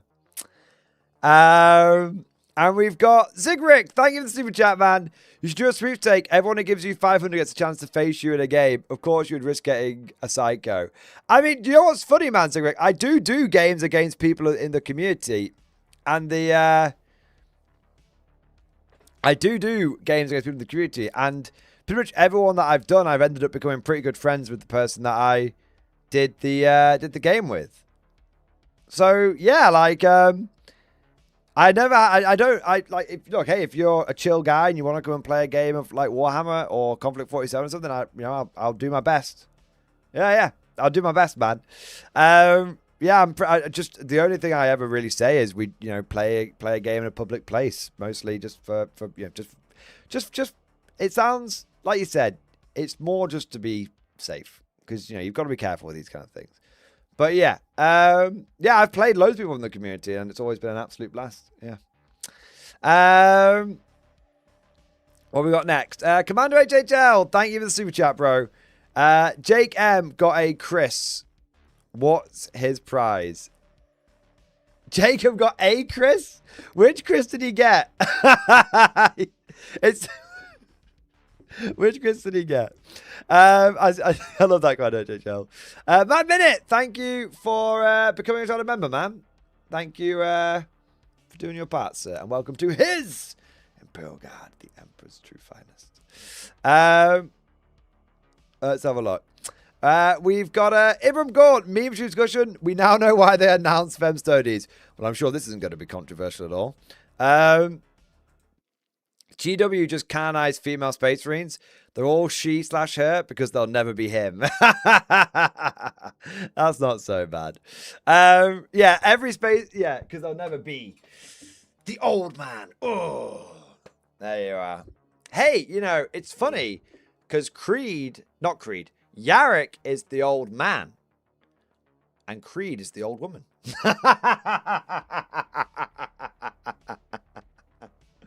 All right. The lower decks. Thank you for the super chat, man. Ralph Wiggum noises. Check stream discussion. All right. Sir, I've decided that at the first available opportunity, I'm going to journey to Holy Terror, find the head office of the Inquisition, enter the foyer, drop my trousers, and take the most massive steaming shit that I can humanly force to my anus on their rare and plush carpet. Ah, nice. You can put yours right next to my one. The Bourbons. They sent me to the Bourbons. Did you dump an ex by text who was in the Inquisition, sir? I mean,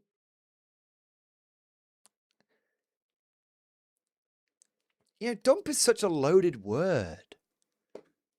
Like, it was mutual. It was mutual. I'm sure. I'm sure. I mean, she went and told everyone it was mutual. So there you go. Yeah. I have been assigned to a post to gather intelligence. Only I cannot see any intelligence in this choice of assignment. I have been given a cover identity and sent to the Gilded Goon Bag, the flagship of Lady Charlotte Celine Bourbon. A woman who knows me by sight and who will do terrible things by unmentionables when she catches wind of a Von Schittel's man on her ship. Okay. You're literally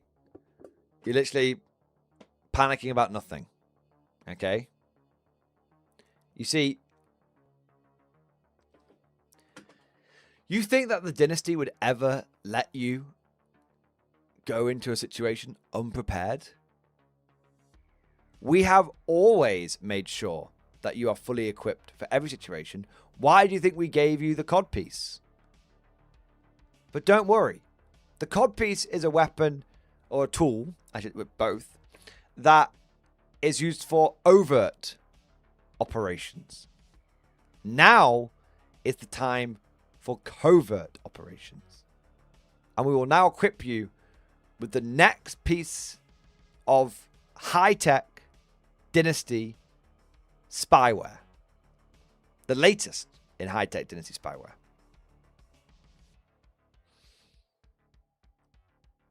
What you need to do is get a pair of glasses which have got it's a pair of glasses with a fake nose and a mustache attached to it. Put that on. They won't recognize you. It's a flawless disguise. This has been used with a 100% success rate to infiltrate against... to infiltrate into enemy camps. Admittedly, the testing was against orcs, and we made the nose green. But it worked. It worked. Like, he got in there. You know, in and out. Undetected. They just thought he was a Gretchen. Yeah.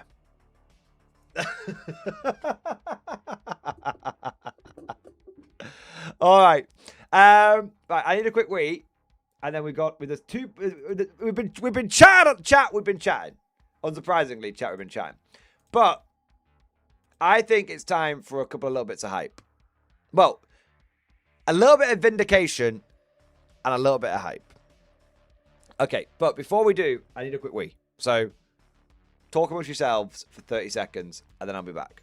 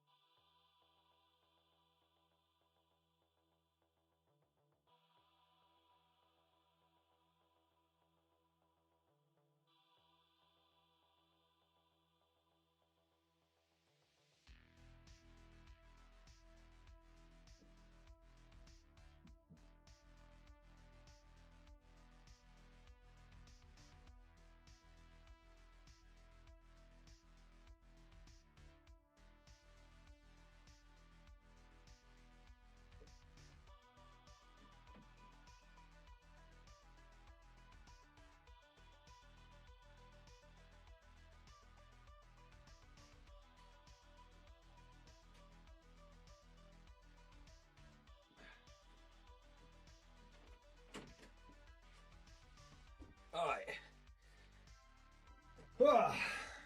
I do also need a quick snack. So I'm going to eat this perfectly healthy chocolate bar. It actually melted. It's very melted, actually.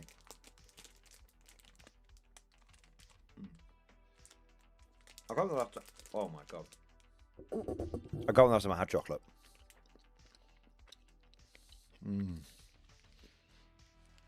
It's so good. I probably haven't had chocolate in like a month.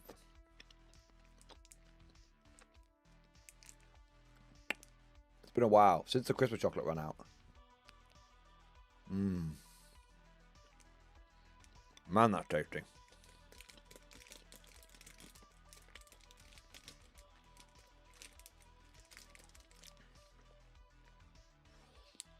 Like, I've had, like, things, like maybe a biscuit with, like, a bit of chocolate on it or something, but not just chocolate bar, you know?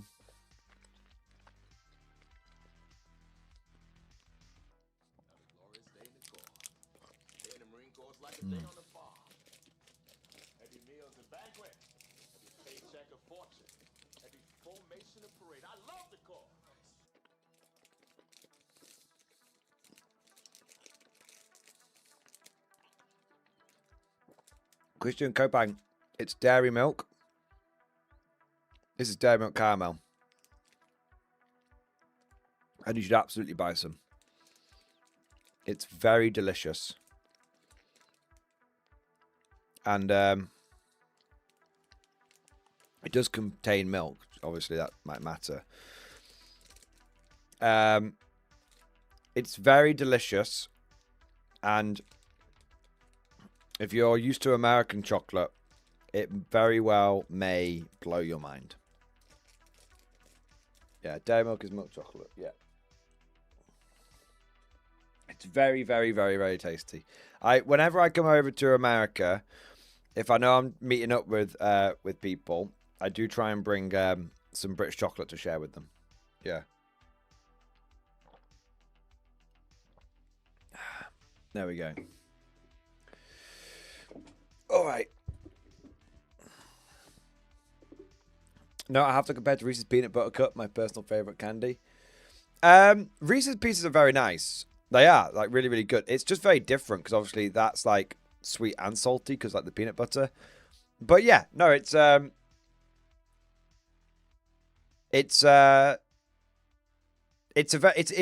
different. It is different to that, but obviously, I think you'll like it. If you like Reese's Pieces, I think you'll like that. Yeah. Scientists not having a protein snacky poo. I have actually already had some. I've actually eaten really healthily today. Yeah, my dinner, for example, was 4 high quality sausages. We're not talking like the ones filled like cereal or anything like that. We're talking like 4 proper like Cumberland sausages, and then it was which is quite a lot. And then I had root vegetable mash, and I had root vegetable mash sausages, and it was mixed grains. That's what I had for my dinner today. I did not have. I actually have some sausages. I have actually still got some more sausages waiting for me because we had to cook the whole pack. So I might have some more as a little snack later. Yeah. So I'm doing quite well on the eating better front. I'm not going full send on it, but I'm eating a lot better than I used to. A lot better. Yeah, I'm really and I just feel so much better for it. It makes it, you don't think it makes such a difference, but it really does. Yeah. All right. I was going to do I want to cover a couple of topics, but I want to do a super chat here before we do because it's going to take a little while. So let's do the super chat first. Nimrick, thank you for super chat, man. A Krieg battle core has arrived on the planet for Inspector Sir Parade Ground Mitch Showcase. Nimrick, could you do me a favor, mate? Could you just post anytime you want me to look at pictures on stream? Can you post them in the stream discussion channel? Because as you've noticed in the Morning Glory Discord, we have too many channels, and a lot of them are dead. Like we've got a few different picture ones and stuff. So if you could just repost the exact same pictures in the stream discussion channel, that's where basically everyone should post stuff whilst we're streaming. So I don't have to like hunt around and find. It just makes it a little bit easier for me. So if you could do that for me, mate, that'd be amazing. And then I will happily take a look at your Kriegers, which sound cool as fuck, mate. I don't want to look at them. So yeah, there we go. A sausage filled with cereal? My God, sir. You know what I mean? Like, you know, like some sausages are like pure meat, and some basically like packed out with like, I don't know what it is. It's like cereal as in like not like breakfast cereal, but cereals in like wheat and shit. I'm sure you guys have got exactly the same thing. Yeah. Oh, sick, mate. Here we go, Nimrick. Thank you. Hey, look at this, man. This looks cool. This is a big fucking army. Let's have a look. Hey, man, I'm liking some of the conversions you've got going on here. Autocannon sponsons. I'm loving the turrets there with the muzzle brakes. Those are cool.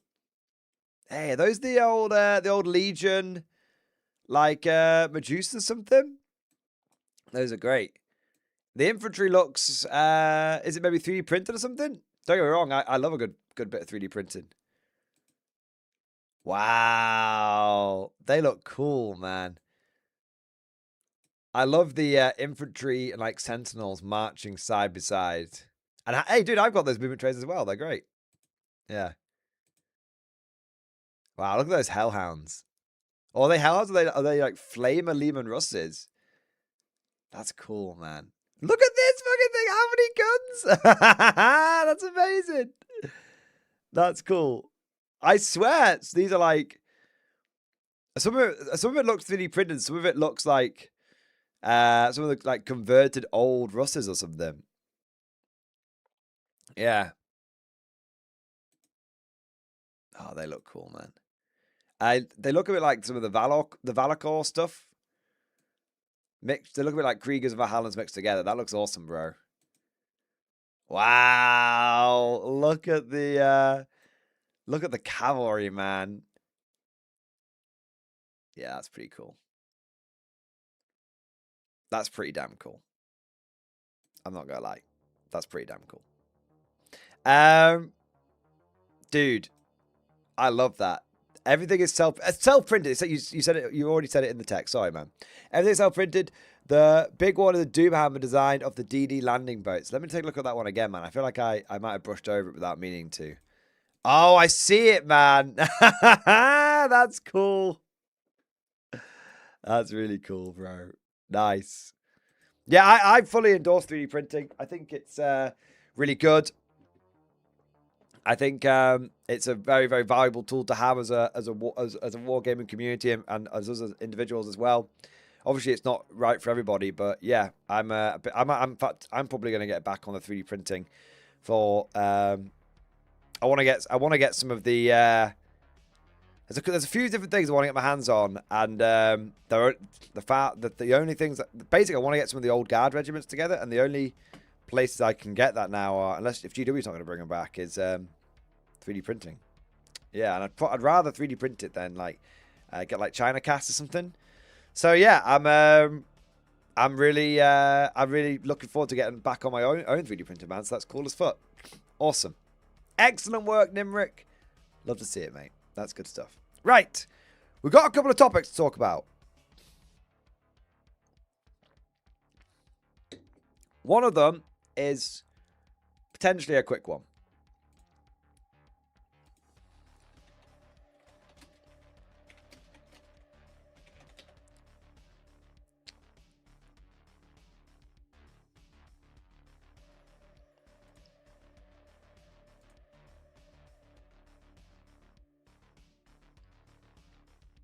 But I think it's a... What's going on, everybody? Welcome. Bro, you're giving the game away.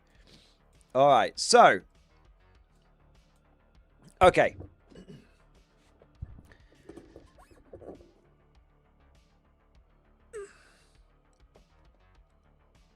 I am quickly becoming convinced that I am psychic. Like a genuine psyker. Not psycho. I already know that's true. But a genuine psyker. Because we have another vindication moment. Vindication! But this is not a Warhammer 40k vindication moment. This isn't really beef. This is just kind of like hype. And it's hype of its own accord, but it's also vindication for me because I literally called this exact thing down to the minute detail.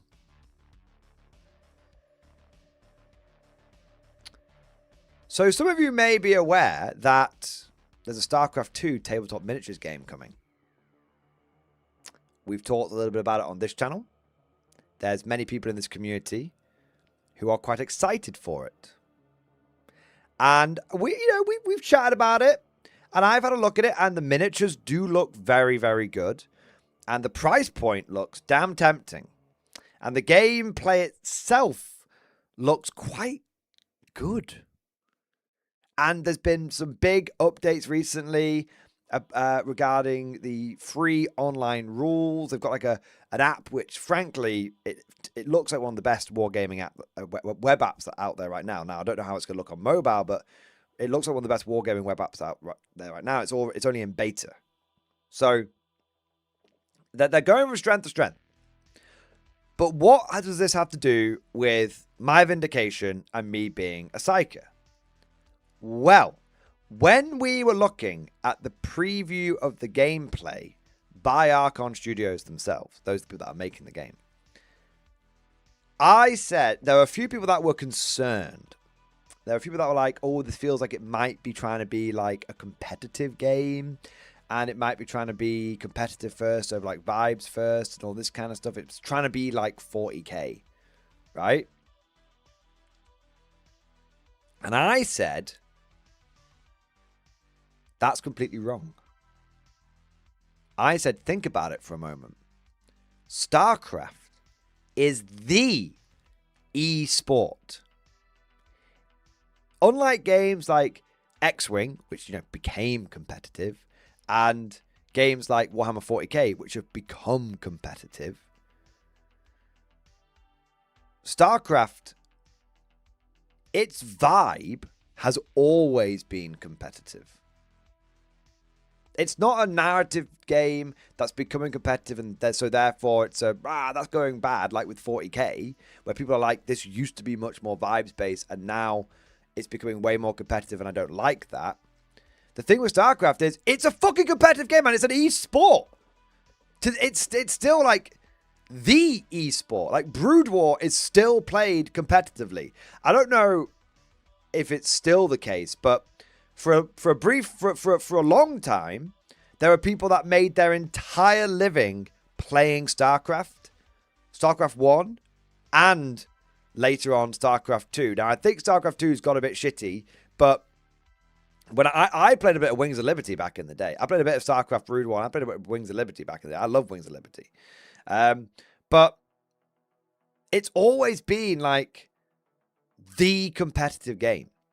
So StarCraft, the miniatures game, being and looking like it's going to be competitive first, is absolutely on brand. Absolutely on point. And what so that, but there's another, but wait, there's more, because that was my sort of statement on people being worried about it being competitive. And I was like, actually, it being like the competitive miniatures game is not a bad thing at all. But I made a prediction. Go and check the tapes. I made a prediction.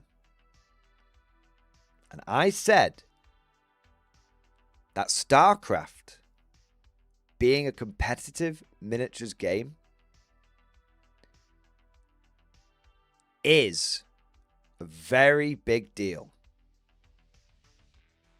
And it's actually has the potential, nothing's guaranteed, of course, but it actually has potential to be a very big problem for Games Workshop. Because what has Games Workshop done over the last 2 editions, 9th and especially 10th edition? They have moved 40k to being competitive first. All the balance patches, all the Meta Watch articles, all this kind of stuff, they've been competitive first. They've been encouraging and cultivating a more competitive game. But hang on. They've been making the community more competitive, but has the game ever got more balanced? No. As a competitive game, 40k is not actually that good at it. Like, it's the 10th edition is the most competitive edition 40k has ever been, and 10th edition is the best that 40k has ever been for competitive play. But that's relative to other editions of 40k. That's relative to things inside the GW bubble. But the industry has changed. It is no longer the 1990s, no longer the early 2000s. And tabletop miniature wargaming has never been a bigger industry. And props where it's due, GW's done a big part of that. But it's never been a bigger industry. Which means that now GW has got ever-increasing sources of competition. Some of them will start off small and grow. But every year that goes by, we hear about more people who are finding more people leaving 40k and finding enough people who don't play 40k play other game systems to be perfectly comfortable.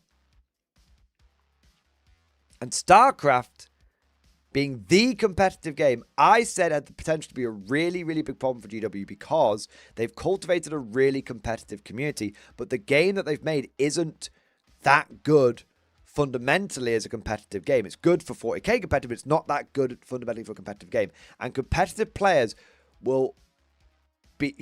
competitive players, if someone offers them a better competitive experience, a game that's built from the ground up to be competitive, then people will absolutely jump over to it. Especially one that scratches very similar itches and has very similar vibes to Warhammer 40k.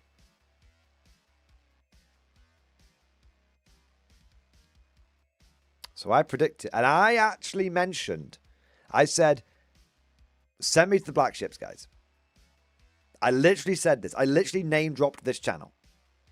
I said, I bet you will see people, competitive wargaming channels, jump on this game. And I bet you will see people like Art of War 40k, who are, credit where credit is due, probably the competitive Warhammer 40k channel. Everyone knows of Art of War. They know what I don't know any of the guys personally. I've met them in passing at places like Adepticon, but never had a proper conversation with them. I don't want people to think I'm affiliated with them in any way, shape, or form. I'm not trying to ride the coattails or anything like that. I'm not. All I'm saying is these guys know what they're talking about. They're very good players. They're very competitive players. They know what they're fucking talking about. Like, they are the competitive channel, but they don't just talk the talk. They walk the walk. Okay? Well, what came out today, guys?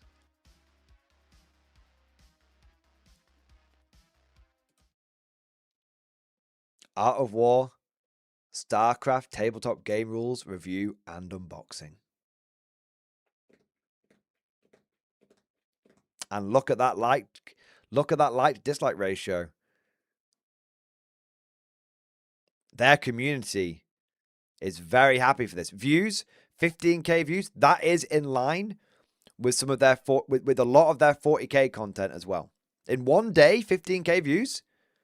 That's not insignificant for this channel at all. They put another video out on the same day for 40k that got 18,000 views. So it's in the same ballpark. You got people in there. Look at the people in their comment section. More StarCraft TMG videos, please. Nice to see you guys covering this. There's a lot of hype here. No hour-long deployment phase is amazing. You just pick the mission deployment and boom, you start. Totally love that part because deployment gets super long and annoying sometimes. He's not even said which game he's talking about, but we know he's talking about 40k.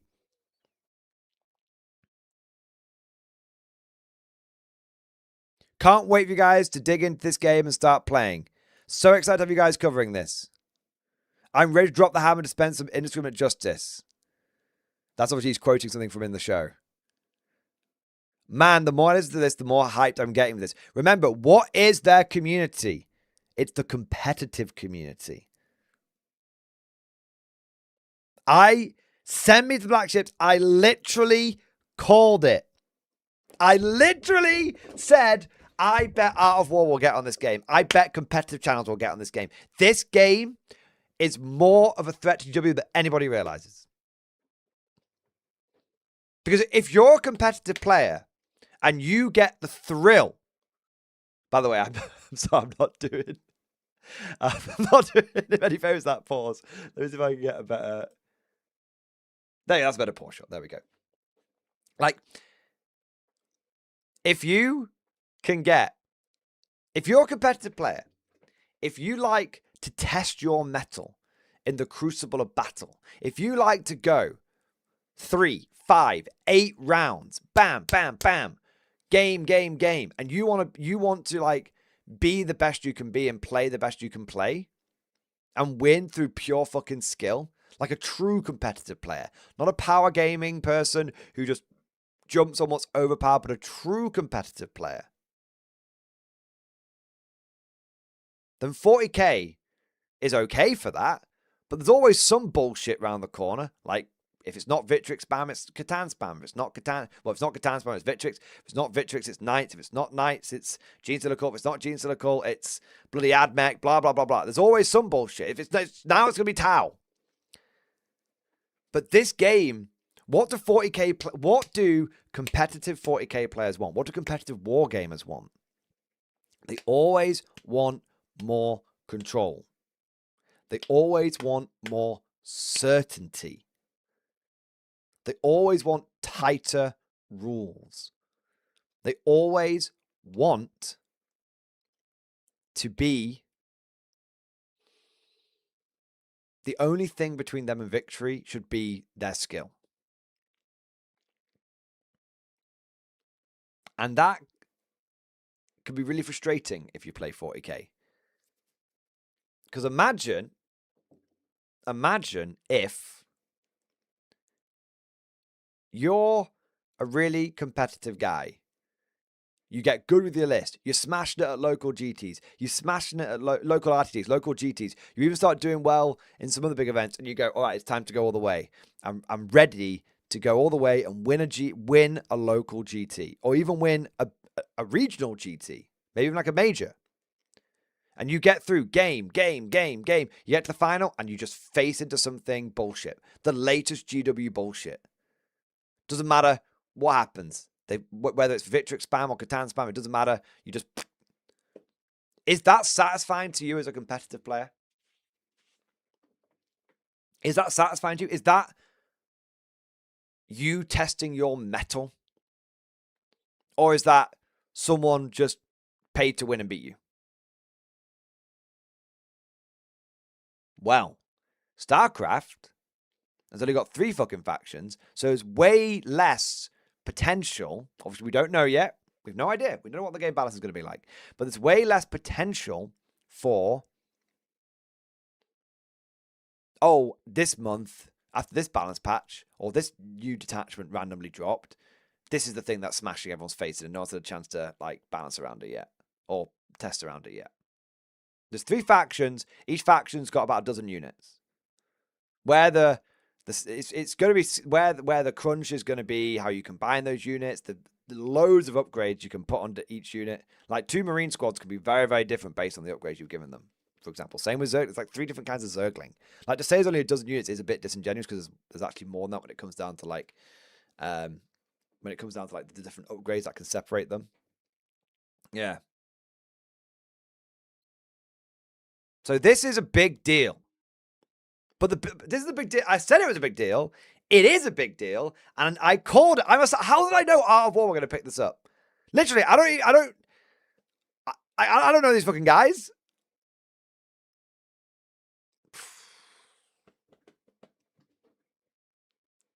And if you watch this video, then Richard Siegler is obviously, unless he's got Emmy levels of acting, he's obviously very excited about this. And he talks about how he did play a lot of StarCraft back in the day. I don't even know. He might even still play a little bit still now.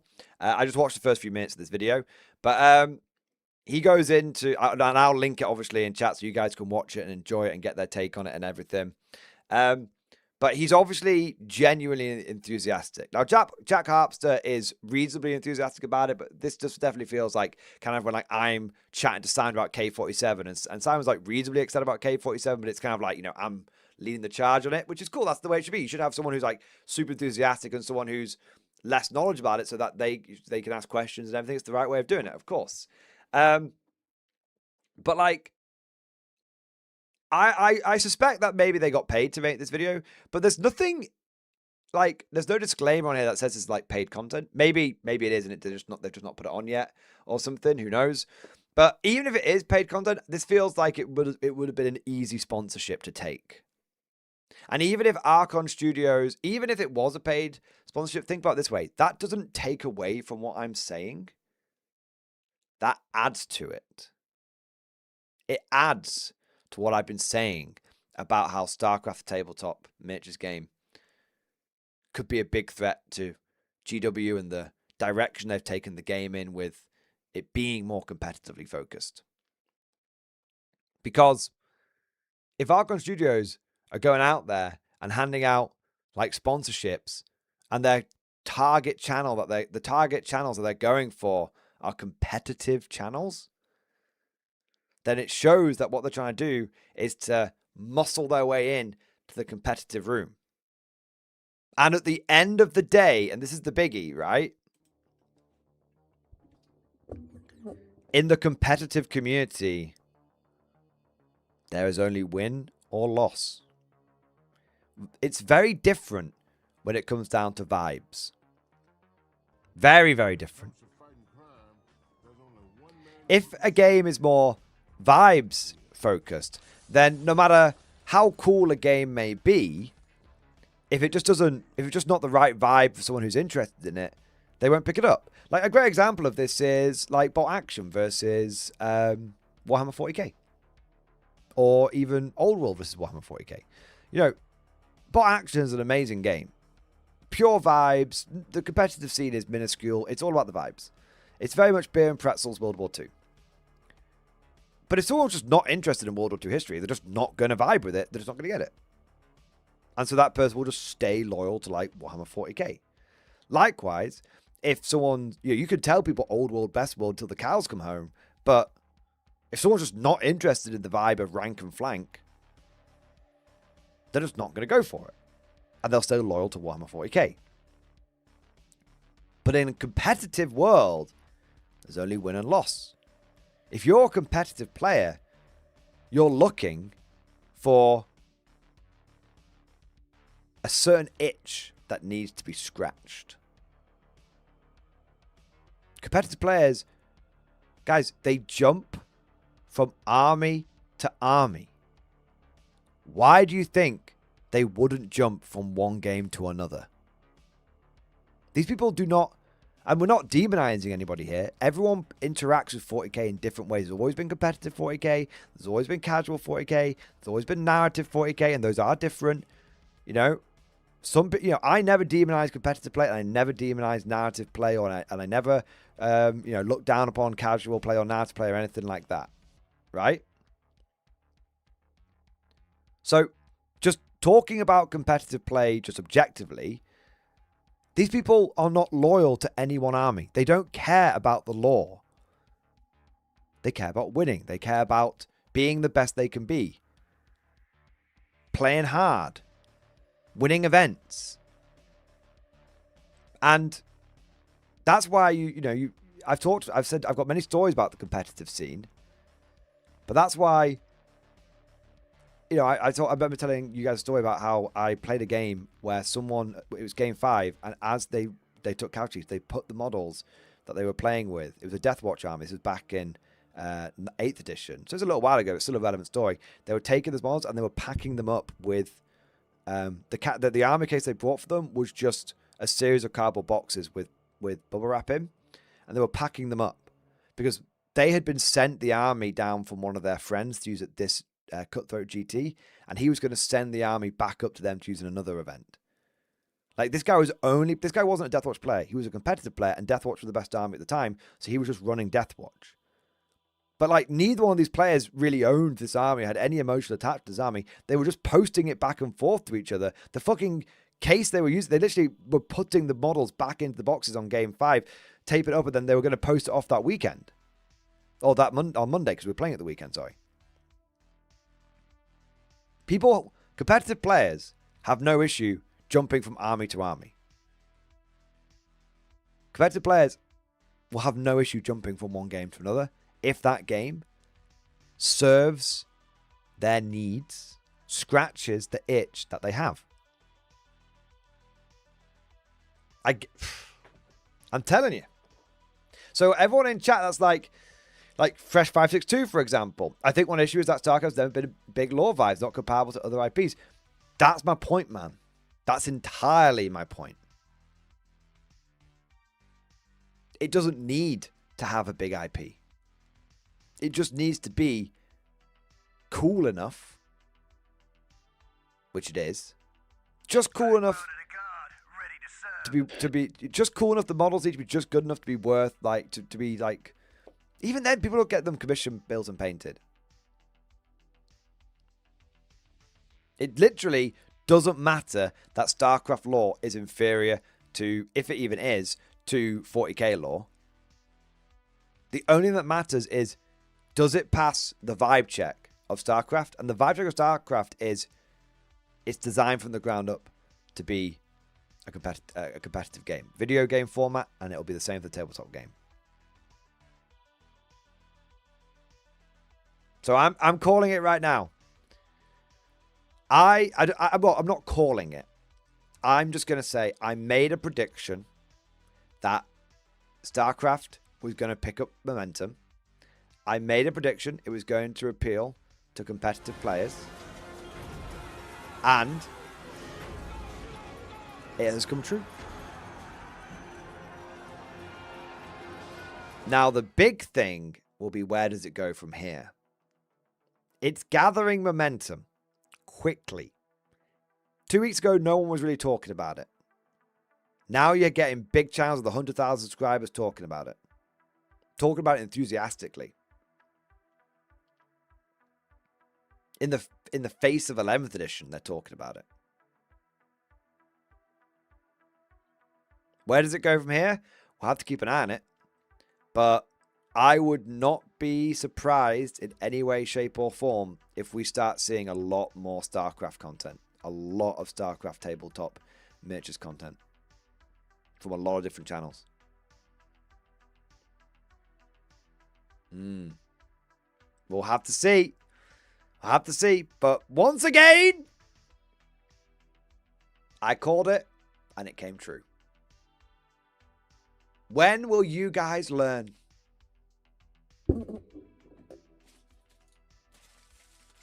When will the lesson be learned? This tinfoil hat does not shelter my thoughts from GW. Does not shelter my thoughts from those who would listen in on them. It is an antenna. It is a receiver. I get the messages from beyond the warp, from the rift. And someday, at some point, you guys are going to have to start believing in me. From this day forth, you put your faith in me. 100% of the calls that I have made have come true so far. I called it on the beef. I've called it on the hype.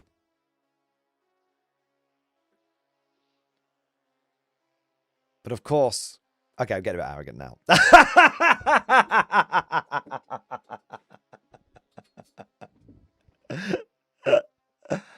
Oh, man. But of course, all of this is just like my opinion, man. Let me know what you guys think down in the comment section. Obviously, we've been like very, very like silly there. But on a serious note, putting all of the memes to like one side for a second. It is kind of significant that this has been picked up by more channels. Like a couple of weeks ago, 2-3 weeks ago, we were having like small channels, you know, a few thousand subscribers picking this up. Now we've got big channels picking it up. And the channels that are picking it up are really big icons in the Warhammer 40k community. Like you cannot, like, you know, okay, it's not like, you know, Lutein for lore or anything like that. But these are, you know, Art of War is a very significant channel. If these guys are talking about it, even in a paid sponsorship way, if these guys are talking about it, it's significant. I think it's significant. Yeah. But anyway, I've been keeping one eye on the StarCraft game, and I will continue to keep one eye on it. And I feel that it is absolutely within the realms of possibility that I could see myself getting into it on the channel.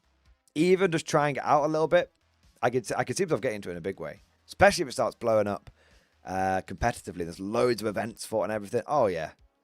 Yeah. And I think Fresh is making a really good point here. I think the game getting reached by creators is very important, but especially competitive players are very slow to adopt new systems. They're very Fresh. They're very slow until suddenly they're not. Great example of this, War Machine. War Machine went from like... Now, War Machine is often used as an example of a game that, failed. But it didn't fail for a long time. In fact, at first it was very... GW is very lucky that War Machine made a couple of key mistakes in their development. They basically tried to outsource a lot of plastic manufacturing to China, and then the Chinese manufacturers kind of shafted them. That did a lot of... that basically fucked it in many ways. But before that instance, War Machine was ripping customers away from GW hand over fist. And not even ripping, they were happily walking over. Like, War Machine is the closest we've ever got to someone killing Games Workshop outright. Like, it was so close to happening. Now, I'm not saying that would have been a good thing. Let me be clear. But it was very, very close to happening. So, and that was a game that was competitively focused.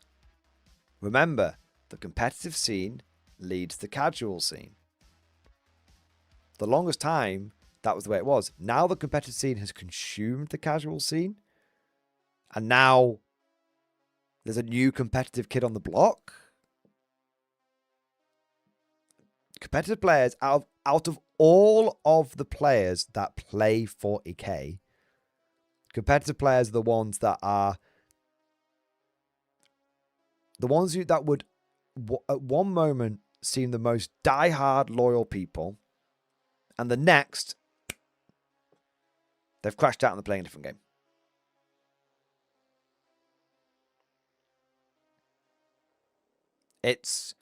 And that's not because they're fickle. They're not. They're really, really not. It's very easy to hear that, and it sounds like they're fickle. They'll go for one game that they won't. Competitive players will absolutely no life a game into oblivion more than anyone else.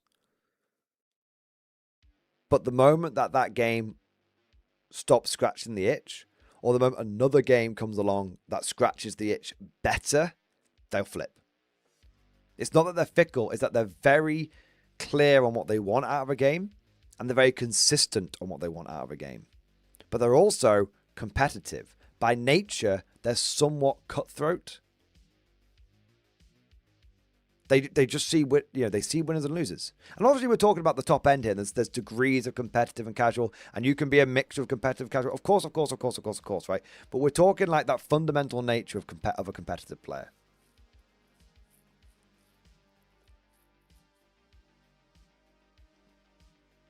So if look, let me put it this way. I can absolutely see a future. I'm not saying it's guaranteed to happen. I'm like a farseer, seeing the many strands of fate.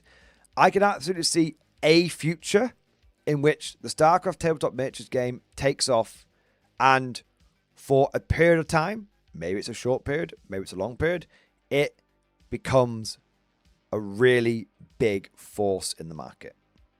I can absolutely see that.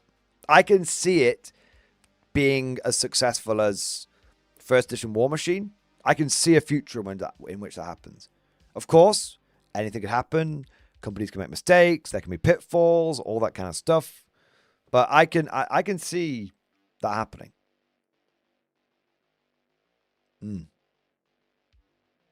I really can. But that's why we're going to keep an eye on the StarCraft game. And like I said, if events start popping up, I'll be more than happy to get involved.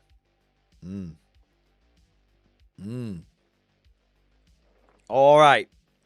Like I said, let me know what you guys think. Okay. Got some super chats here.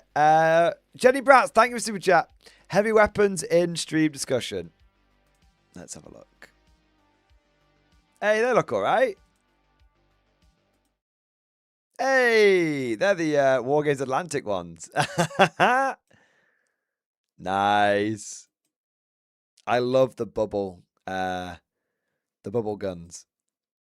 They remind me of the like the bomber gunners, like nose gunners and tail gunners in like World War II bombers. Really, really cool. Really, really, really cool. Love that, Jenny. Very, very cool models. Love to see it. What we got next? It's me, Marco. What do you mean? Thank you for 39 months, man. Xbox baby. What do you mean Yarrick is back? Need legionaries. Marco, the old man is back. Need legionaries? I think you've got us covered because you just came in with 50 gifted memberships, baby. Yeah, buddy. Yeah, buddy. Yeah, buddy. Woo! Thank you so much, Marco, for the 50 memberships. Another company of Marco's Borders. We are going in with the first wave. Means more bugs for us to kill. You smash the entire area. You kill anything more than 2 legs. You get me? We get you, sir. Well, you smash it. Means more orcs for us to kill. You smash the entire area. You kill anything that's got green skin. You get me? We get you, sir. Although, Marco, not to put a damper on it, but, you know, there was no Steel Legion in the trailer. But I think they're going to, I still think there's a chance they'll come back. I mean, a very small chance. But I think there's a chance they'll come back. One, GW did a bit of a cryptic email. Well, sort of like newsletter thing. And 2, like, it's Armageddon, man. Come on. Come on. You know? Come on. We've got to have it. You know? So, yeah, Marco. Thank you so much for the support. And, yeah, hopefully we do get some Steel Legion models back. Yeah. There may not be Steel Legion in the trailer, but they will be on my tabletop. That's very true, Raising Rune Lords. Very, very true indeed. Marco, you're an absolute hero, mate. I raise my glass to you, sir. Thank you so much for going above and beyond the Call of Duty. Thanks for supporting the channel. And thank you for being an officer, a gentleman, a scholar, a good sir, and a kind sir. There you are. There you are, man. Everyone's saying justice for Jenny. Right. The exact message I got was heavy weapons and like, I'm going to show you, right? The exact message I got was heavy weapons stream discussion and then these pictures. Like any law, it wasn't even added to me. Why would I read something out that isn't added to me? Not justice for Jenny. Fucking how about Justice fucking Mordian getting... I was falsely accused. I have been falsely accused of a crime I did not commit. Here it comes out now. Here it comes out. My tech screwed up. All right. So your tech screwed up, Jenny, and yet you rally my own chat against me saying... He skipped my law, dang it. I didn't skip fucking shit. Oh, look at this. The truth will out. The truth will out. And I see all of you. I see all of you. Commander HHL. Vigo the Butch. Squid Fist. All of you who are so quick to turn on me. How quickly you betray me. How quickly you plunge the knife in my back. A2, HHL.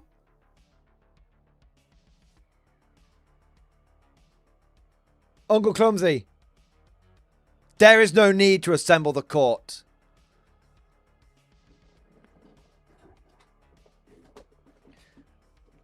Out here, we believe in summary justice.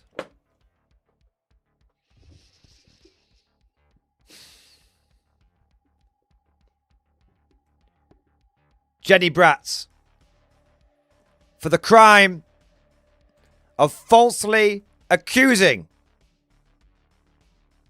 a Mordian officer, you have been sentenced to blam. Sentenced to be carried out immediately. Officers of the watch, mark the time. May Imperial Justice account in all balance. Next, we have Commander HHL. You have been accused of betrayal of a Mordian officer. Summary justice concludes a sentence of death. Officers of the watch, mark the time. Sentence has been carried out. Figure of the Butch. You have been accused of spreading misinformation and dissent against a Mordian officer. This court finds you guilty and sentenced to death. Officer of the watch, mark the time. Sentence has been carried out. May Imperial Justice account in all balance. And finally, Squidfist. You have been accused of starting a riot in the barracks, of destruction of the Holy Emperor's imperial property. This court finds you guilty and sentences you to death. Officer of the watch, mark the time. Sentence has been executed.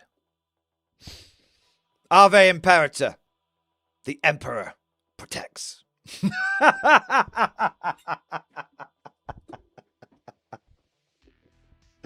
There we go.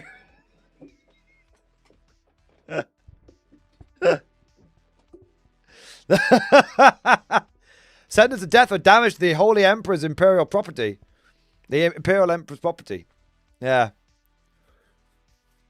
Morty really getting into real Soviet cosplay. Everyone got a 1-minute timeout. It wasn't that bad. Jenny, let's read this law.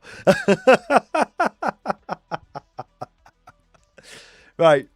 Where is this fucking law, man? Is it this bit, Jenny? Is it this bit? Yeah. Cool. To the Grandmaster Chicken Detonator, I have met up with the Armory Keepers, one Snowpiece T, Squidfist, and Cosmic Krieger. Well, I can't deny their skill. They're frankly mad.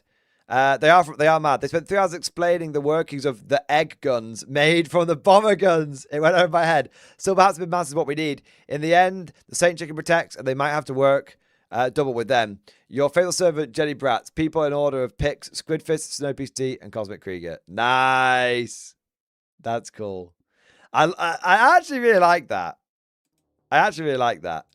Like the law where they look like the egg guns that look like they're from bombers. Yeah, because I said they look like that. I didn't even read that fucking bit, man. Yeah, that's cool. Yeah. All right. There we are. Jenny, that was cool, man. It's a good opportunity to roleplay in the chat as well. That was kind of good. Fucking blamming everyone. All right. I think it's best not to read the law. It cost 3 men their lives. All right. What do we got next? Greasy Cleric, thank you for super chat. Latest hobby score in stream discussion. Let's have a look. Oh, wow. Yeah, I saw this, man. Found at the local game store when I was picking up some Old World. Well, I hope you bought it. That's cool as fuck, man. I have the Eldar Codex. I don't have the Craft World Eldar one. That's 3rd edition right there, baby. Yeah. I remember seeing that codex when it came out, and I was like, what the fuck is that? I was like, what the actual fuck is that? Yeah. Yeah. Yeah, there's some mad old artwork in the codex. It's very, very, very like power metal style. I don't actually know what's in the Craftworld Eldar Codex. I have the normal Eldar Codex. I don't know what the difference with the Craftworld one is, though.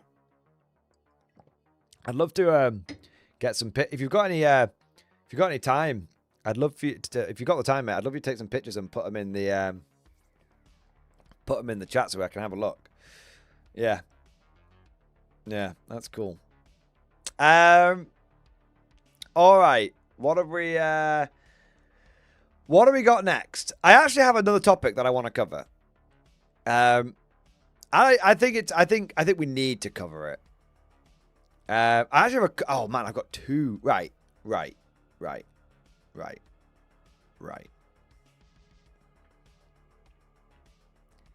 Do you guys want double hype? A double helping of hype. And not 40k hype. Not Old World hype. Not StarCraft hype. A double helping of Conflict 47 hype.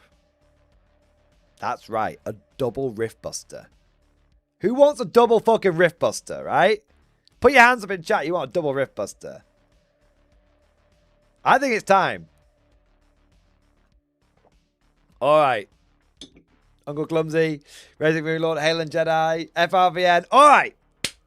Let's do it. Can the hype fix the hole in my head? Hey, you know what? It actually can. Because today, we're going to talk about Von Zogling and the Totem Core. So it absolutely fucking can do. You bet you didn't expect that answer, did you?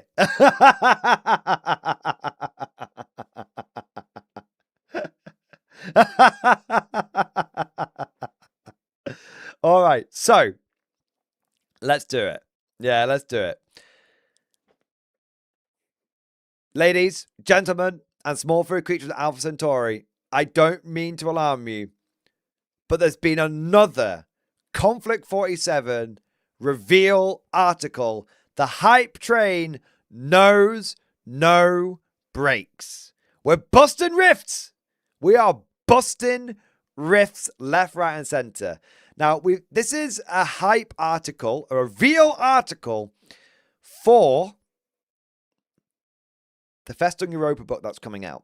Festung Europa, if you're not in the loop, if you're living under a rock somewhere, is the first of many big narrative world-building updates to Conflict 47, but it's also coinciding with a big update with new units that are being released and with new heroes that are being released and with new force organization that is being released as well. So we're getting new platoons and all sorts of stuff. Now, the last couple of articles, we saw the Shrimp Mech, the Naxera, and the Totem Rotter platoon. And then we saw in the one before, that was the first one. In the second one, we saw the Firefly platoon. And that was really, really cool. And in this one, we are now getting a close look at Albrecht von Zogling, which is the scientist in the Axis who is heading up the Totem Core program. Full-blown mad scientist, evil, mustache-twirling villain vibe. He's got a name like Zogling. You know it, right? You know it. Now, I haven't pre-read this article, but I have seen some additional information about this guy behind the scenes. Warlord's been very kind and sent it to me. So as we've done the last couple of these, it's going to be kind of cool to see what Warlord has chosen to reveal versus what I kind of know, and I might be able to drop some additional hints for you. And just a few little hints. Answer a few questions. Maybe a few no comments. Wink, wink. You know what I mean? So this should be kind of exciting. So let's get into this. Because I know a few things about Von Zogling, and this guy, he's tasty. He's really, really good. So, Festung Europa is almost upon us, with pre-orders getting ready to ship around the world. What better time than to take a look at one of the pivotal characters in the new book, and crucially, how he can help your force on the tabletop. So you've pre-ordered a shiny new Totenrotter platoon, and you're eager to get your dead men walking. To be honest, I think a lot of people have pre-ordered the Totenrotter. If you don't know what it is, we might, to be honest, we might as well take a look at it very quickly.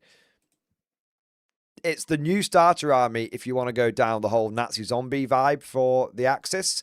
And you get 2 of the mechs, and you get 45 of the zombies, and then you get 3. You get a 3-man zombie command squad. Well, they're not zombies themselves. They are the people that command the zombies. They're able to like point them in the right direction, all that kind of stuff. Now, nearly every single part of this is plastic. The mechs are plastic. The zombies are plastic. The only bit that isn't plastic is the 3 commanders here, who are single-piece Cyocast. It's basically like it's kind of like a resin plastic hybrid. It's very, very good. I like to call it like micro plastic injection molding. It's really, really cool stuff. If you've not seen it, you should definitely check it out. It's all the detail of resin models, but without the brittleness and the cleaning and all that kind of shit. But you do need super glue to build them. That's the only thing. Anyway, this is a really good army, by the way, and I'm not just shilling it. Like, genuinely, this is a really good army. It's basically a 1,500 point army, which is like the equivalent of 2,000 points in 40k for 110 quid, which I'd basically for just a little bit more than a combat patrol. And let's be honest here, in a few months, it'll be the same price as a combat patrol. In 40k, you get a full army. That's hard to turn your nose about. It's a very specialist one-dimensional kind of army. Don't get me wrong. Like, if you like zombies, it's for you. But it's all plastic, full army. It's great. Now, going back, a standard platoon commander would be too squeamish for the task and lacks the required expertise to properly command the dead in any case. The new Totenrotter platoon commanders are, of course, handpicked for this work, pairing advanced body armor, which makes them harder to kill, with the usual gamut, I don't know that word, of hero options. They'll do nicely, but sometimes you want to bring in the expert. It sounds like a job for Der Untermann. Der Untermann, or Oberzarz Albrecht von Zogling, to give him his proper name, is kind of a big deal when it comes to the Totem Corps. His nickname, translating to the Harvest Man, is an apt one. He's the leading light of the entire program, responsible for the ongoing development of the Totem Corps and the supporting equipment. While he often holed up in his Dresden laboratory conducting unspeakable experiments, like any true scientist, he also sees the value in a little field work.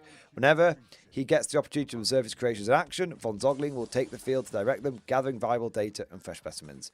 I will say this right away. I really appreciate a little bit of lore. We've not seen any rules for this guy yet, although I suspect there's going to be some more coming down here. But one of the things I've always appreciated about a good model reveal, and to be fair, GW can do this very well as well. I've no complaints about this with them. I appreciate a bit of narrative to get the juices flowing. Like, I want you to, like, tell me a bit about this guy. Why should I give a shit? Okay? And then you sort of you give me a bit of background about it. You flesh them out a little bit. It gets the whistle nice and wet. Makes me look forward to more lore for them. And then I get to see the rules, and I can see, okay, so not only are they a badass in the lore, but they're going to be a badass in the rules as well. That's great. So, you know, I'm not saying that, oh, well, this is great that Warlord does it and GW doesn't. No, I'm saying I appreciate that whoever does this, I appreciate it when it's done right. And I have to say, I really like the grim darkness of the way Warlord is approaching this. Like, he's called the Harvest Man because he doesn't kill you. Well, he might kill you, but you won't stay dead for long.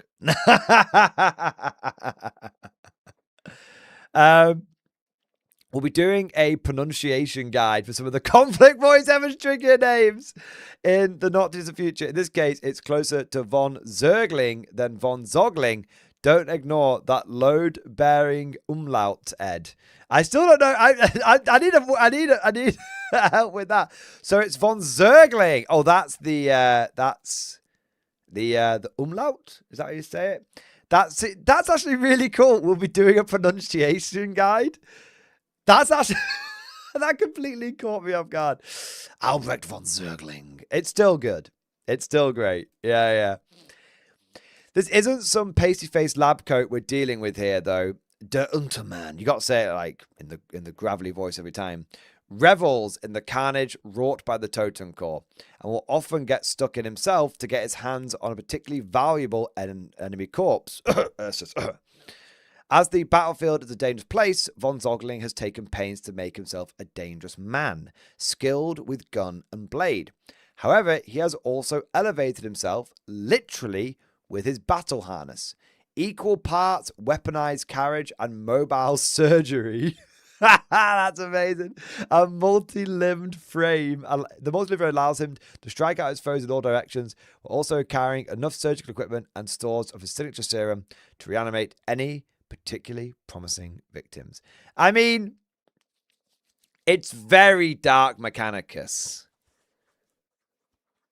We have got Dark Mechanicus from Warlord before we've got it from Games Workshop. But well, that's not true. We've got Vashtor, I suppose. But you know what I mean. Vashtor's like a one-off, right?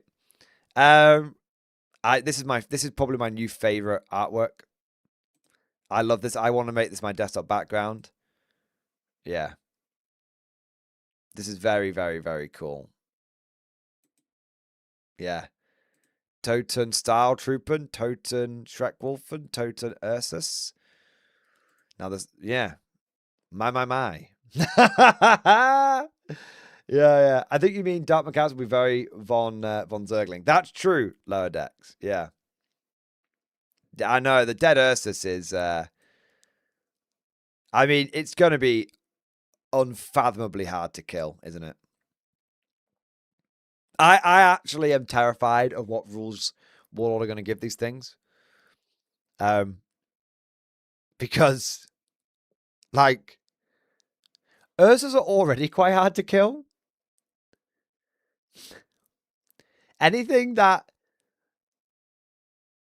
Yeah, I mean, it's going to go up a level, isn't it? It's going to be awful to deal with. Oh, my God. Yeah. So we know a little about the man, and you can find... But awful... By the way, when I say awful to deal with, let me be clear. I mean in a good way. Like, a reanimated zombie werebear should be terrifying. It shouldn't be, oh, if I just, another day and another dollar. If someone it's like what we've said with like Bane Blades, for example. If someone slaps down a fucking Bane Blade, it should be a big deal. Something that GW has sometimes got right, for example, is like when they've had Primarchs like anger on people running around like Batman people, that's been quite cool. But even we won't get into it there, but sometimes when a model gets placed on a tabletop, it should be terrifying. It should be an oh shit moment. It should be an oh shit moment. And I think whenever we see these zombie Ursus, maybe it'll be a Festool Europa, maybe it'll come a little bit afterwards, but whenever we see these zombie Ursus and zombie Stahltruppen and zombie Schreckwolfen, whenever we see them, it should be an oh shit moment. Because it's important to remember that Conflict is not a competitive game. It's a vibes-based game. It's a gentleman's game. It's like bot action. It's not that hard to break. It's okay to have oh shit moments. And there's going to be a lot of like community policing. Like, it's not like 40k where everyone beats their mate's face in every time. It's like, no, like, bring a squad of these. That's legit. Hey, spam them once just to see what it's like. Do you know what I mean? Yeah. So some people are a bit worried about balance in Conflict. It's honestly, A, the game is surprisingly more balanced than you expect for a vibes-based game. And B, there's just, from the get-go, this game is late. It's like Old World, community first. The community takes ownership of this kind of stuff. We don't suckle on the teat here. We are the teat. First off, So we don't know about the man, and you can find out much more on Festung Europa. You can. He's got some really cool lore. And because I've seen the lore, not to brag. And we've seen his fantastic miniature. Let's look at the Harvest Man on the tabletop. First off, he's obviously a hero, albeit only to a very specific set of people. Okay, that actually caught me off guard. And as such, comes with a couple of points of Rift Mastery and 1 of Luck. Count them, 3 Rift Dice. I don't know. I actually don't know of any other hero that has 3 Rift Dice. Does Gross have 3 Rift Dice? Maybe Gross does as well. Okay, Gross does as well. But having lots of Rift Dice is the Axis' thing. Because they've been learning about the Rifts for a long time, the Green Vault. Yeah. So he's got the same Rift Mastery and Luck as Gross. Okay. He can also fill the mandatory commander slot in a Totem Rot platoon, as is only appropriate, and comes equipped with a pistol and his battle harness, which grants him Deadly 2, as well as the variation on the medical implement special we saw with the Nax era. Although, anyway, we need to take these one. There's so much here. Let me take it one at a time. So,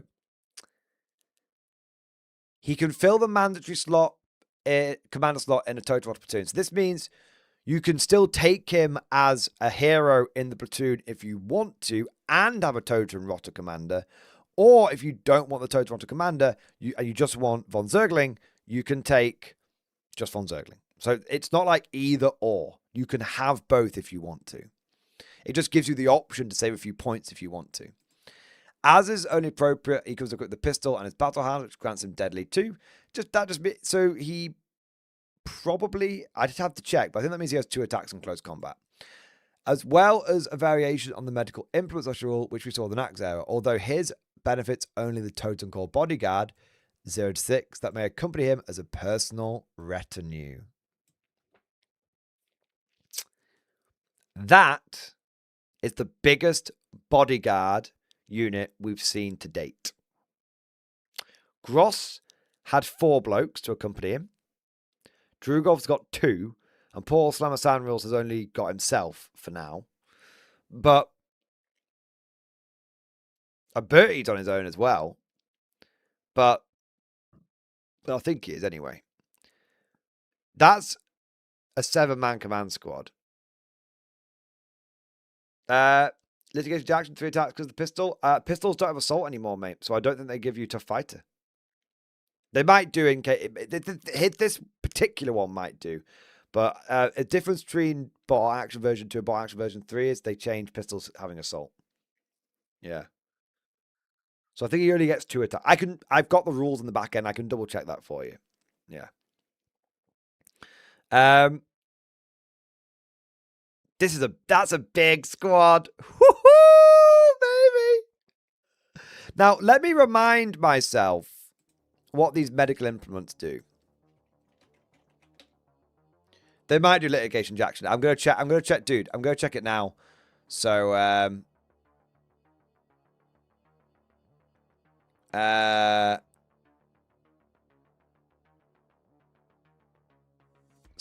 don't speak falsehoods. Like, I can't give anything more away than what Warlord has given, but obviously I can clarify a couple of little bits.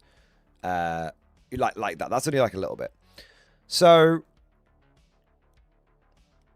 he comes with... Where is the bastard? Oh, there he is at the top. He comes with a pistol and medical implements, and his medical implements... I can't read it out loud.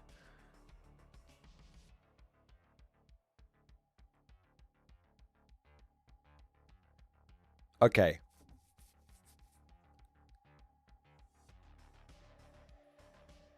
I forgot about that. Oh, yeah. He's great.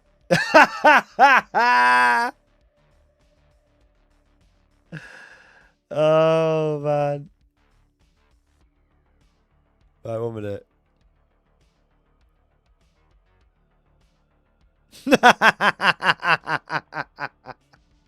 Daisy, what does it mean? So he's got 2 attacks.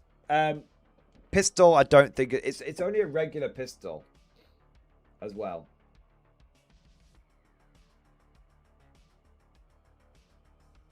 Oh wow. God, he's gonna be good. How many points is this, is he? I can't obviously we know total core 21 points, but we know that already. How many points is this guy?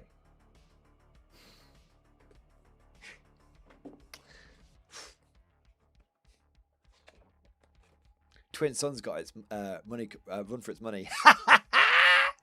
No, he's actually he's not that bad.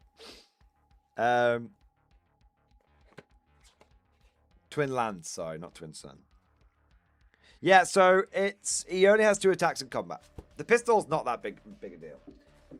He's just got 2 attacks in combat, but he has no native pen, which is important to note, of course, because he's just got his 2 attacks. So he's definitely not a close combat. He's definitely not a close combat bruiser. He can fight his way out of, like you know, he can fight his way out of some situations, but I feel like you know, he's not gonna. If Drugov gets into Von Zergling fucking dies, right? Like Drugov is the best combat character. That hasn't changed. So he is very cool, and he does have some very cool tricks up his sleeve. And let me just say, we'll see what Warlord reveals. All I'm going to say is, given the right set of circumstances, I still think Drugov beats Von Zogling, but I think Von Zergling, I should say, but I do think Von Zergling can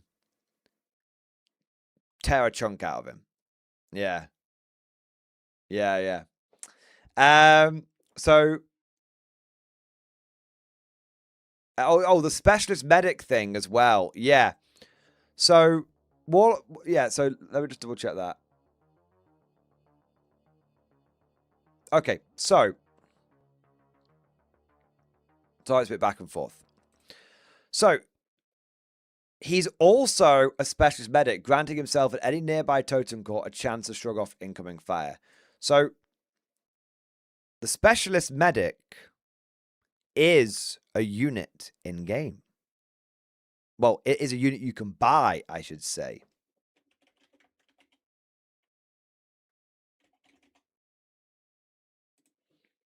But it does not currently have any rules.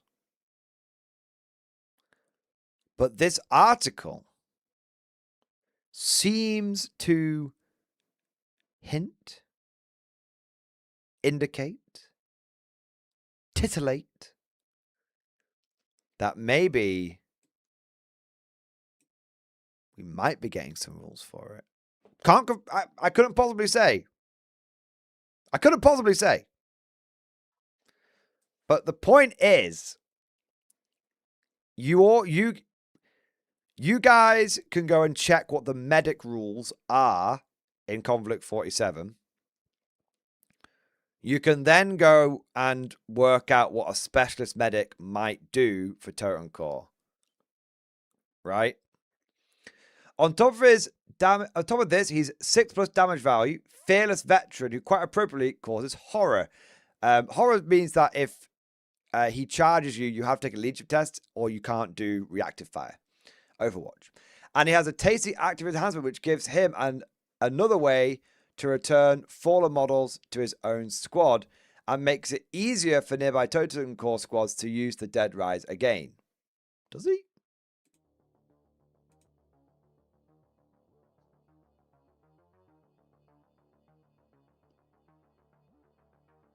Oh my fucking god, 1 minute.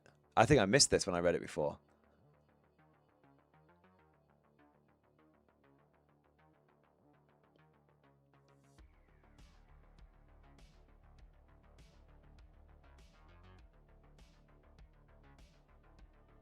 Oh my god. The fucking...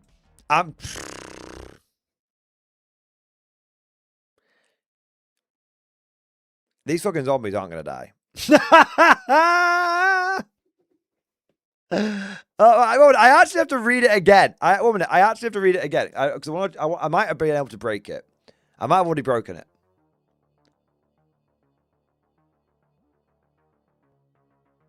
Okay, no. I haven't broken it. So, I can't say much.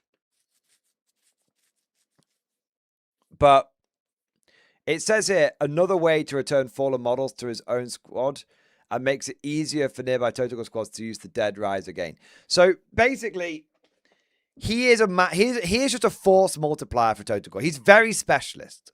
Okay? Like, the whole thing with Total is they die and they get back up. They die and they get back up. They die and they get back up. He is just really good at helping them do that. I won't say too much how.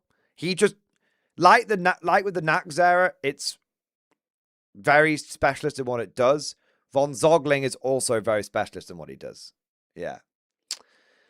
Here's bulky, though, meaning you'll have to foot slog it alongside the undead. It's a good job he's tough as nails and usually surrounded by literal meat shields, as he'll be a top priority target for the enemy.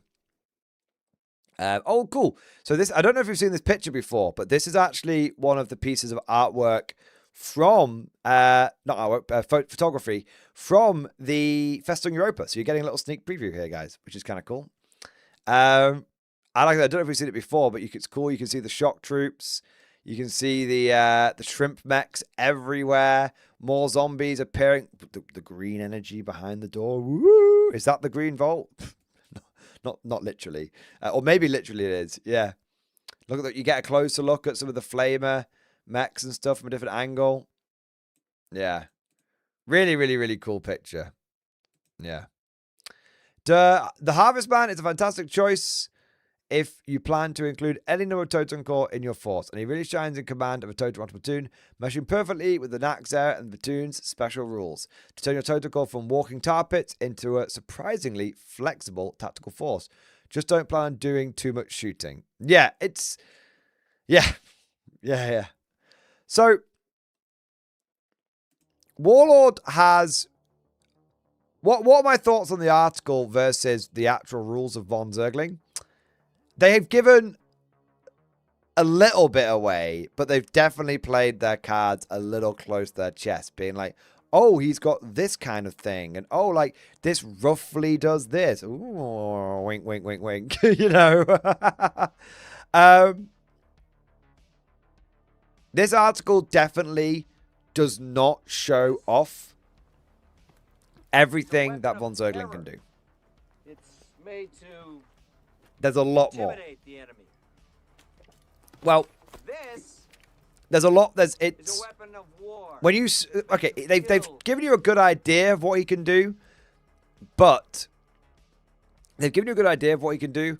But there's one thing they haven't revealed, which is huge, which I can't possibly say what it is. And whilst they've given you a vague idea of how he buffs in this area or he buffs in that area, when you actually see the specifics of what he can do, I think it's going to blow your nips off. Now, the big question is he broken? Is he overpowered? No. Firstly, he doesn't have any shooting worth a damn. That pistol is whatever. Secondly, the Totem Rotter army as a whole has the big weakness of kind of like a lack of pen. Like it definitely needs a bit of pen. And the Totem Rotter army is just very good at like one job, right? It's very good at being tough and the guys respawning. That's it. The damage output against a lot of armies will be a bit like whatever. If you go full Totem Rotter, you'll have a pretty tough Like, you'll have a pretty tough army, but, like, that's all it's going to really do. Just be really tough. And if someone runs, like, a single squad of Ursas against you, you're like, oh, God. Oh, God. So, I think a better way of running it, I think a better way of running it might be, I think a better way of running it might be to take, like, 1,000 points of Totem Rotter and then, like, 500 points of fire support. A couple of, like, a trio of Vogel Spinners and a Walker Platoon would be great. Maybe a single Wotan or a Rail Panther or a Rail Tiger, something like that. Maybe a couple of Grab Pumas, something like that. So, yeah. Also, it's important to bear in mind that, like, he can be sniped. Like, people in chat have worked this out. Yeah, he can absolutely be sniped out of his unit. He's really not that hard. Like, think about this. An anti-tank sniper rifle, which obviously every faction, I think, but the Americans has access to, which the Americans get very vexed about, but you guys have got a lot of other cool stuff, so don't worry about it too much. Will kill Von Zogling on like a 3-up because he's damage value 6. The anti-tank rifle's pen +2, and it's a sniper. The anti-tank rifle is pen +2. It has a sniper rule, so it gets +1 to pen. So against infantry. So you hit him on a 3, wound him on a 3, and he goes down. But he does have luck, so he goes down once, and then immediately pops back up again, and then you have to try and put him down again. So he's very, very sniperable. Very, very sniperable. And he does also, what's kind of interesting, I can't reveal that, but there is one very distinctive thing that's missing from his profile, which I think will do a lot to balance him out. Like I said, he is just another way of making Totem Corps better at the job they already do. And bear in mind that if Totem Corps, I don't believe that he can infiltrate. Like, he's too bulky for that shit. So, if you infiltrate a bunch of Totem Corps forward, then Von Zogling's going to have less people to force multiply. Yeah, if sniping removes the totem ability to hold positions. Yeah, if you kill the commanders, the Totem Corps go back to being limited intelligence. Yeah. It's the commanders, the mechs, and Von Zogling which can do that. It's like with guard officers. You kill the officers, the army starts falling apart a little bit. So it's the whole Totem Rotter army is just a bigger example of Totem Corps and all their strengths and weaknesses. Their strengths being they're damn tough. Their weaknesses being, even a single dedicated assault unit can bring them down. And there's multiple factions that can handle them. Yeah. So they're really, really cool. They're really, really cool. I think that people will look. I fully expect people will see the revealed rules in their entirety and go, "Oh my god, it's all fucked." But I don't think that's true. Like, genuinely, I think people will do the natural thing where they only focus on the strengths and they don't see the weaknesses. I think it might be, worst case scenario, I think it might be a little overcooked, but not a little overcooked. And I think I think it could be a little overcooked, but only I'm getting 8th edition Genes of the Cult vibes from this, where it came out and people were like, it's impossible. And then people just learn how to beat it. I think what will be interesting is seeing how the initial reaction will be versus I think the interaction will mostly be hype, 99% hype, but I think there'll be a bit of gnashing of teeth from people that always love to complain. And then, as time goes on, I think those people that continue to complain will kind of show themselves who don't actually play the game that much, or who do play but refuse to like try and adapt new tactics. You want the game to bend around them and all this kind of stuff. Like why can't I run my my army and just the same way and not make any tactical changes to the scenario that I find myself or the force that I find myself fighting against? Do you know what I mean?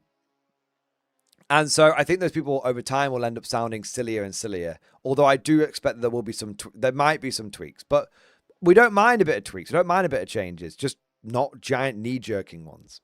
Yeah. Yeah.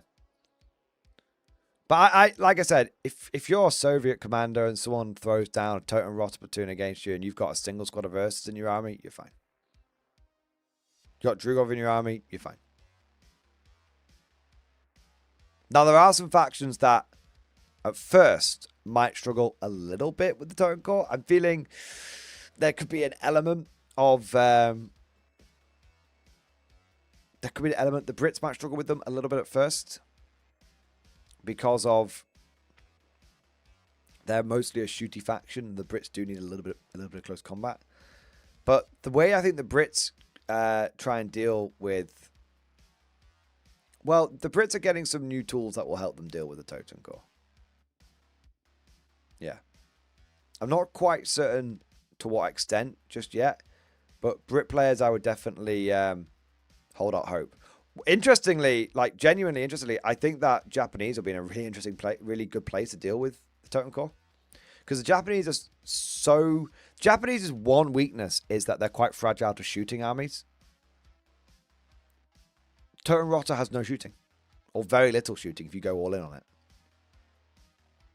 So your Ghost Warriors will be able to do what they need to do, fairly unimpeded, and you'll be so much faster than the Totem Core because you've got Fieldcraft and they just like move like 4 to 8 inches to turn like around, and then you've got the Assault Frame Infantry, which is going to carve them to pieces.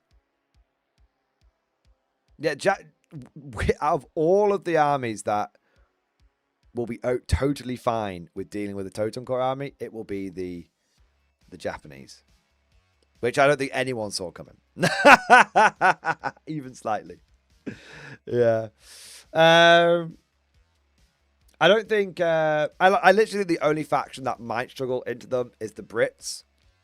And I don't think they'll struggle into them for too long. But the Brits do have... the funny thing about the Brits is they do have quite a few options for dealing with Totem Core. It's just that, like, if the Brit bayonets start working in close combat, which I have no idea if that's going to happen, by the way, I keep asking for it, then I think the Brits will be fine. Otherwise, yeah. The Doggos are okay into Totem Core. They're okay. But I think the way the Brits might have to kind of try and deal with them is a lot of ignores cover shooting, which the Brits can do with things like, flamethrowers, and you get flamethrowers on your Guardians, flamethrowers on your infantry. You get Tesla guns on your Grenadier Sergeants, stuff like that. It might be a bit tough for the Brits, but then the Doggos do stop them from infiltrating in a big way, so... yeah. Yeah. It'll be interesting. But overall, I think that it's going to be a really, really good update. Another great a great reveal article from Warlord. And also, I actually think a really necessary one, because obviously we've heard a lot about Von Zergling. It's time to, like, actually not just talk the talk, but walk the walk on him. Yeah. Yeah, there you go. Mike P, his points will be balanced. If he's around 120 to 150 points, then his bodyguard at 21 points each. It's a sizable points investment. Hey, if you think that'd be pretty balanced, then I don't know, maybe you'll be quite happy. I don't know. Maybe the salamander player and me coming out, but fireworks unless you aren't using enough of it. Well, yeah, flamethrowers do work against totem core. The funny thing is, flamethrowers are actually really good against totem core, because if they're in cover, they only move 4 inches, and a flamethrower's got a 6-inch range. So you just stay. If they're in cover, you just stay just over 6 inches away from them, just over 4 inches away from them. They go, give them a burst. Yeah. Yeah. So there we go. But yeah, overall, much hype and much excitement, and I'm just ready. I'm ready for Festung Europa now. I've been waiting like 3 months for this. I'm just ready. And what's great is not only am I ready for Festung Europa, I'm also ready for the next update, which is coming out as well. Which will become, the next wave. I'm ready for Invasion America and all that stuff. So, hype train, baby! Hype train. There we are. All right, I think we've got some super chats coming in. Coming in now. So we've got Chris K. Thank you for super chat. I know I said I was done, but final gift in chat. Let's have a look, man.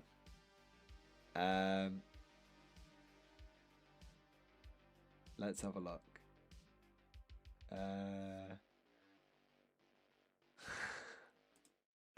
I know I said I was done for the evening, but inspiration struck me and I could not help myself. Behold, the glorious Mordian. On a side note, I couldn't help myself. Behold my shame a few posts down. That's pretty cool, man. Hey, I'll take it. Praise be to Saint Chicken. Praise be. That's cool, man.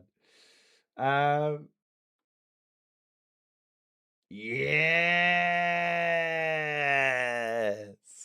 Hey, there's no shame there, man. There's no shame there at all. Holy shit, bro. That's amazing. Yeah. That's really cool. That's really, really, really cool, bro. That's no shame. That's all hype. Hype train, baby. Hype train. Hey, Justin. Someone get him. There we are. What have we got next? Commander HHL. Thank you for the super chat. Page 86 for Trooper.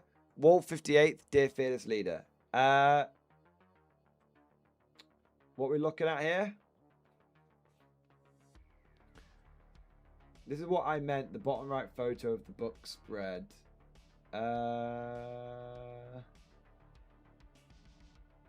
What you want? Do you want to know what page 86 of Festung Europa looks like? Is that what we're asking? So, Street goes to the page I want to see.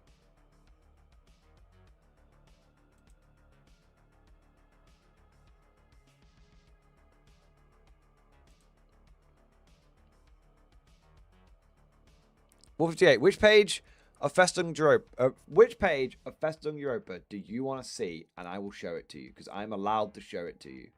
I can show you everything in the book now. I just can't show you the rules because remember, the rules are separate to the book. The rules are coming out for free. The book is just pure lore and some cool narrative scenarios. Stream to the page I want to see. I mean, I'm guessing you want. I'm guessing it's page 86, right? Let me just find it for you, man.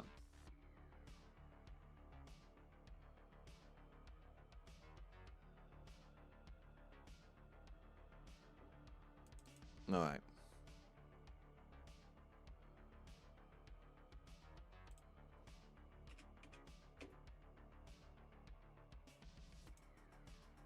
All right.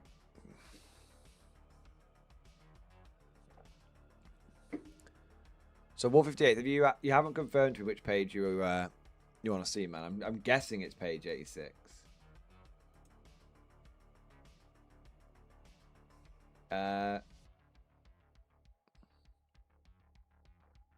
But here you go. So this is scenario touchdown. Although access resistance is eerily light, work is still required to establish a site to serve as a staging point for the push towards Dresden.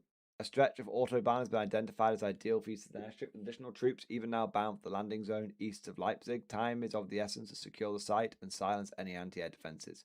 With the vast majority of the Axis forces occupied to the southwest in defense of Festung, Stuttgart, and Munich, and the Dresden garrison busy dealing with the Soviet offense, the relatively small number of Axis defenders left in the area are tasked with doing all they can to delay the air landing troops. Is that the one you're talking about? Rift unit harvest scenario. The Rift unit harvest?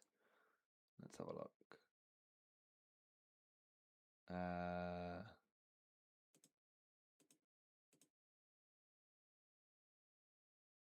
Oh, this one. Okay. Okay, yeah. So it's not this one, it's a different one. You have to give me a second. I'll need to find out by the contents.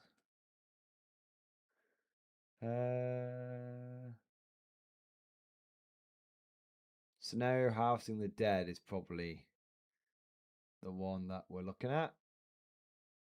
So we'll go page 60.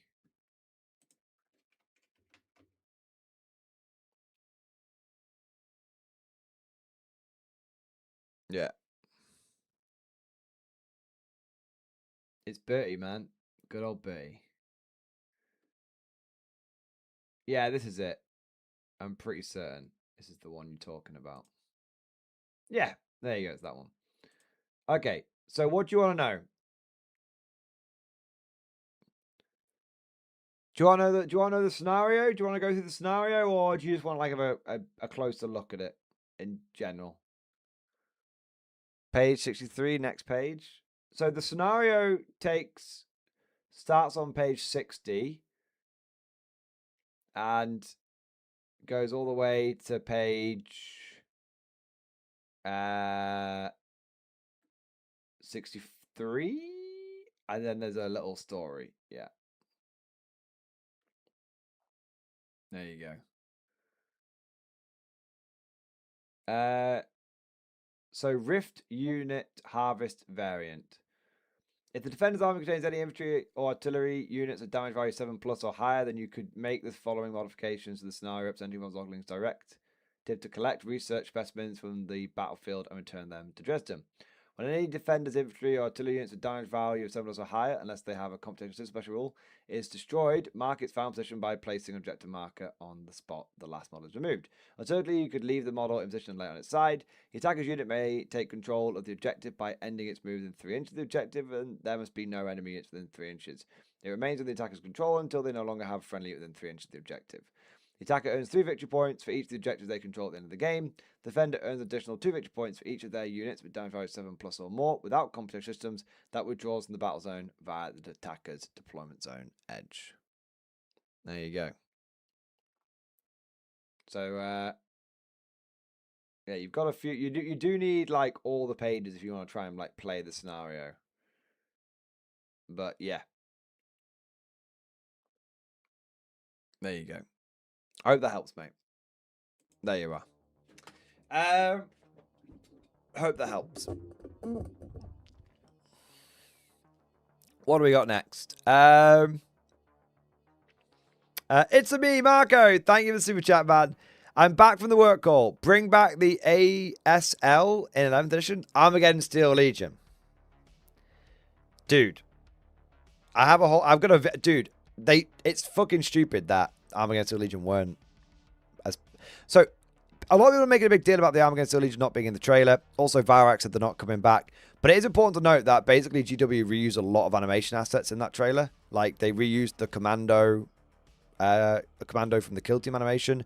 They reused the Cadians from various animations. They reused the Kriegers from various animations. So, it might just be that they were reusing a lot of assets.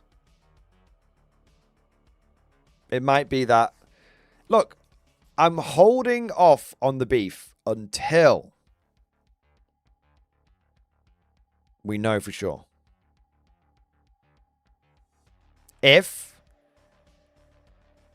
Games Workshop does not bring Armageddon Steel Legion back, then we as a community must make them bring Armageddon Steel Legion back. I do not... GW... I don't think they appreciate how utterly relentless and fanatical the guard community can be. We have allowed them to dictate to us. This has given them a false sense of control. If Armageddon Steel Legion does not return, if all of the old regiments of renown, including Praetorians, do not return, then the emails and social media posts will continue. And they will continue and continue and continue.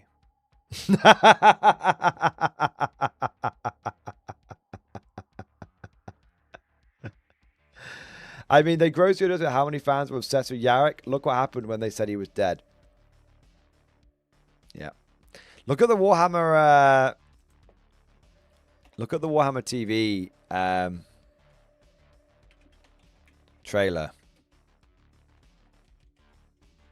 for Yarrick, man.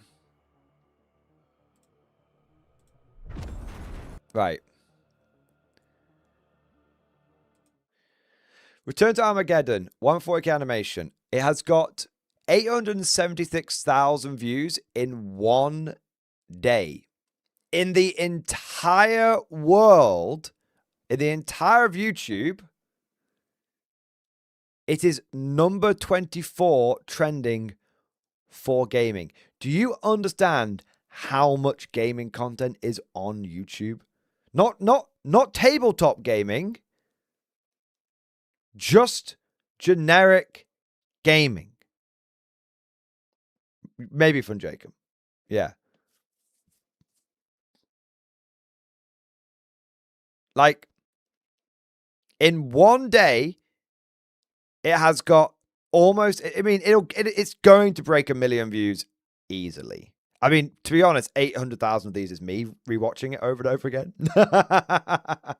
But no, being serious, it's already got 1 million. It's basic. And also, for those that don't know, often the number that displays here is actually significantly behind the number that the actual number of views. YouTube Studio will count the views quicker than the number here. So, for example, I'll have a video and then eventually they sync up. If I have a video that does particularly well, it might say 8 to 10,000 views. It might say 8,000 views on the YouTube video, but actually on Studio, it's telling me I've got 10,000 views. It's just not updated the page just yet. That happens all the time. So this is probably already on 1 million views. Like, I would not be surprised it's already broken 1 million views. It's just not trickled down from Studio to YouTube page, right? It's number 24 on all of YouTube, out of all the gaming content on all of YouTube, which is like the biggest video site on the internet. It's number 24. Massive.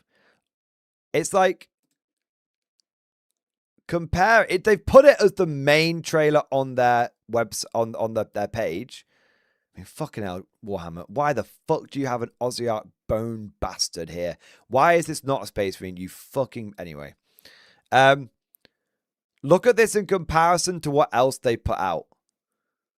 24,000 views, 88,000 views, 8,000 views. To be fair, that's How to Paint Made of Sigmar. Like, Jesus.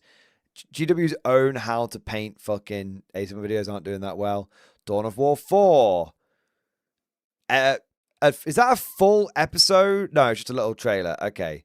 Like, literally, they're getting like 48,000 views on the whole paint thing, and that went viral because everyone was like super pissed off about it. Like, it has... I mean, the only video that's even got a Reign of Iron teaser, like 159,000. Oh yeah, by the way, I fucking said God is more pop. I said, who gives a fuck about Maelstrom? Who gives a fuck about 500 Worlds? Who gives a fuck about Reign of Iron? I said that, and look, it's reflected here, literally in the views. You can see with your own eyes. I mean, let's have a look. They must have done a... The only other one that got a bunch of views, I think, was the Custodes one. I'm pretty certain this got ratioed into Oblivion. Yeah, look. Look at that. The only one that got any fucking views was Femstodies, and it didn't get views for the right reasons. It's got this video, the 2 month, this video in one day has got 10, you know, like I say, taking into account the YouTube Studio thing, 10 times the views of the Femstodies drama. That is the power of the guard community. That is the strength of our resolve. That is a display of our fanaticism and our loyalty. What about, let's have a look at some other comparisons. Have we got a Captain Titus? Total War 40K trailer got 1.7 million views. That was 3 months ago. It is entirely possible in 2 days, Yarrick coming back would be a bigger deal. As if not 2 days, it'll be a week. But, you know, it's entirely it is almost certain that Yarrick coming back is a bigger deal than the Total War 40K trailer. Think about that.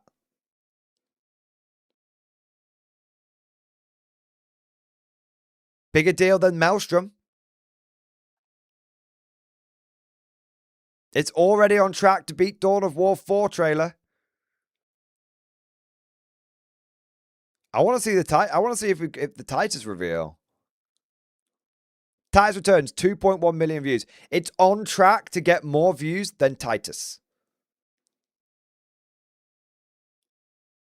Like, consider that for a moment. This video is on track to get more views than Titus.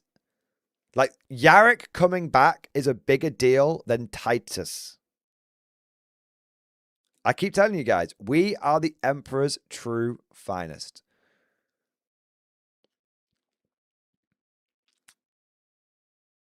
I mean, guys, Yarrick coming back has a real chance of beating the 10th edition launch trailer.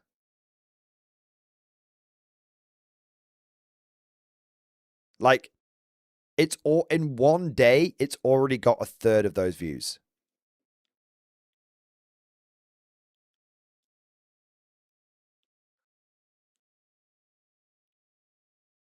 Yeah.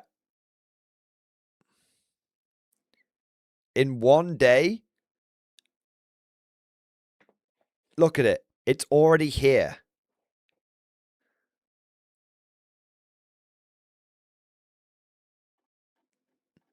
We are the Emperor's true finest. We always have been. We always will be. Anyone who doesn't recognize it at this point is just coping.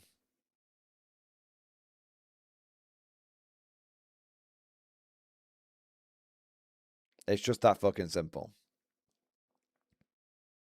Now, I don't know if it'll beat the 9th edition trailer. And I don't know if it'll beat the Astartes trailer. And I don't know if it'll beat Horus Heresy coming back. I don't know if it'll get there. But I am confident that it will beat Titus. And I think there's a chance it could beat the 10th edition trailer. I'm confident. I'm confident it'll happily slot in around here. Minimum. That's where I think it gets to. Especially in 4 months, especially, yeah. Yeah. And you know what, guys? Just the no, that's the Femstodies bollocks. You know what, guys? I think we should watch it again. Let's do our part. Let's do our part. We got to get those views up, boys. We got to get those views up. Let's fucking go. Commander HHL, thank you for the super chat. $2 dues to watch it again. You goddamn right. Let's turn it the fuck up. Let's fucking go.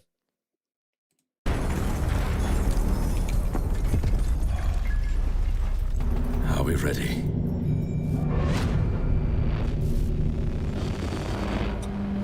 We're ready. of Armageddon. Soldiers of the Imperial Guard.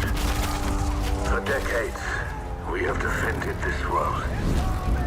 Some of you were born here and know only war. So You have grown cool. old upon these battlefields. Some of you were brought from off-world, shipped here to die. I thank every one of you.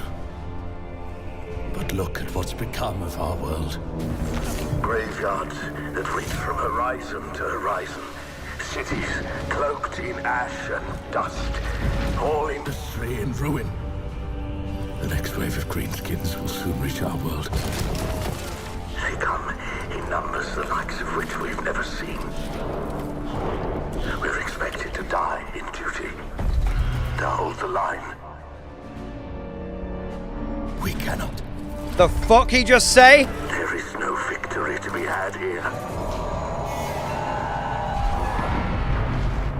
I cannot ask you to die In the mud of a world that was lost long ago. Over the top, boys.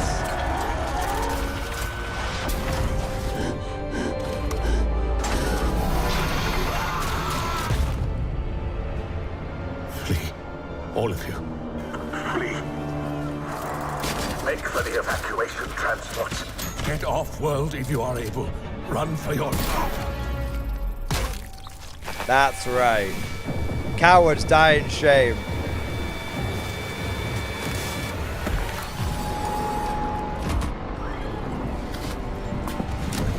There will be no evacuation. There will be no cowardice. There will be no defeat. This is our city. This is our world. Soldiers of Armageddon! Make ready.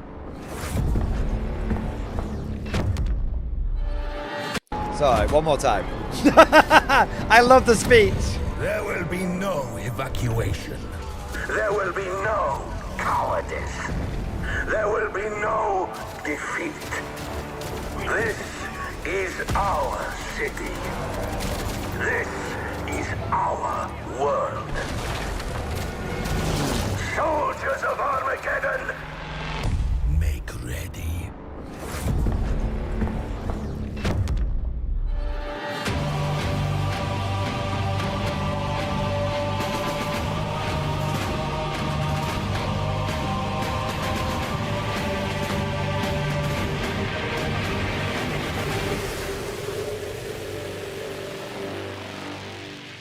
Daddy's home.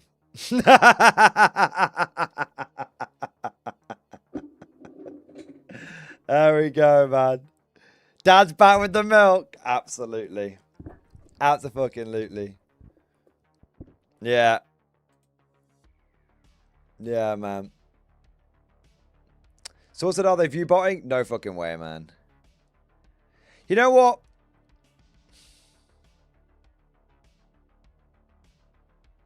I feel inspired. I was going to be super reasonable about he's got the belt. Daddy's home and he's got the belt ready. I was going to be reasonable, but I don't know. I always tell people off for saying wait and see.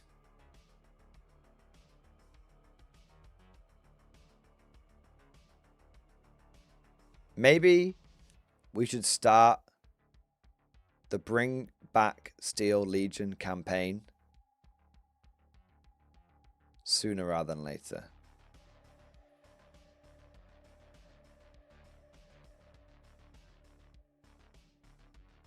What do we think? At the very least, we can show our support.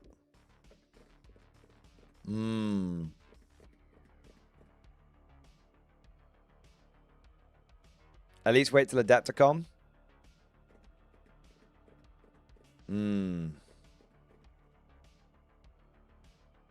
The campaign you dismissed wiped most of them out. As Siriade, well, I did dismiss it because it's a bag of shit. As so many GW shills are willing to say, everything is canon and nothing is canon. Well, you know what? Maybe that book was wrong.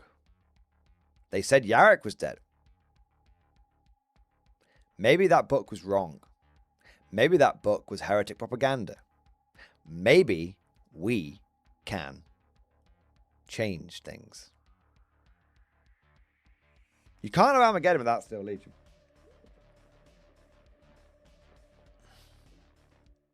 Yeah.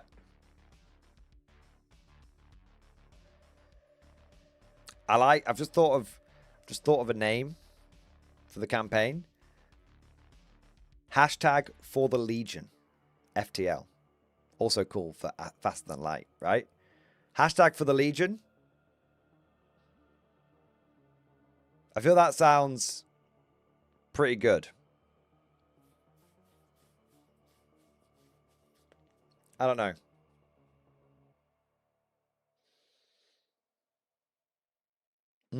I think they need to bring them back. I think we need to show GW that there will be no squatting of the Legion. There will be no sweeping of the Legion under the rug of history. This is our faction. This is our Imperial Guard. Soldiers of the Emperor's true finest. Make ready. I think so, man. I think so. We got to make it happen. Yeah. Marco, thank you for the super chat, bro. Or you get like the stream if you like the stream. Fuck it, if you don't like the stream, dislike it. Just don't do nothing. Frank Darren, thank you for the super chat. Hobby update and stream discussion. Let's have a look. Getting a little bit of work on my Hells Last after the preview of Old Bale. I got me hyped. Also, cheeky picture of my second Hells Last just for you, sir. Ah, amazing, man. Dude, thank you so much for the offer. I will very, very graciously and humbly take it off you, man, because I missed the opportunity to get it because I'm from the pre-orders. None of my local shops got them. So, dude, this would be amazing. If you're looking for, I know you sent me a DM about this. Let me just check, man. Sorry, I missed it the other day. I missed it last night. I think you sent me a DM, didn't you? I'm sure it was. Unless I'm misremembering. If you are looking for where to send it, it's please can you send it to the PO box in the description of every Mordy and Glory video and live stream. I'll double check now. It's in this one, man. Just to make sure that I'm not giving you wrong information. Yeah, so it's the mailing address. So yeah, that would be amazing, man, and I would be very, very genuinely very humble and very grateful for the gift, bro. Because yeah, it's really, really fucking cool. Thank you, man. Oh, that's cool as fuck, bro. Ferric Terror, thank you so much for the gift and also fantastic work on your own, guys. They're really, really coming along. Yeah, that's cool as fuck, that, isn't it? That is cool as fuck. Nice. You know what? We need them to make those guys not fucking legends. Well, why did they release it? Why did they release it straight to legends? It's so weird. Anyway. Commander HHL, Damn Legion also has a clip he said was cool. Let's have a look. Damn Legion, I don't see it, man. Is it? Where is it?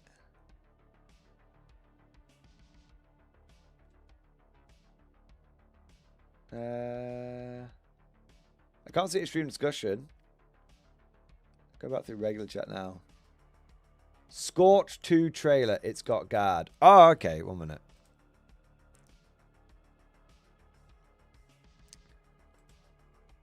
I remember watching the first Scorch, and that was very good. Oh, it's only a minute long. Wait, there's 2 trailers. There's one from 5 hours ago and there's one from 11 months ago. I'm guessing it's the one from 5 hours ago. Let's have a look.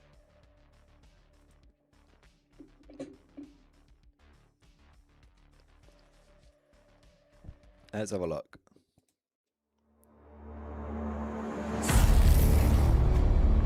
Each planet shall kneel or drown beneath a tide of blood. Every fortress, every holy ground of the false emperor's making, all of it will crumble.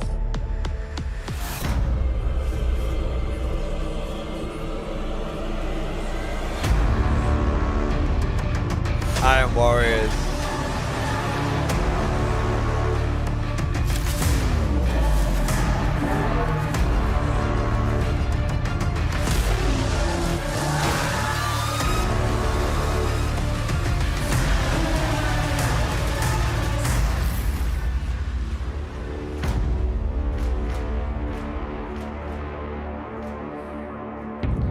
That looks pretty cool. That looks pretty cool. Oh, man. That looks really cool. Yeah. That looks really fucking cool. I really enjoyed Scorch 1. I can't wait to see Scorch Part 2. Yeah. Scorch 2. Yeah, apparently so. Good shout. Damn good shout. Damn Legion and Commander HHL. Now, I actually have some more hype for you. I don't mean to alarm you. Let me just check something here. Okay, I do have some more hype for you. It's a lot of hype. I got a lot of hype for you. Okay. I don't know if you guys are ready for it, though. Can you take any more hype? We've had StarCraft hype. We've had Warhammer hype. We've had Conflict hype. But I did promise you double Conflict 47 hype. And so, I want to deliver on that. And this one,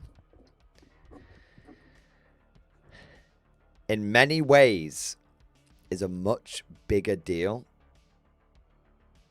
than Festung Europa. In many ways. Which is a big thing to say. But I think it's going to deliver. It's a little one. Little in terms of story length. Big in terms of impact. Festung America. I didn't say Festung America. I said Festung Europa, didn't I? If I said Festung America, I was mixing Festung and Europa and Invasion America together. Don't worry, Mad Larkin. This, you know what? This hype won't cost you a penny. Literally won't cost you a penny. All right, let's get into it. Gentlemen, there has been a development. There has been a big update.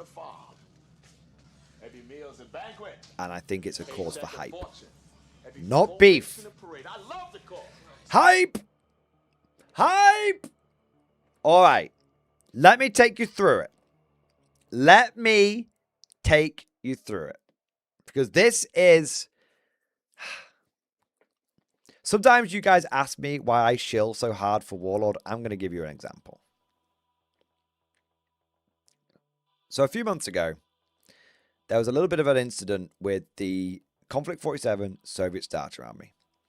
Not gonna lie, to use some of the words from Warlord Games where they spoke to me from behind the scenes, they fucked up. So what happened was Warlord Games was originally going to launch Conflict 47 with just the Americans and the Axis. And then they wanted to go the extra mile. They wanted to stretch themselves a little bit. They kind of wanted to run before they could walk. And they went to release a starter army for every single faction. And they got 4 out of the 5 of them. But unfortunately, the Soviet one, there were some issues with it. Long story short, they had designed the Ursus to be made in plastic. And then to try and meet the deadline of having everything ready for launch day, which originally they weren't planned for, but they went, let's go for it. They were like, hey, we can definitely make these things out of like not plastic, right?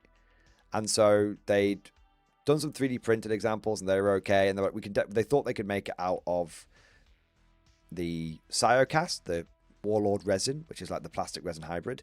And they thought they could make it out of, or maybe traditional resin, or maybe even metal. But unfortunately, despite their best efforts, and they really did try very hard, they couldn't make the goddamn Ursus.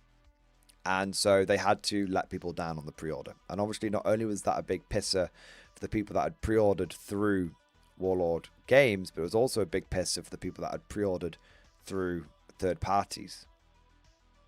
And it was definitely a fly in the ointment for what was otherwise a really exciting launch for the game. But credit where credit is due, Warlord Games were very open and were very honest about the situation. And they were like, hey, we've messed up here. We're going to take ownership of it. And this is what we're going to do about it. We're going to cancel the... We're not going to make any more of the... Take any more pre-orders for the Soviet Starter Army. And anyone who ordered one through us directly, we're going to... If you stay with us, we're going to basically we're going to have to 3D print these parts because we know we can 3D print them. We're going to 3D print them and we're going to make sure that we fulfill the pre-orders that we got.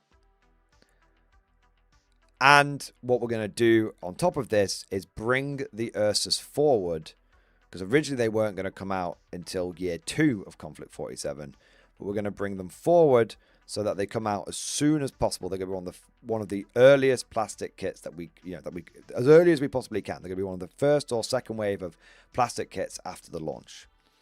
And people were very understanding, and it was a really, really good example of how valuable community goodwill could be. Because Warlord Games had done a lot to foster community goodwill. The Conflict 47 was obviously a very good game from the get-go. And on top of this, when the whole tariff thing had happened with America, Warlord Games were basically like, hey, we're just basically going to eat those tariffs. Don't worry about it. It's a little more complicated than that, but basically they were going to eat the tariffs. They didn't put the prices up like GW did. They were like, we're going to eat the tariffs.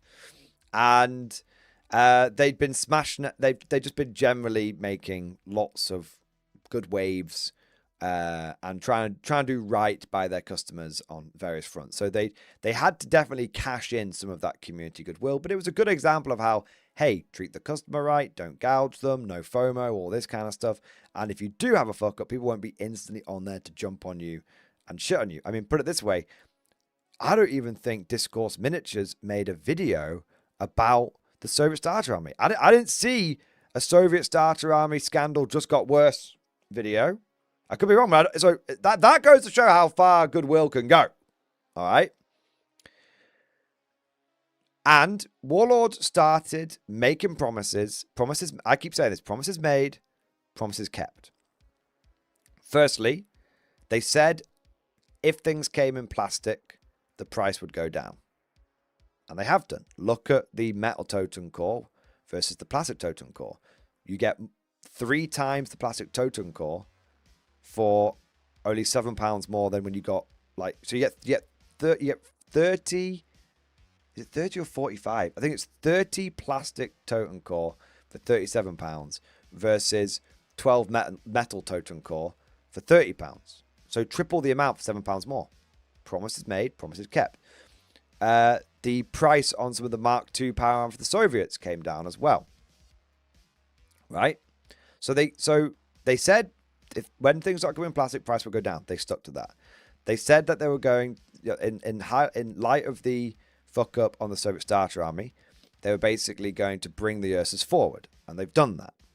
They said they were going to fulfill all of the pre-orders that they'd got because they didn't want to let people down, and people have started receiving their Soviet Starter Armies, which is great. This is all old news, but I'm just giving you the context for the situation and for the hype. Today, Warlord Games has not only made a promise and kept it, but they have gone above and beyond the Call of Duty. For we have an update to the Soviet Starter Army situation. So let me just get the information up here. So not only have the plastic Ursus been brought forward, so instead of coming out in year 2, they're now going to come out in quarter 2 of year 1. So like 18 months early. But because it's taken them a little longer than they expected. Oh, actually, that's not even true. Almost all of the Soviet starter armies have been shipped now, but because of the delay, and I think someone in chat said they got an email saying it taken them slightly longer than expected. That may be true, but that might just be hearsay. But in addition to fulfilling the pre-orders that they got, as a thank you for everyone's patience, everyone who pre-ordered the Soviet bloc starter army have been offered a free box of the plastic Ursus with their next order. So everyone who pre-ordered through Warlord is going to get a free box of the plastic Ursus. No one asked Warlord to do this.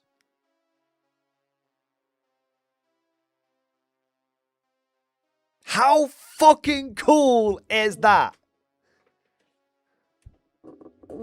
How cool is that? Okay, I'm just gonna do it. Did GW offer anyone anything free when they fucked up the Maelstrom box order for the Dark Elder? Did they fuck?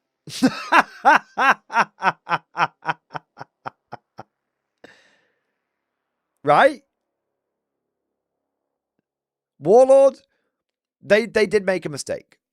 And no one took that. No one has forgotten that. But I think at this point, they have more than redeemed themselves. I think they have not only fully redeemed themselves, they've gone beyond that now. Man, like it is hype as fuck that Warlord's doing that. I know, man. They just can't, like, this is how you handle a situation. This is how you turn an L into a W.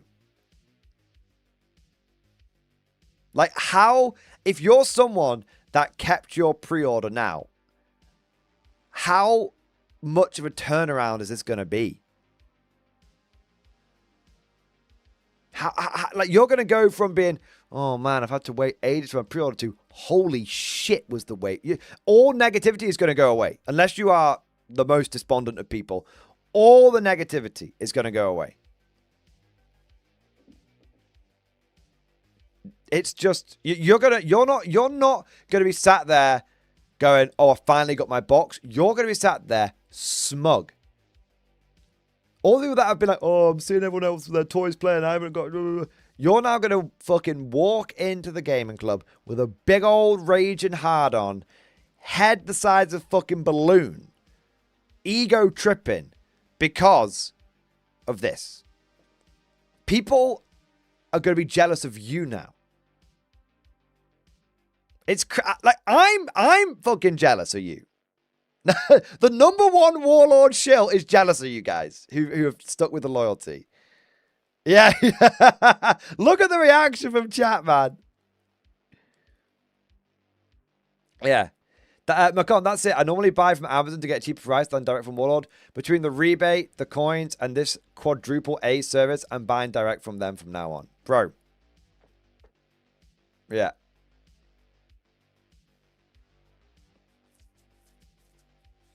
$100%.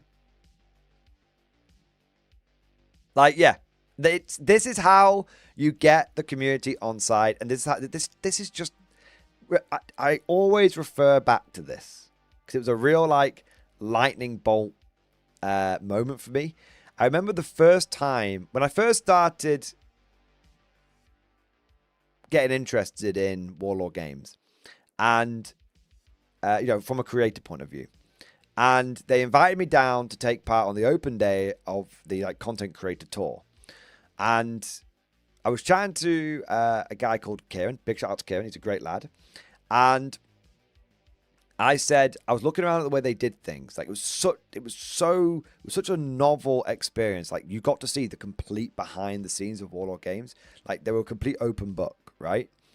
And I was like, wow, this is so cool. This is like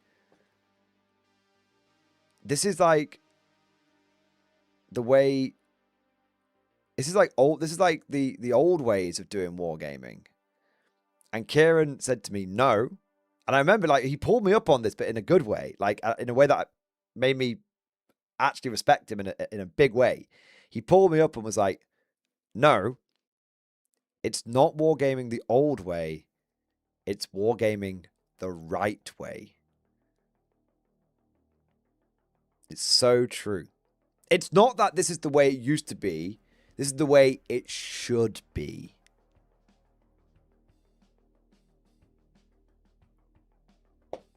And this is just another massive W for Warlord. If anyone starts chatting shit about them now, you know that they're just disingenuous. Now, of course, this does not make Warlord immune from criticism in the future. Of course not. If anyone, you know, they of course not. But this is they have, in my opinion, they have more than topped up their bank of community goodwill, and they've actually taken that bank to a new level. And that is the most powerful and important resource that any wargaming company can have. And it doesn't appear on a spreadsheet. It doesn't appear on a quarterly earnings report, and yet it is the most valuable thing you can have. Yeah. That's the way it should be, man. Squawk, I don't know about that. Are you sure you wouldn't refer a company that lies to you, sues you, and sells you models that explode and spill toxic liquid resin everywhere? Gee, Squawk, I wonder who you could be talking about. Cough, Trench Crusade, cough. Yeah. Fast, but even the tariffs Warlord service has been so good, I've never considered trying to find better deals. The same cannot be said of GW. Yeah, I know, man. They're like, okay, I got my Soviet army, and my next order is going to be Ursus with free Ursus. Yeah. Yeah, man. Such a good point, Eldares. I'll buy one, get one free on those at Plastic Ursus when they come out. Yeah. Super Onyx Fire. Can I go work for Warlord Games now? Yeah. It's funny. People used to dream about working at GW. Hard to believe it now. I reckon people are going to start wishing, but I reckon Wargames are going to start wishing they could start working at Warlord. Yeah. Macon, it's almost like being a class act gets people to trust you and reward you. Yeah. Totally good. Yeah, totally valid point. Aldeus, Warlord keeps racking up W's, and every time anyone else stumbles, it's going to be a glaring spotlight at those other companies. Yeah, man. I bought all my stuff on Warlord. I just wish they'd let me know about using my orders as new bundle ideas.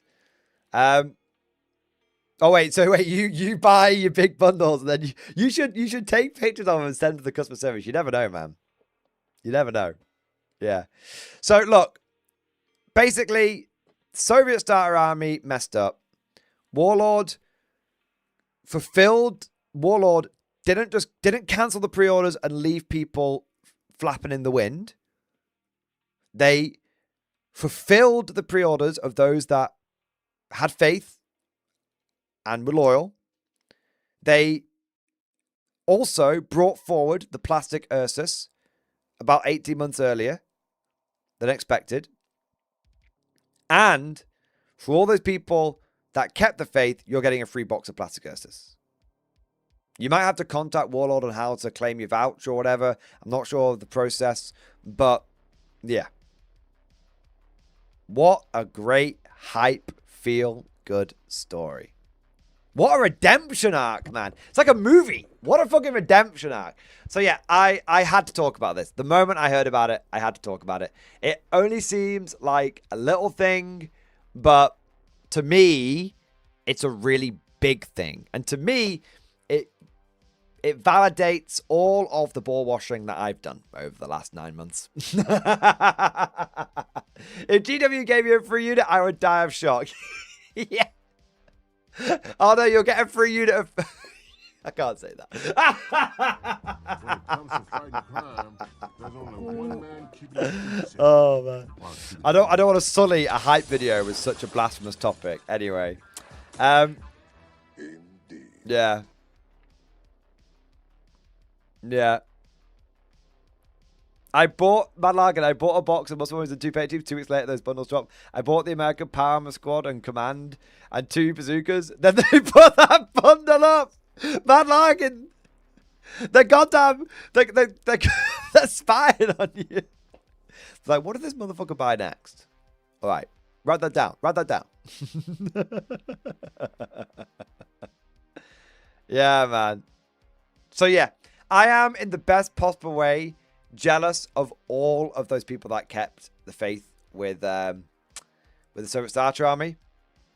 And let me just say that I cannot wait to see how Warlord Games takes Conflict 47 into the future.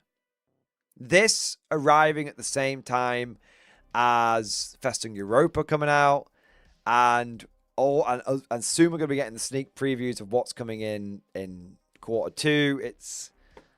It's a great time to bust a rift. There you are. Mad Larkin, they packed my order and I'm like, damn, that's a good bundle. All right. All righty ho ho. We've got a couple of super chats coming in here. Let's go. Thank you for super chat, man. Can I get a quick lore throwback on Yarrick? Which commissar did he kill in the clip? Why people thought he died? Why Orcs love him so much? Oh, let's go. I mean, Yarrick. So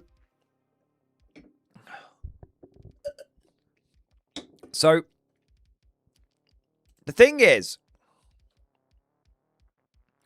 Yarrick has been... I want to check something here.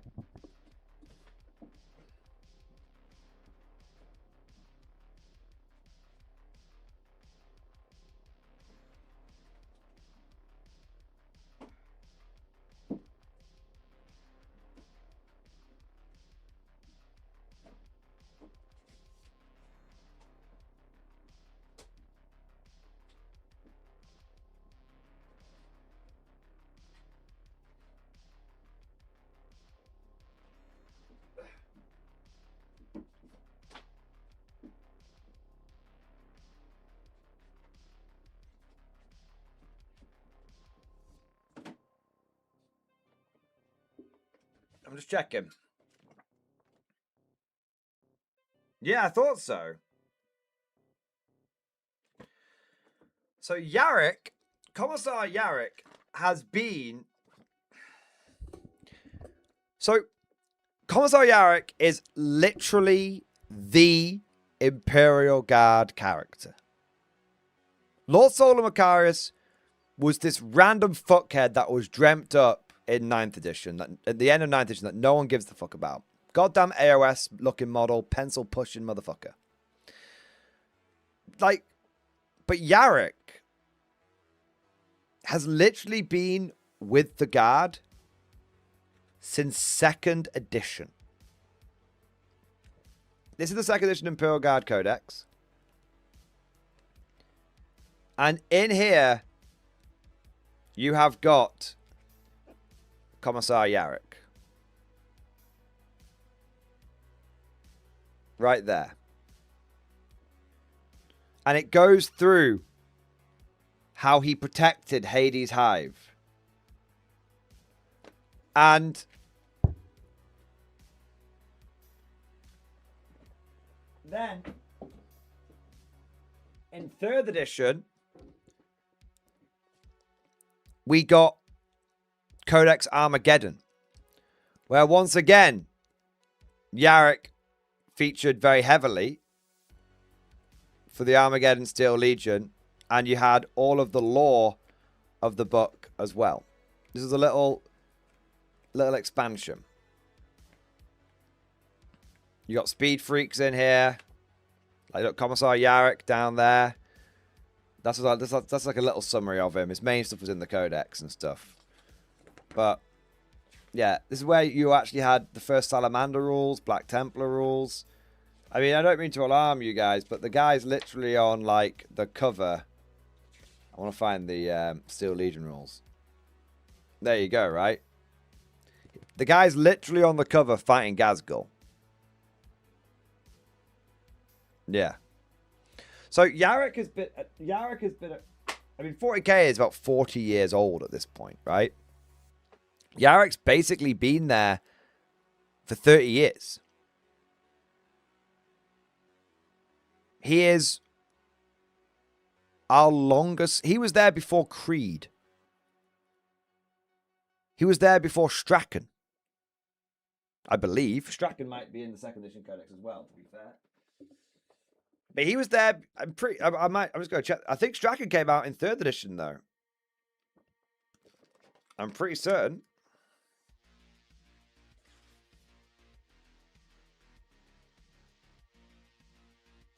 Yeah, Strachan didn't come out till 3rd edition.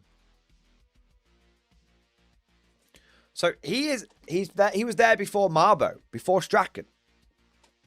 Before everyone, there was Yarrick. He is our guy. Like, he is our Gilliman. But better. Because he is but a man. He is our Primarch level importance to our entire fucking faction. He's OG. He is the old man. The hero of Hades' Hive. He is the only Umi that Ghazghkull Thraka, the prophet of the War, respects. Ghazghkull doesn't even respect Astartes. Doesn't give a fuck about him. Out of there's so much lore on Yarrick that it's impossible to understand. And then you've got a character who is the icon of the Guard, who through every single edition has been with us. And then 3 years ago, GW just killed him off and replaced him with Lord Solar Leontus, whose only lore we have is a fucking tie-in Black Library novel that no one gives a fuck about. And you can understand why people were upset. Very upset. And they killed him off screen.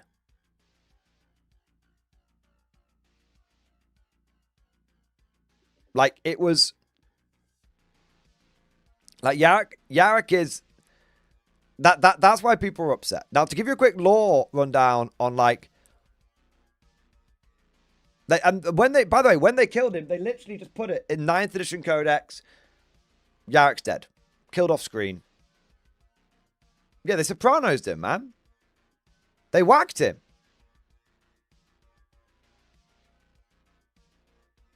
They goddamn whacked him. And before anyone says, was he ever officially dead? I thought it was speculation on it. No, it was official in the book. Yarrick is dead. I can literally get the fucking code. I've got it right here, man. Got it right fucking here. They had a whole thing on it in the book. They tried to kill him off. And before anyone says, oh yeah, but they always intended to bring him back. Yeah, bro, they killed Creed off in they killed Creed off in a very, very similar way, where they gave themselves a little wiggle room in case they ever wanted to bring him back. It's been 9 years since Creed fucking died. No. Yarrick was meant to die. Literally, Yarrick was meant to die.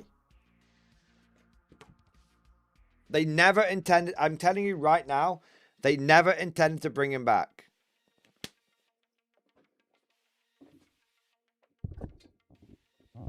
Remember how Creed got pokeballed by Trazen?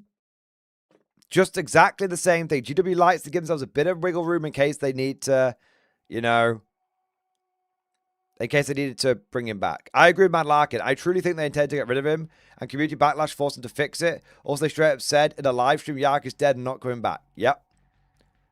They straight up said it. They straight up fucking said it. Like a dude, one of the dudes, I think it was the 10th edition.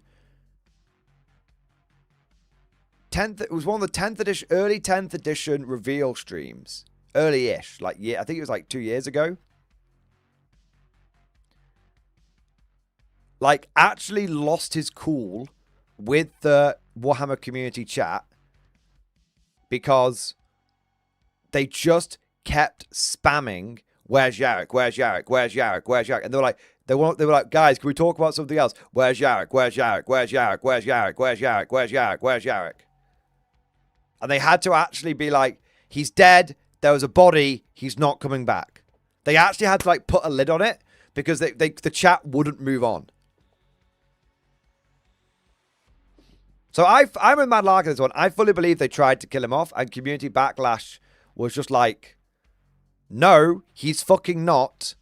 Bring him fucking back. Anyway, here we are. So basically, who is Commissar Yarrick?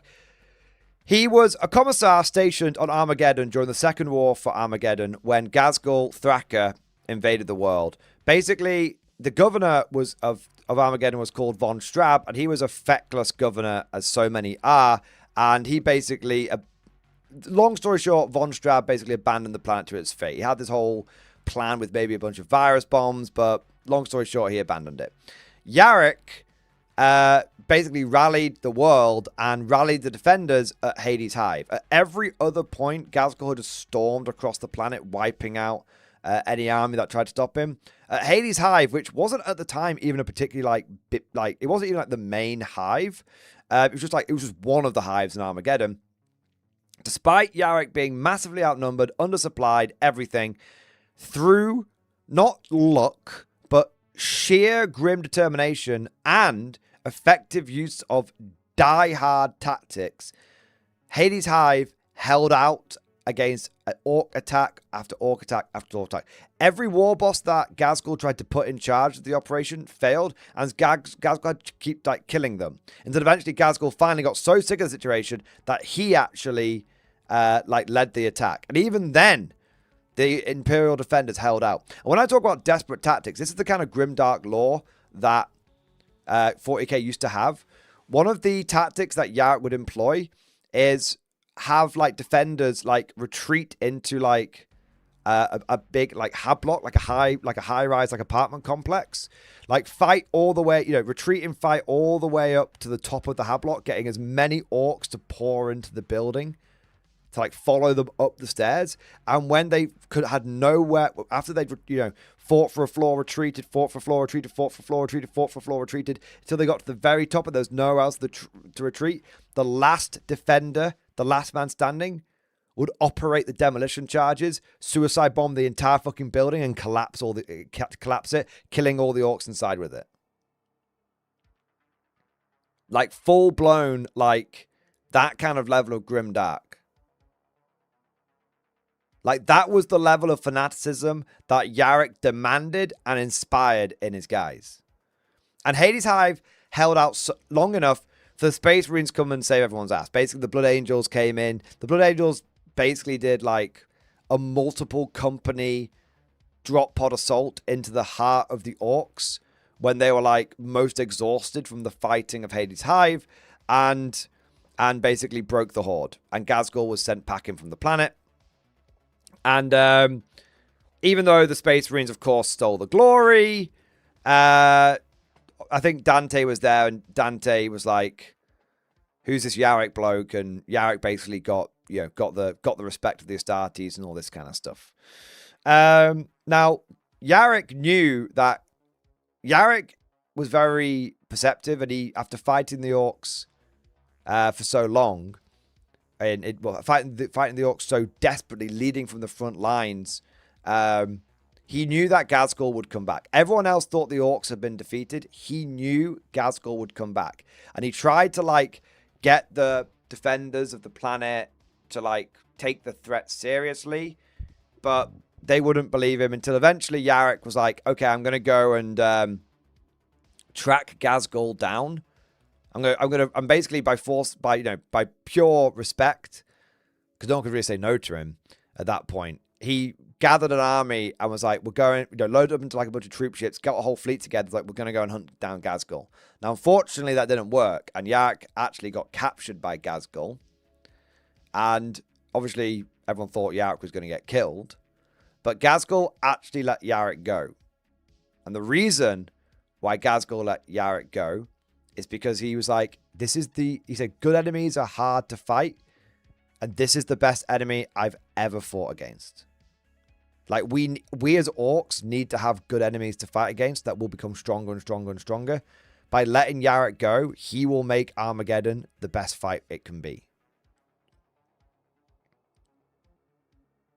And so Gaz, who has only ever done this once, he let a prisoner go, and he sent Yarrick back to Armageddon and told Yarrick, I'm coming for Armageddon. Get your boys ready.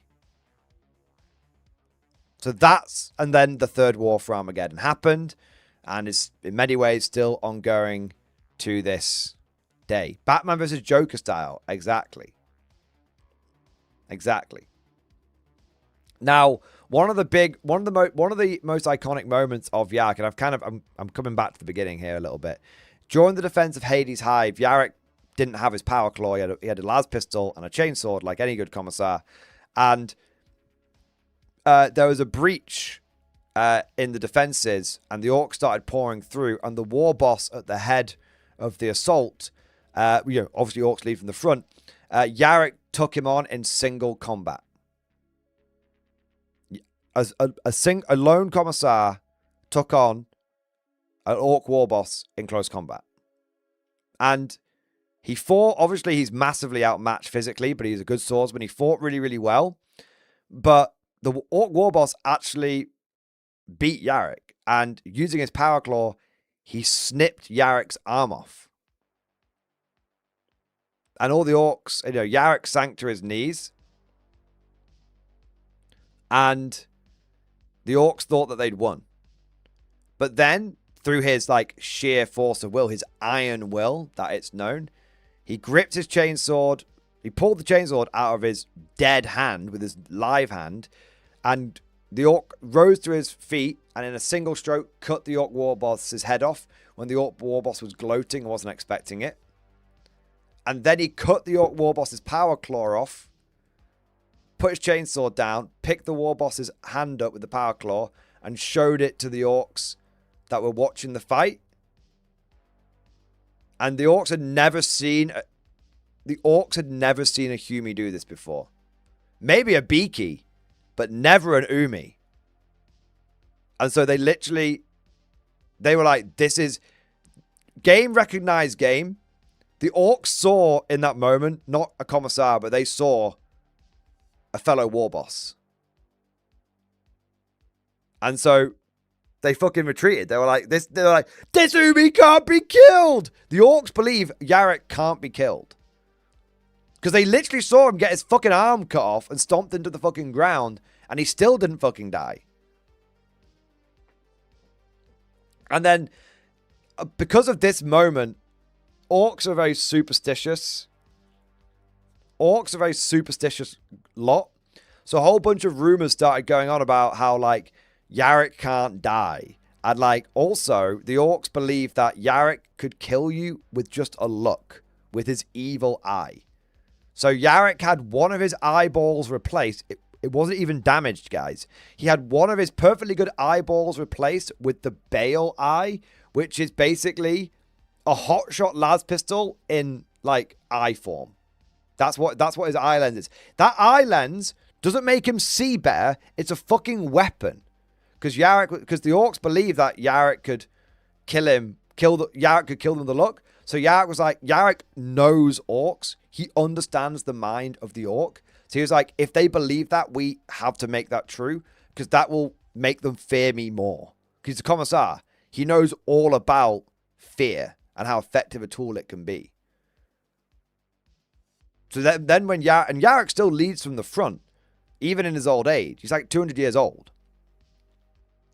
And basically, Yarrick will be leading from the front, like, fucking people up. And the orcs will be like, oh, don't look at me with your evil eye. And he goes, and he fucking kills them. And the other orcs like, he killed him with a look. And like, they're like, oh, and then I run off. Yeah. Like, this is our guy. He's not a flawless character. He's unbelievably ruthless. He's a commissar at the end of the day. He's executed fuckloads of people. He's used all sorts of horrible, like, grimdark tactics and everything in the defense of Hades' hive and everything. He's just the guy. It's that simple. Yarrick is just the guy. Now imagine, this is like a potted history. There's so much that I've missed. Imagine 30 years of badass lore built up around this guy. Built up around this character. One who is literally universally loved by the community. Pretty much every for 30 years, every self-respecting guard player would get the Yarrick model. I literally don't know a guard player who didn't have this model when it was available. Obviously, you might not have it now, but when it was available, everyone had this model out of fucking respect. And there was loads of times when he was, like, literally good. I used him in plenty of different editions. Yeah. And so imagine you've got a character with 30 years of lore who is beloved by the entire community and who everyone has his fucking model, and then you kill him off screen. Now maybe it starts to sink in why Yarrick dying was such a big deal and why Yarrick coming back is an even bigger deal. And why the trailer that came out yesterday has already hit 1 million views, near as damn it, in one day. The trailer's probably going to get more views than the 10th edition launch trailer.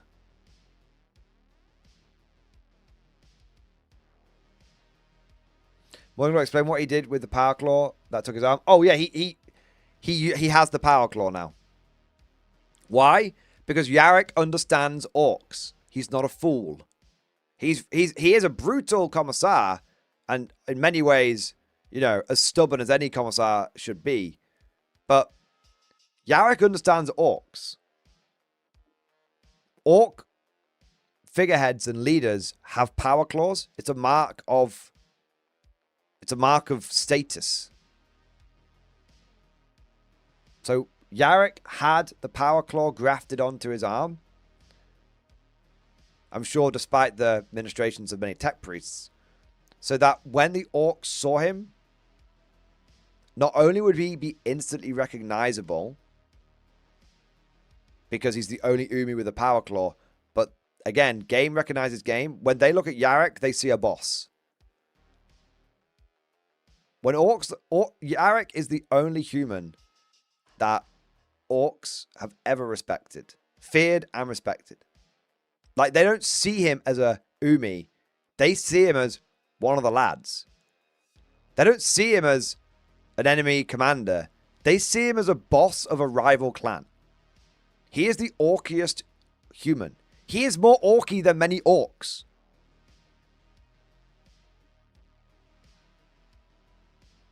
Yeah. And that's why he's such a big deal. And that's why everyone loves him. And that's why it was such a fucking piss take when they killed him. Yarrick, to be clear, he merely has the rank of commissar. He's not a colonel. He's not a general or anything like that. He took command of Hades' Hive because he was the only one that could.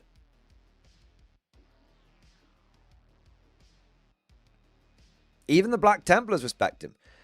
When Grimaldus was in some of the big strategic meetings when they were talking about when the defenders of Armageddon were talking about how to defend Armageddon, Grimaldus was looking around the room going, these guys are all a bag of shit. Not because they actually were, but Grimaldus was very depressed at the time because he thought he'd been sent to this world to die. The only person in the entire command chain of Armageddon that Grimaldus shut the fuck up, listened to, and respected was, at the beginning, was Yarrick. Yeah.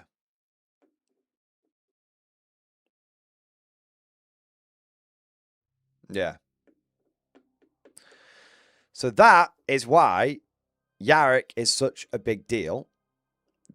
The commissar that he killed in the clip is just a random governor. Yeah. It's just that governor's clearly been defending Armageddon badly, and Yarrick had to come back and deal the situation. People thought Yarrick died because GW literally killed him off in a codex and then confirmed it in a live stream. And orcs love him so much because he is the best fight. And orcs love a good fight. Yeah. I'm obviously biased when I say this, but Yarrick coming back to me is a bigger deal than Guilliman coming back. Guilliman coming back was like a pretty big deal, but it was always marred by Ultramarine. But yeah, I out of all the characters that have come back, Yarrick's the biggest deal. And not just for the guard community, but the orc community. Think about it. You have a character. Who are the two most fanatical communities in all of Warhammer 40k? The Guard and the Orcs. Space Marine players, they think they're loyal. They think they're fanatical. They're like children. They don't understand. They never will do. They get the most attention, but they are not. They're not the most loyal sons of the. They're not the most fanatical and loyal community to their faction. Templar players come in third, Syriade. I'll give them a third. Guard and Orc players are the most zealous communities. And that's why you're seeing that Yarrick trailer do fucking gangbusters. And that's why it's so hype. Because Yarrick coming back, it's not just a big deal for the Armageddon Steel Legion. It's not just a big deal for the Imperial Guard. It's a big deal for the Guard and the Orcs. When Yarrick was killed, the Orc community and the Guard community actually came together and were like, this is fucking bullshit. This shouldn't have happened. Like, it wasn't just the Guard community, like, making, like, sad memes about the whole situation. It was the Orc and the Guard community, like, almost in mourning together. Yeah. Yeah. There you go. So yeah, that's why Yarrick is a big deal. and if you might, and I'm gonna say it, when the 9th edition codex came out and they killed off veterans and they killed off conscripts and they killed off Yarrick, that was when it felt like the heart of the faction died. And then we all tried our best to go over to Strachan. Strachan was kind of like our rebound chick. He was our rebound character, but he was good. He was a rebound that we ended up falling in love with. But then when they took Strachan away from us as well, they really ripped the heart out of the faction. And they couldn't even have the goddamn common courtesy to make us fall in love with Dreer. Dreer was just like... Dreer was the arranged marriage to the fucking pig that none of us wanted. Yeah. So... Yarrick coming back is the first step of the healing process. But now we need Strachan back. Now we need conscripts back. Now we need veterans back. The healing process cannot stop here. This is the beginning. Yeah, Macon. They took our beloved characters with players who don't ask questions, just consume product and get excited for the next product. Exactly.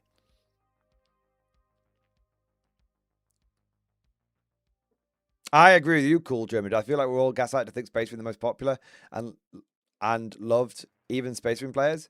But the truth is that it's the guard and the Orcs, baby. Yep. Yep.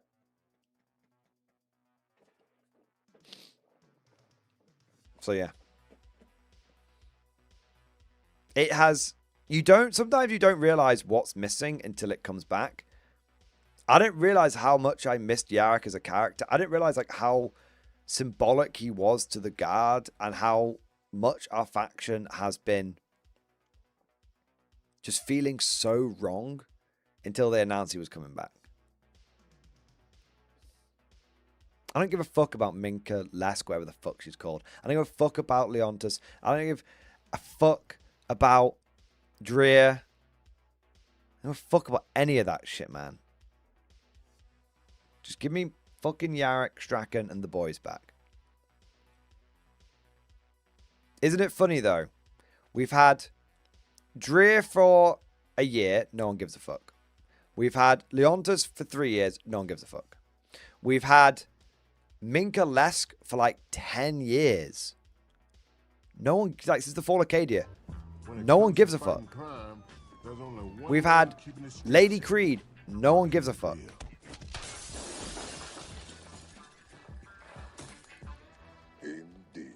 Yarrick, everyone gives a fuck.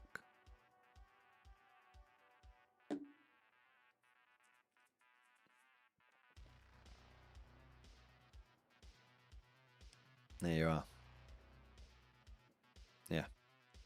Right, we've got some more super chats coming in here. Greasy Clag, thank you for super chat. Elder Codex in stream discussion.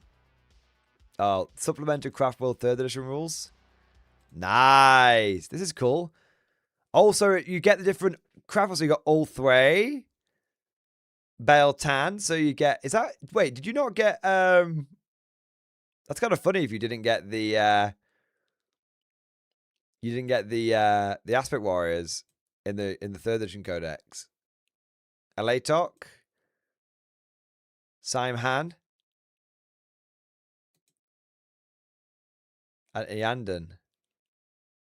I'm gonna have to go and get my Eldar 3rd edition Codex now. I need to check it because I thought you got those in that codex. Maybe you didn't.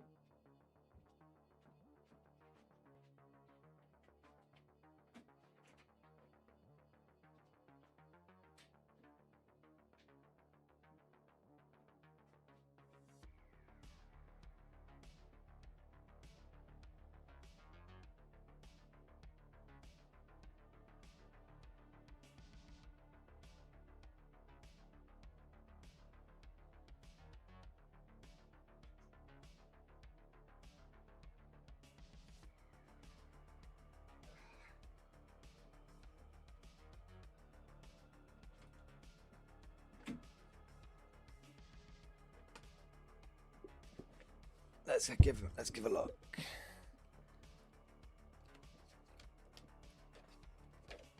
This is the old 3rd edition codex. It was kind of trippy.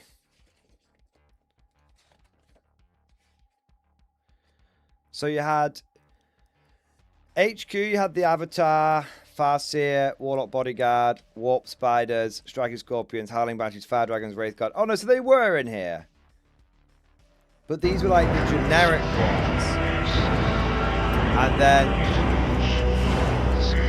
you got the Craft World specialist ones on top of this. Okay, that's fair.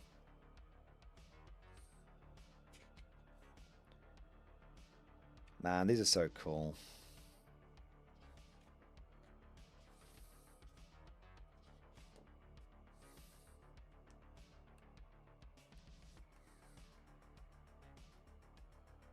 Oh man, there's some characters in here I don't even recognize. Well, Eldred I recognize. Iana Arenil. I can never say these fucking Eldar names. Fireheart. All the Phoenix Lords are here. Morgan Ra, Janezar, Karandras, Bararoth, Frugun, Azamen. That's cool. It's a pretty cool codex. Pretty cool codex, yeah. So, yeah, dude, appreciate that, man. Thank you. Fun Jacob, thank you for super chat, man. Hobby update and question in stream discussion. Let's have a look. The sponge method turns true again. I finished the green last night. I'm doing the bolts in various silvers. Does anyone in the community have a recommendation for how to paint specific parts of the Jackal? I plan to put stars on the center of the cockpits. Also, I don't know if Commander Joe got to the trailer when you played it. Can we see it again? Which trailer are we talking about? I love, man, the Jackal fleet, man. Look at that. That's cool, man. That's cool as fuck. If you're talking about the Scorch trailer, are you talking about the Scorch trailer or are you talking about the Yarrick trailer? Are we just going to keep playing the Yarrick trailer?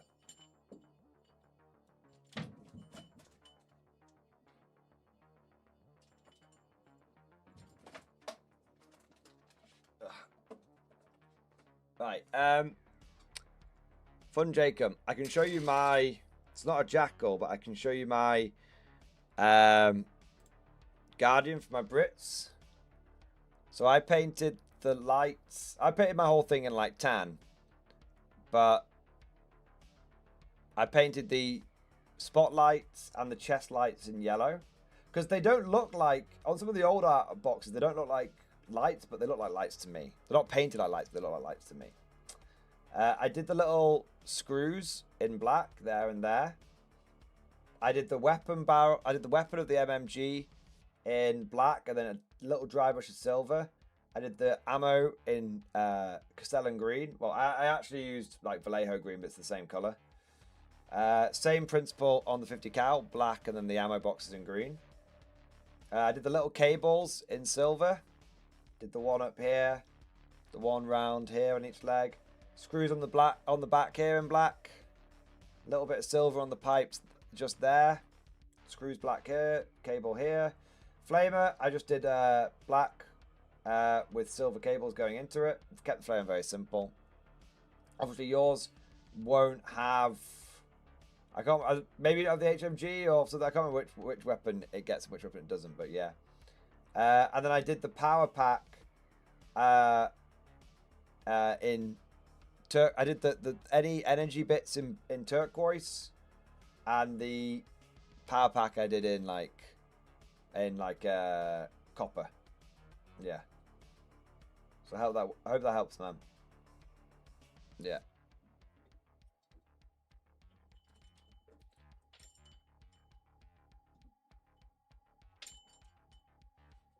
Ugh.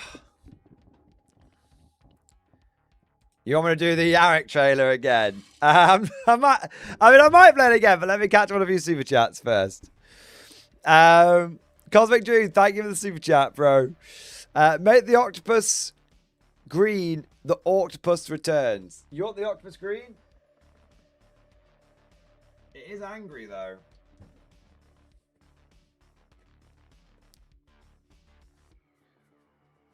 That should be that's the octopus there. Can it be seen from there? Oh, not well. 1 minute. Wait, 1 minute. I don't want to knock the jar over. There we go. And then we've got the... I'm turning the grey octopus black.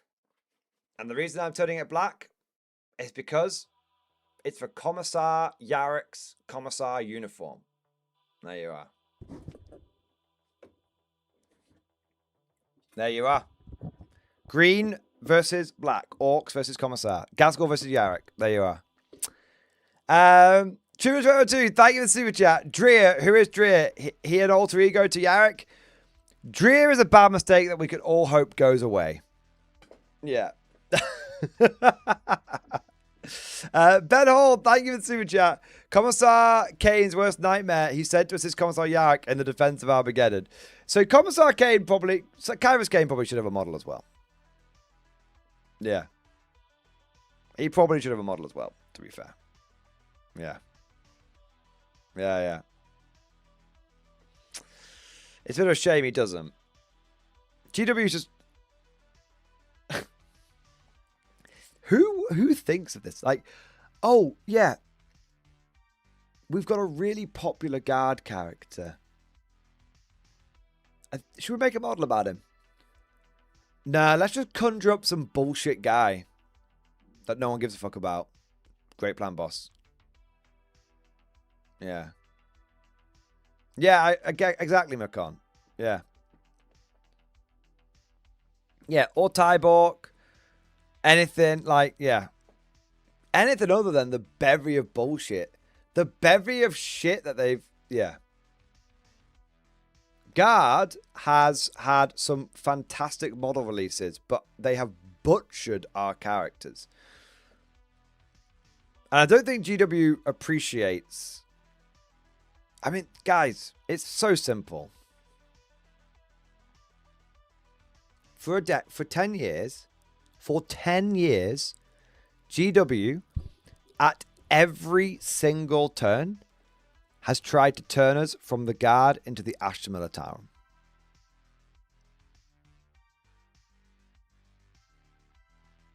Every single turn.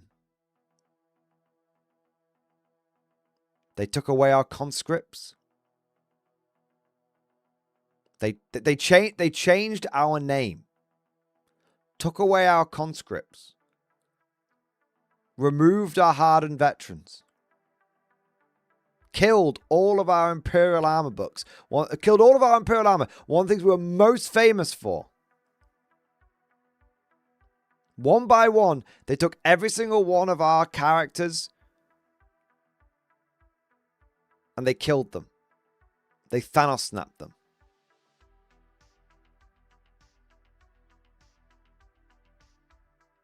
And after 10 years of doing this, of them trying to psyop us, gaslight us, propaganda us, lie, they tried to make us believe the lie. But just like in the Chernobyl TV series, you can lie and lie and lie, but the truth remains. Hidden, buried. But eventually, the truth must come out. And the truth is, the Guard community has rejected the Astra Militarum, has rejected the bevy of shit characters that they have put forward to us, has rejected every aspect of New Hammer, and continues to reject it. They have tried everything they can to change us. And we have stubbornly, stoically, heroically held the line. It's just that simple. GW. You fools. You tried to get the guard to break a line. You tried to get us to change.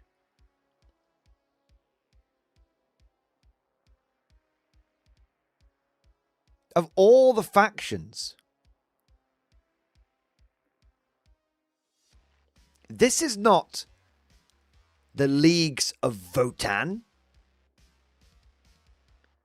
This is not the Necrons. This is the Imperial Guard. The Emperor's true finest. We do not bend, we do not break, we do not change. We hold the line and we die standing. It's just that fucking simple, man.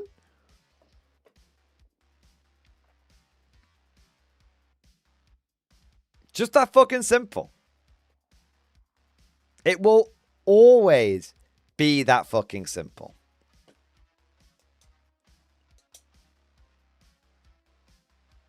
GW blew up Cadia. Cadia stands. GW has tried to humiliate us at every point. They've tried every iconic guard world. They have tried to turn it into a Space Marine story.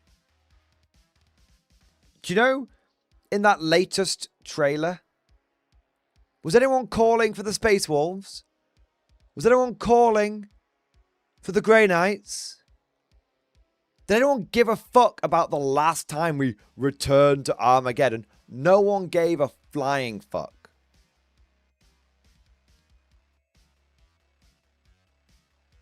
They have literally done they have done everything they could do to Halo TV show us.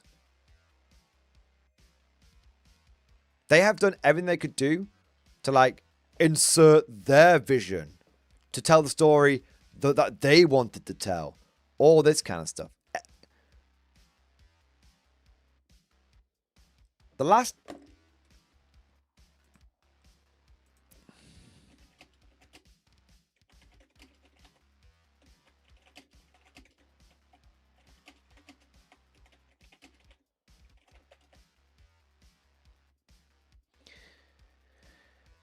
Games Workshop stopped selling Armageddon Steel Legion models in 2021.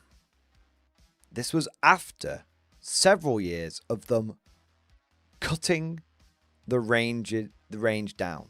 So realistically, it's been longer than 5 years since GW did their best and then eventually did remove the Steel Legion. 5 years. 5 years. In that time, they have revealed new Cadians to us, new Kriegers to us. They've revealed all sorts of new Astra Militarum stuff to us. They've tried to bury the Steel Legion. In 5 years, the models have not been available. 5 years they've not supported them. What's the number one comment on that trailer?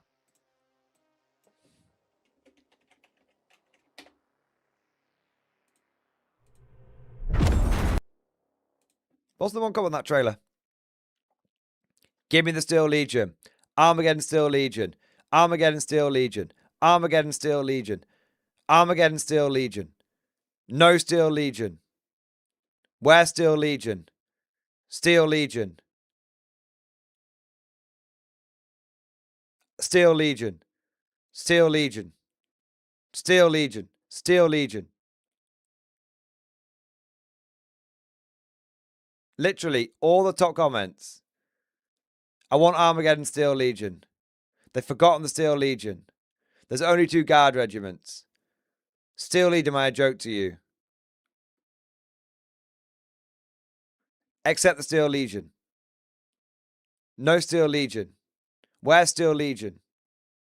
Steel Legion. Literally every comment is this.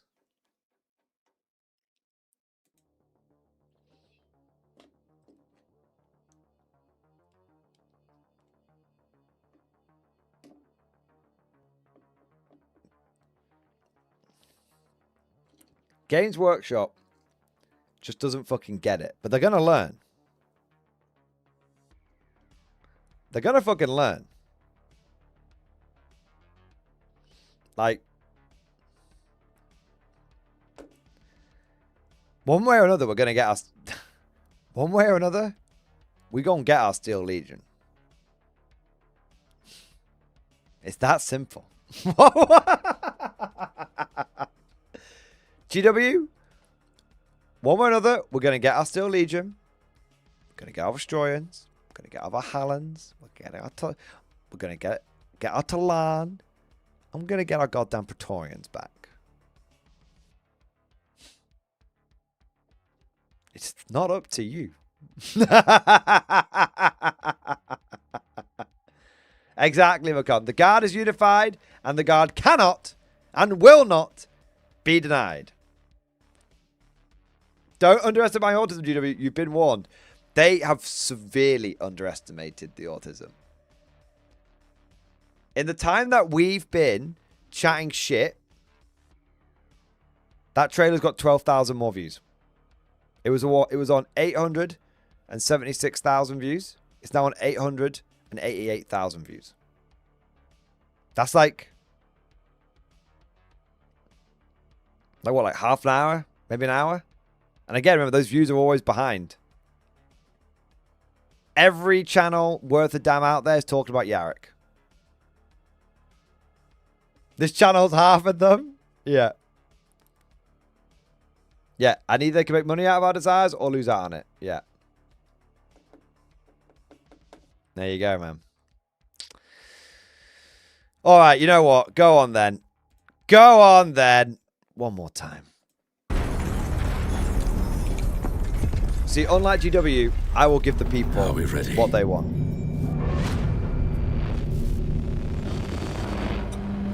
We're ready. People of Armageddon. Soldiers of the Imperial Guard. For decades, we have defended this world. Some of you were born here and know only war. Some of you have grown old upon these battlefields. Some of you were brought from off-world, shipped here to die. I thank every one of you. But look at what's become of our world. Graveyards that reach from horizon to horizon. Cities cloaked in ash and dust. All Industry in ruin. The next wave of greenskins will soon reach our world. They come in numbers the likes of which we've never seen. We're expected to die in duty. To hold the line. We cannot. Not to you, to him. Not to him, to the governor. I cannot ask you to die In the mud of a world that was lost long ago.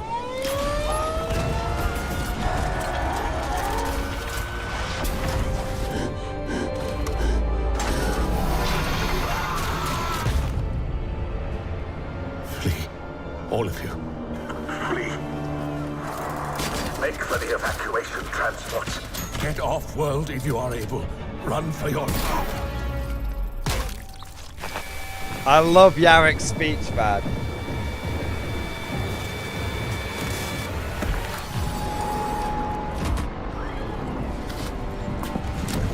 There will be no evacuation. There will be no cowardice. There will be no defeat. This is our city. This is our world. Soldiers of Armageddon! Make ready.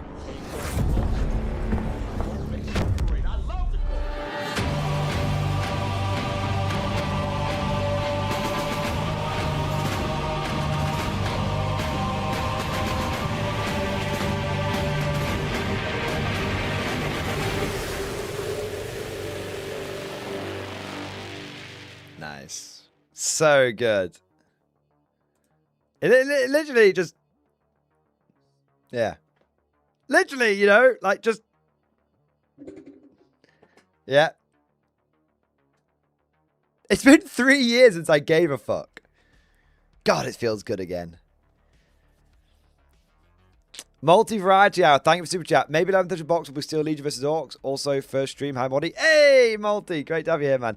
Thank you for your super... Dude, super chat on your first stream? You're an absolute giga chad, mate. Thank you. I don't think we'll be in the starter box. I think that's guaranteed to be Space Marine versus Orcs based on the leaks, right? But I do think we'll be end of 10th going into 11th.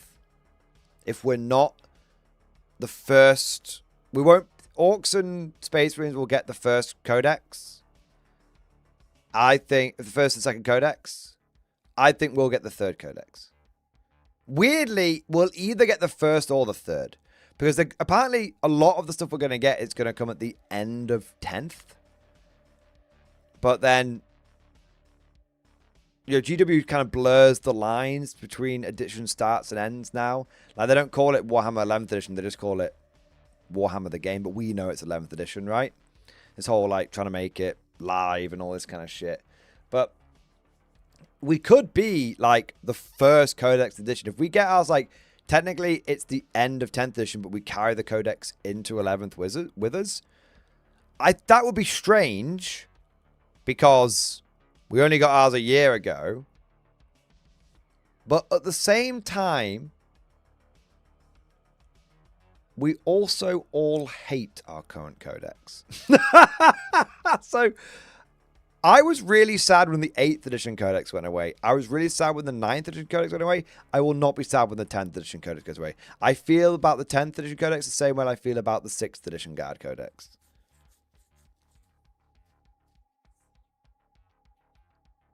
Yeah. So like I said, either we'll get the last codex of 10th / first codex of 11th, or we'll get the third codex after Orcs and Space Marines. Well, Space Marines first, then Orcs. By the way, multi-variety hour, this is complete theory. I have no hints or leaks or anything on that. This is just my working theory. Yeah. Nick Salamander, thank you for super chat. I only remember Return to Armageddon because it didn't have guard, and I started in 10th. Yep. Cadians have not been present in the last 2 Fall of Cadians. Like the current one and the first one. Like, how fucking stupid do you need to be? Just put the fucking Cadians in there. God. Guys.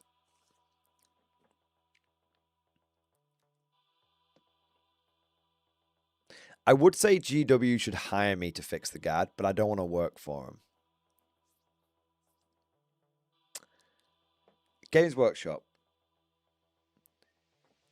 If you're listening to this, if the GW spy is here right now, hear me. I will not work for you. You're gonna have to just accept that I will be in control.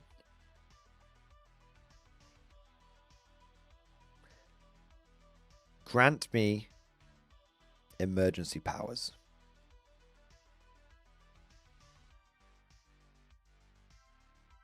Grant me executive authority. And I will deliver, guaranteed, the best guard codex that has ever been made. All you need to do is swallow your pride. I'll do it for free. I'll do it for the satisfaction of a job well done. I will do it, not for you, but for my brothers in the guard.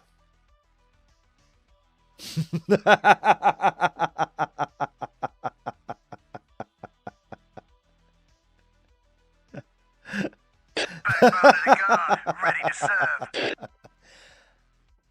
I am the Senate.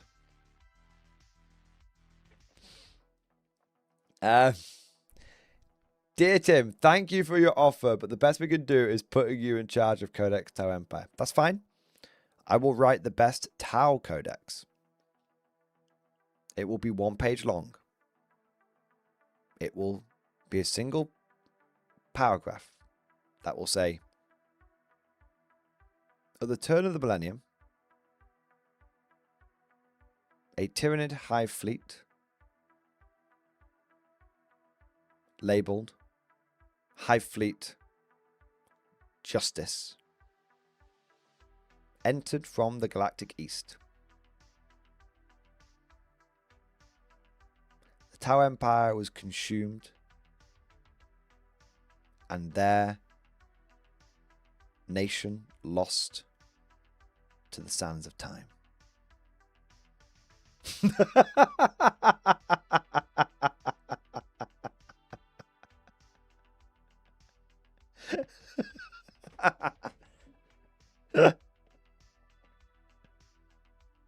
Tau got eaten by the Nids. That's it. That's it, man. All right. Yeah, no, they give me. Hey, if I get full blown control, I'll just call it Codex Tau Empire. No, it's fine. This is just tradition. Psychic Awakening, Greater Good, the Montcar supplement. It'll be a Tau book which will contain all the best guard rules, which is the way GW loves to do things. Yeah. High Fleet fuck Riptides. Yeah. Yeah. But yeah, Salaman, you're right. Nobody remembers what happened in the 10th edition Armageddon campaign book. No one gives a fuck. Nobody cares. It might as well have not have released.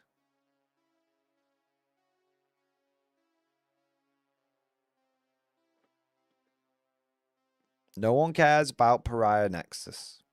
No one cared about the Grey Knights returning to Armageddon. No one likes... No one, you know what? No one likes a third wheel.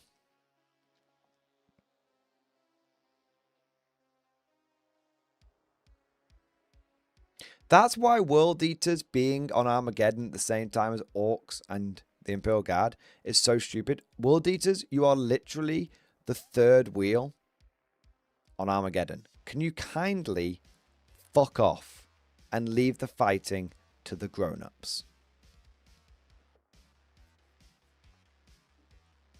Yeah. No one. No, Armageddon is about Orcs versus Guard. It was cool. The first war for Armageddon was kind of cool, but the real fight was Orcs versus Guard, and then for some reason they decided to chuck the world. It's like just give Angron a different fucking planet, for fuck's sake. I mean, Angron was the third wheel of a Primarch, early fitting his Legion to be the same. Yeah, it's true.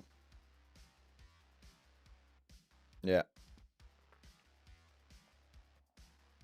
I don't give a fuck if Angron would be upset. Do you know why Reaver wanted to?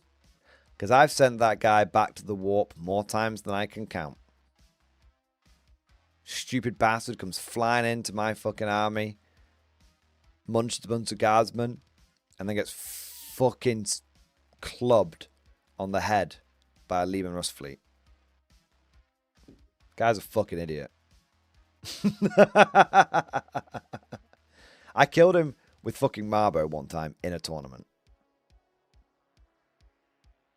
On Overwatch.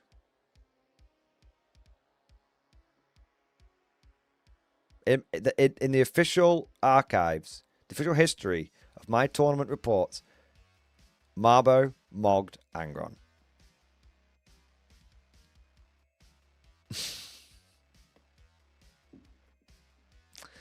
All right. Eric, Eric-2-17, thank you so much for becoming a channel member. Thank you for doing your part. Amazing. Now, I do have to wrap the stream up in a few minutes, but I did start a little late. So I also kind of want to give you guys a little bit of extra time. I can't go on too late, though, because I haven't let any new members into the Discord in like 4 days. Been very, very naughty about it. So I need to let a bunch of people in.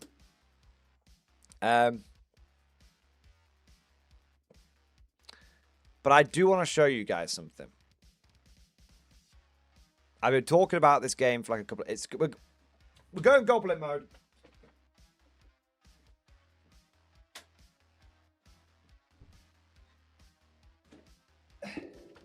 We're going Goblin mode.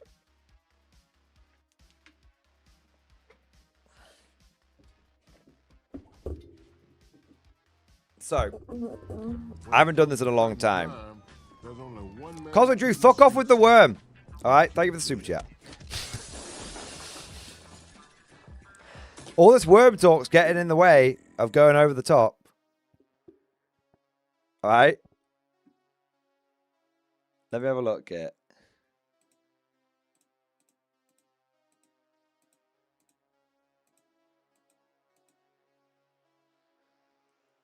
I'm only gonna show off like one round, Cosmic. You're not missing out on much.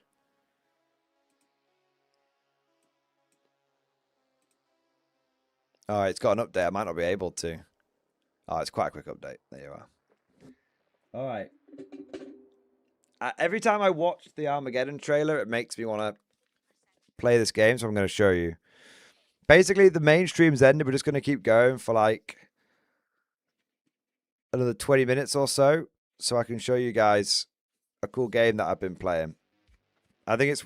If you like, especially if you're a Krieger, if you like the Armageddon trailer, you're going to really like this. So let me get it loaded up.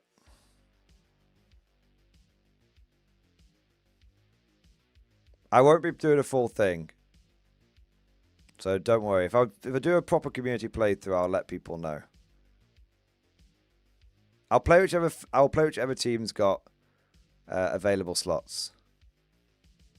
I really need a Wii. By the way, this game has like proximity chat. I'm gonna probably turn it off because let's just say Call of Duty lobbies will be proud. But if for some reason that doesn't work and you hear anything offensive, please don't blame me. It's the in-game chat.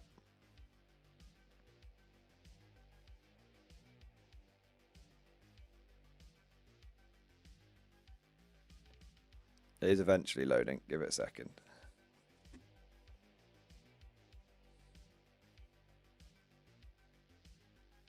The proximity chat is funny, don't get me wrong, but it's definitely not TOS friendly on YouTube. Yeah.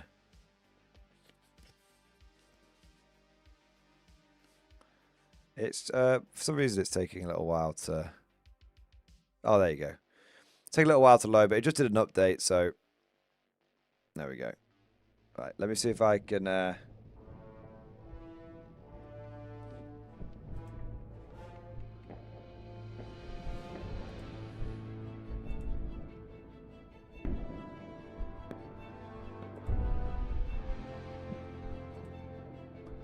you go. So this is over the top. It's a World War One Battlefield-esque game that has 100 versus 100 players, 200 players, and you can dig trenches and stuff. Like it's not, it's very, very good. It's actually better to just show you rather than tell you. So multiplayer, we'll go server browser. Try and pick a relatively well populated like I mean that's alright. I suppose it's quite late in the EU right now. That'll do. You saw it's quite late in Europe at the moment, so that's why the Europe one wasn't as well populated. But I don't want to have any ping, so I'm going to go for a Europe one.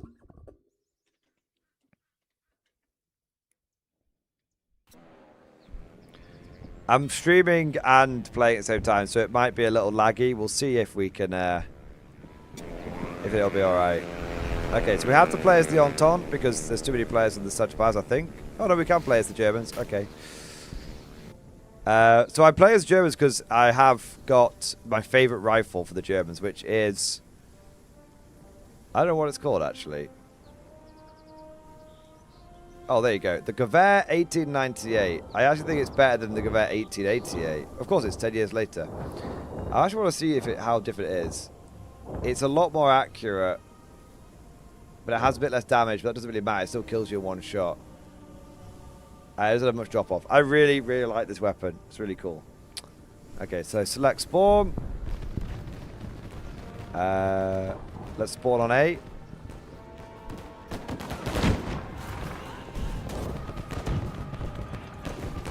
So we're in the game already. So all of the trenches that you see here have been dug by the players.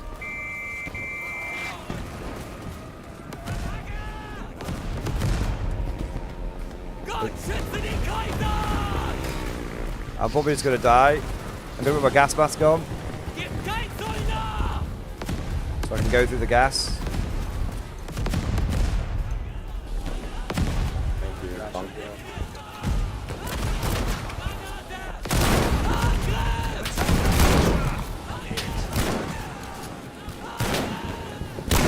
Ah, got me.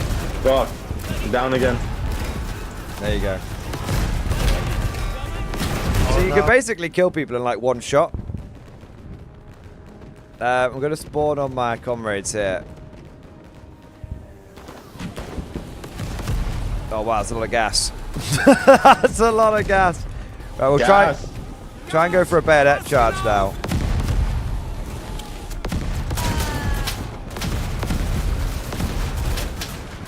I'm going to get him. Ah. That was a little bit of a silly maneuver, but I was trying to go... I didn't realize how close they were, to be honest. Wow, they really are very close.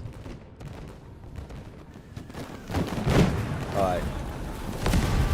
Let's stick to the trench. Yo, watch out, what's this? Grenade, watch out. You, like, redid the other one? Just so you know, if you turn it this way, the whole team falls this right here. Like the back of the panel. It's like here to here. I can't quite reach them with my current grenade. I'm going to try and dig a sap.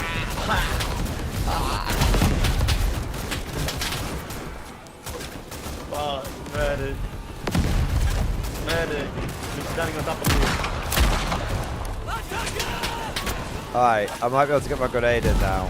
Medic.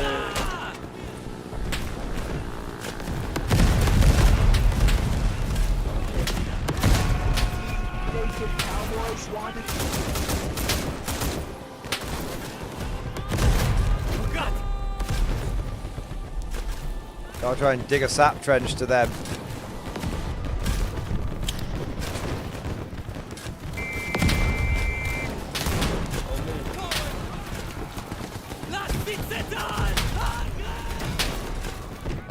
Oh no, he's got in the trench. Right, he's gone for it. I'm going in. That's not what I want.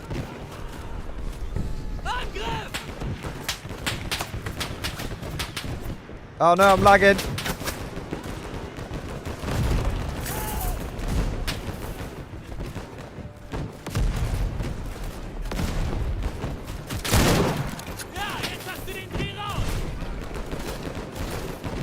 Oh, he got me. I got one of them though. If I can get one for one, I tend to be pretty happy. I'm not going to lie. But I dug my little sap trench and it worked. You know? Oh shit. So I spawned on my office at that time. But look, my little sap trench. Look, people are loving the sap trench. Look at that.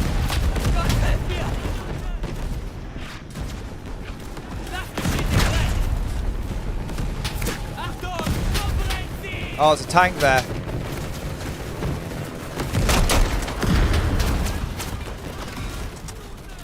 Tanks coming, get ready. Oh shit, man. Oh, 2 tanks. Oh no. Oh my god.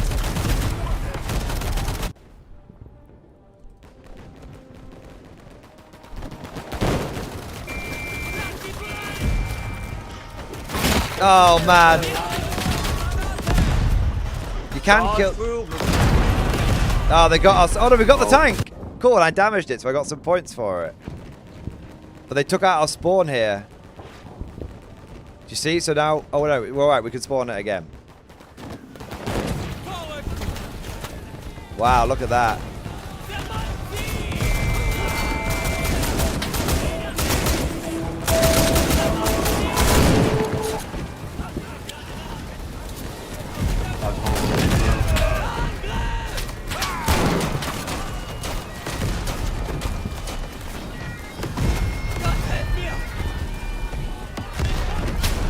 Oh man, gotta clear the trench out, boys.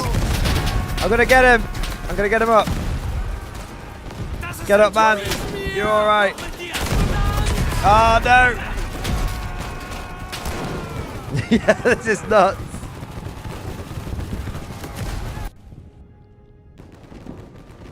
Another tank coming in. So yeah, it's really quick. I really like it because you don't spend too long dead. Oh, but this guy's not having a good time. I think he's bugged out. Help me, bro. What are you doing? It won't let me, man. Help me, bro. I'm gonna throw a diamond out on this guy. It's fine. Oh wait, someone else got him. I couldn't get him. Oh shit!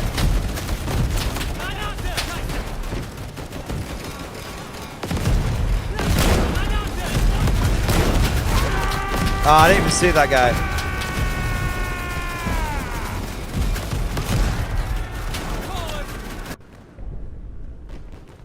Go spawn on the guy. Spawn on the officer. Mix it a little bit.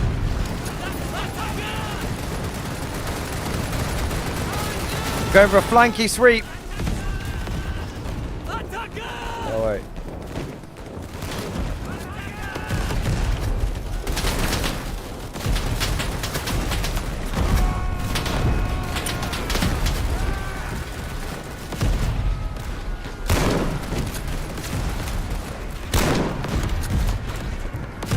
Ah, I got one. One and done. That's what I say. One and done. I just play as a rifleman. I don't play as anything else. Oh shit! They got a machine gun on our flank. Oh, that's a friendly. Whoops. Oh shit. I got 2 kills. Oh shit, need to reload. Get in me foxhole.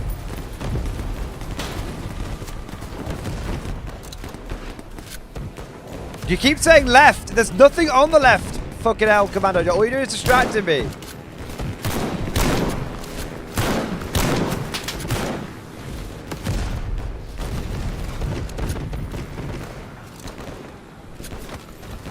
Brits to my fucking center, man. It's goddamn. Oh, a minute. That's not good.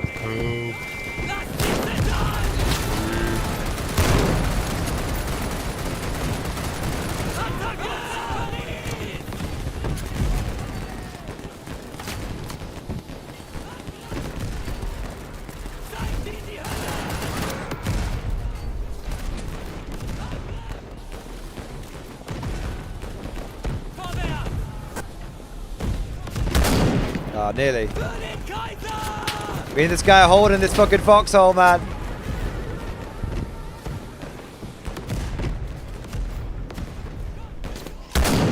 Ah, there's no one there. There might have been, but... Oh shit, we're getting hit from the side now. Yeah, there was... Why didn't you tell me? There's someone on the left, Commander HHL.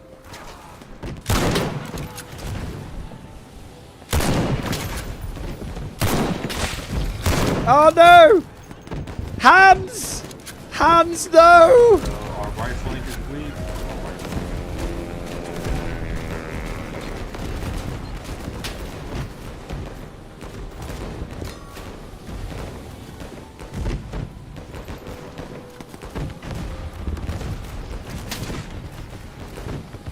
Gotta keep an eye out, man.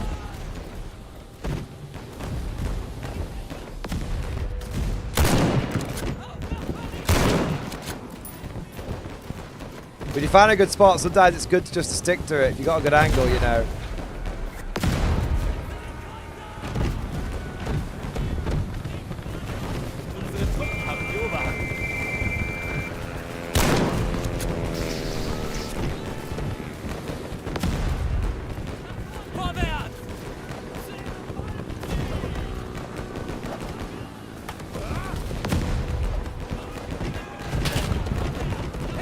Oh no, who's...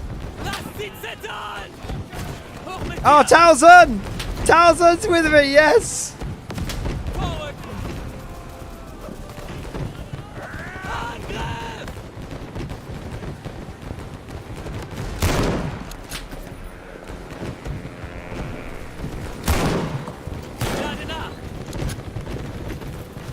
I didn't realize it was you, man. I didn't see the name.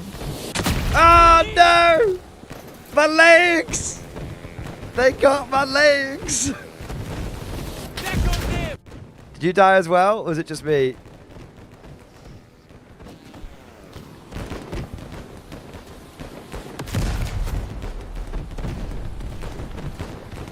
I'm going back to the hole again. Oh, you're still here? Okay, that's good. Oh, they're zeroing in on us, man. I think they're going to get us. I think we've got to relocate.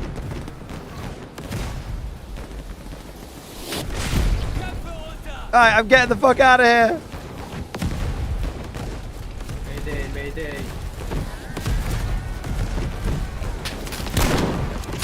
Ah! What an epic run. What an epic run, man. Mine arm! Oh shit, we're losing A. We've got a main A.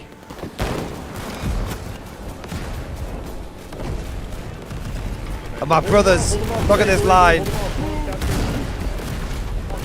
I'm going in. Oh shit. Oh no. There was a lot of them there. I didn't appreciate the severity of the situation.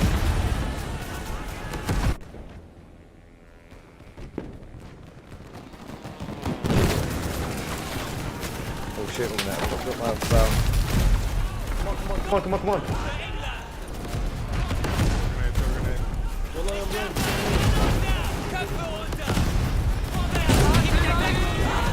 Fuck it, I'm going in, boys. Bayonets. Let's fucking go. Let me die, let me die. He can stretch you right. Fucking go. Oh wow, no, that guy's got machine gun on the trench. Holy shit, man. Another wave. Send in the next wave. Let's go. All we can do now is die. Yes! Victory! Gottmittons! Gottmittons! I'm not entirely sure what that means, by the way. If it's something grossly offensive, tell me off. There we go. There you are. Oh my god.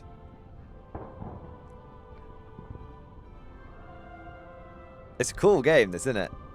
One more round? I can do one more round. God with us? Okay, that's good then. Okay, so now, do we get to pick? No, they get to pick where they're going to attack now. So yeah, you pick where you fight. I don't think I can pick, though. Oh, I can pick. Okay. Well, the molehills? I don't know if I want to fight on the molehills.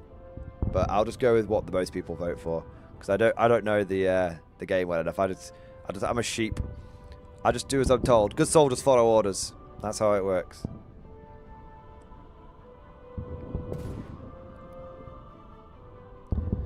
So I think it's like dynamic to the server. I think if one side wins, then it just resets. I don't know. I have only been playing the game a little bit, but it's a cool concept, generally speaking. It's definitely like Chivalry. It's like I think it's World War I Chivalry. It's kind of like Hold Fast meets Chivalry in many ways. But I really like how quickly you just get back into it again and again and again. Yeah. Highly recommend it. And every time I watch the Yarrick trailer and I see the guy go down the trench like up, and then he's like go over the top and all the creeks go top, it makes me want to play this. So this is really my Creek Simulator. What side should I try and play as, chat? I mean, I'm guessing you want me to keep playing Germans because you're all a bunch of fucking chuds, but I could show off the Entente. I don't like the Entente rifle, I will admit, but I will play it if needs be. I don't really mind.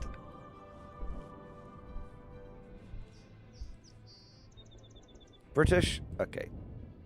Maybe play French. That's not ideal. Let me look at these different weapons. Accuracy.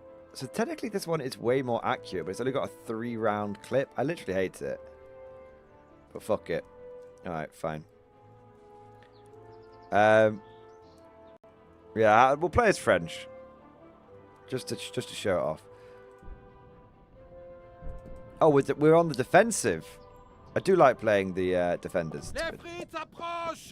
No, it's instantly ruined. Immersion ruined.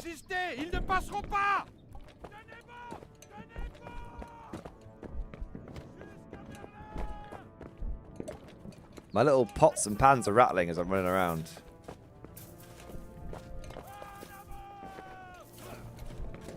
Man, I don't feel how I feel these trenches. I feel like they could fucking see right into our trenches, man. This is bad shit. Does anyone else feel like that? Yeah, this feels like there's some shoddy-ass French defenses is all I'm saying. Yeah, I can see where the lads are building around here. Yeah, let's help. Dig. Yeah, I'm a frog. We're going to have to head straight at them in these trenches. I will lead the attack. Okay, I'll follow. They gotta be with us all. No, fuck that. No, man. Help me. Oh, shit, bro. That guy's getting everyone killed around him. Help. Right.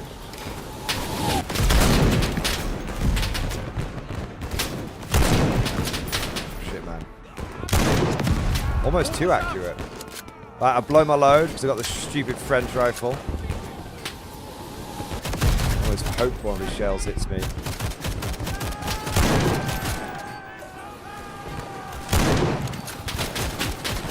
Oh well, I've drawn their attention.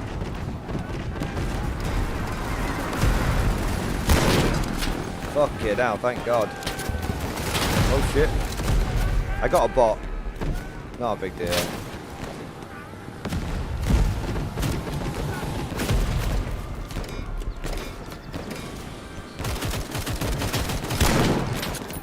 I was a player though, that's good.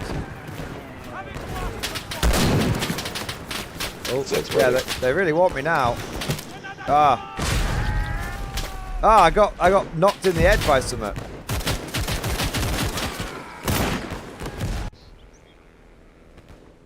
More players are filtering in now, so all the bots will go away eventually. Whoa.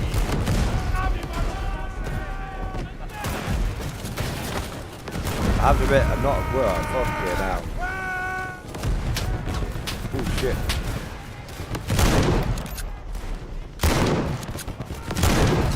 And fucking, like, this is a dog shit rifle, man. Like, I swear to God, it's meant to be more accurate. More accurate than fucking what, bro? I swear my reticule is way wider than on my Gewehr. Oh shit. Whoa. There's definitely some bozo around that corner.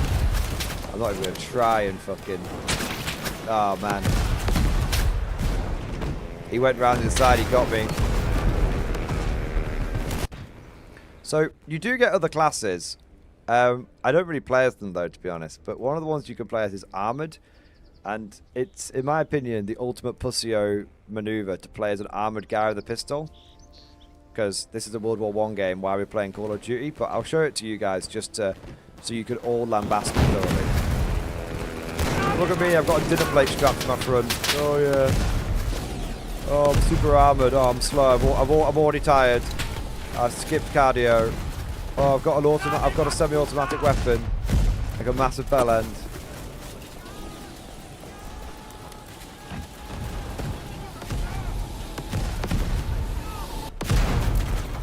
I literally can't see shit, man. Don't talk, you bastard. Give your position away. How far forward fucking hell does this... How? Ha! Fuck you. Armor class OP, suck my dick. I am a bit injured though. Just gonna mosey on over to these medical supplies and... Le secteur Anne ne résiste plus. Oh, yes, please. Whee! There we go, nice. I feel woefully far forward. I'm not a big fan, I'm not gonna lie. Ah, oui, baguettes. Mange two. Reservoir.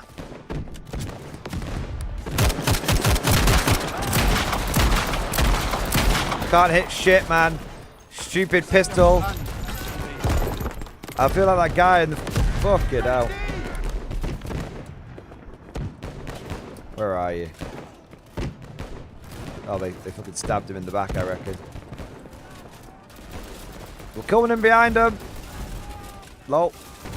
Just as a typical Frenchman. To our left, to our left. To the left.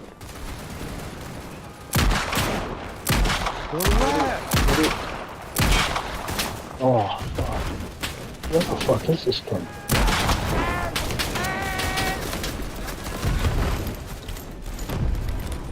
No, he's trying to shoot me. I'm panicking. Help me. Help me. Please help me. Fuck off.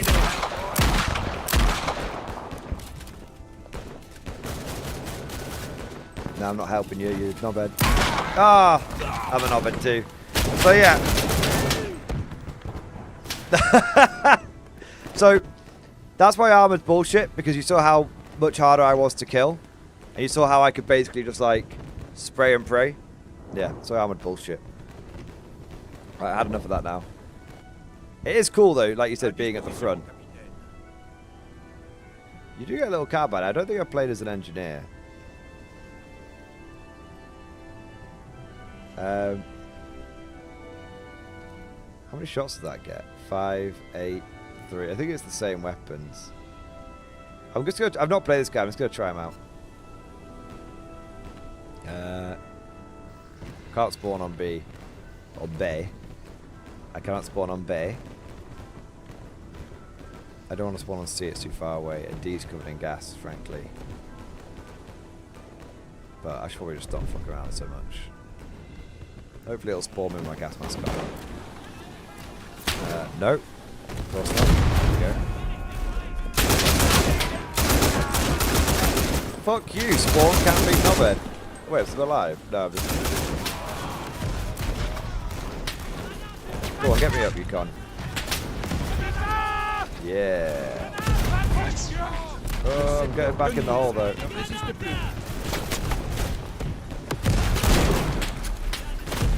No, 3.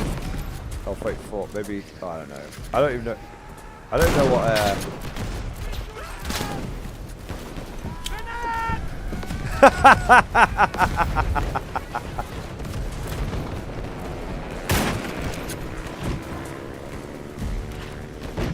Still, carbine's going nice.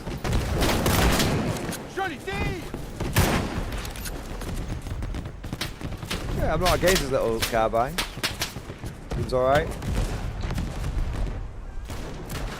I have no medical supplies. That's why I can't heal. That's the disadvantage of the engineer, it would seem. Yeah. No, engineer's bag of shit. I need my bandages and my bayonet. No bayonet, no bandages. Waste of time. No, I think we've been pretty well cleared out of that now. Oh, I know. Someone might be recapturing it. Le secteur Oh, no, Béatrice no, est no, tombé. no. Oh, come in it. Oh, damn it. What are you guys all doing down here, man? Get stuck in. Oh, shit, there's Germans down there. Oh.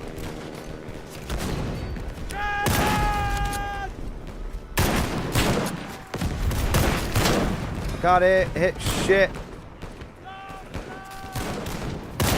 That's gotta be a bot, right?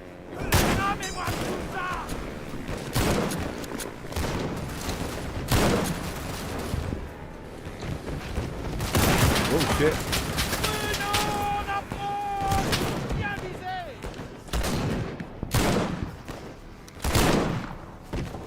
I'm a bit injured. Le secteur Denise est tombé. What's this? That'll do.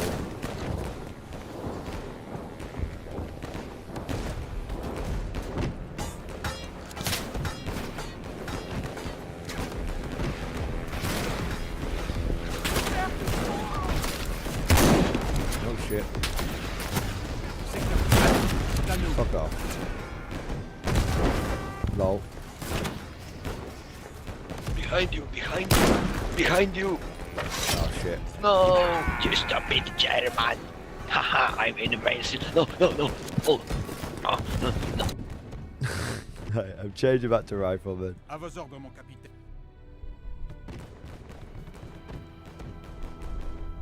The French are revolting in general, that is true. Yeah, also the French army should give them this point because they've done enough hard work for a day.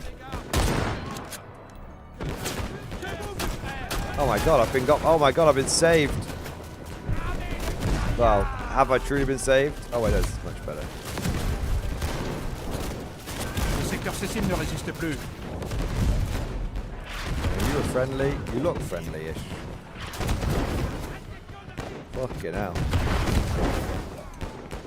Where are these goddamn Germans? I feel like they might be over here.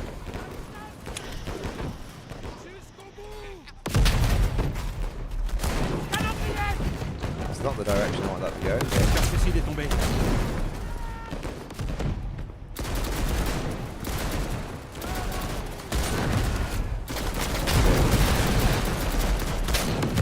I want to get a bayonet kill, come on.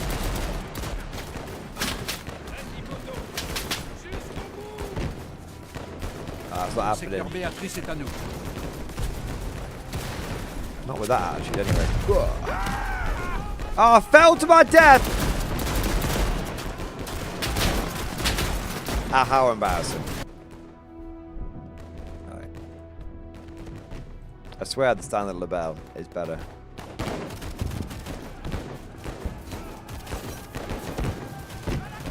I'm gonna get a bayonet kill. I'm gonna make it happen.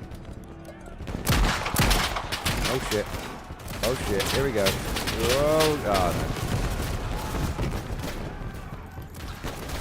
Weak ankles from eating all those frogs. No proper meat in them.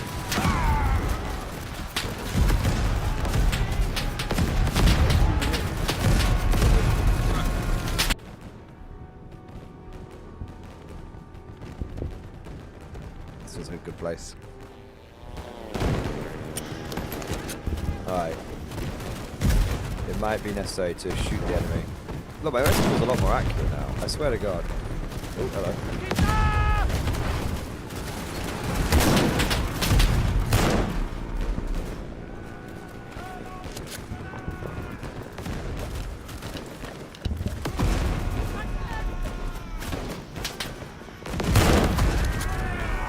I'm still alive somehow.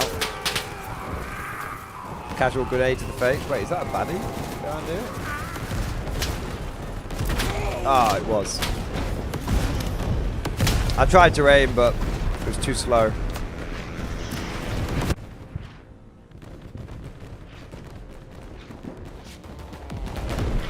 I'll probably only play a few more minutes, then we'll call it there for the time being.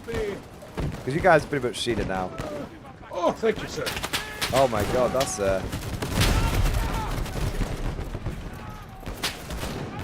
I That looks like a terribly vexing situation over there.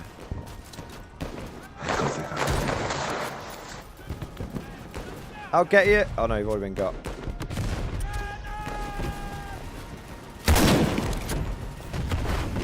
I love my label. Come on, you bastard.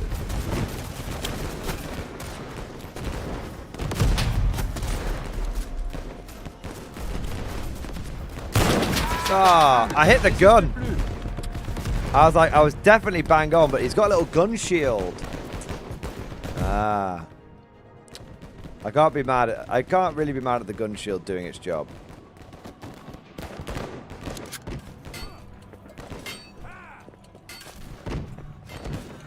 This is a very shallow trench. This is a British trench. Oh, fucking hell.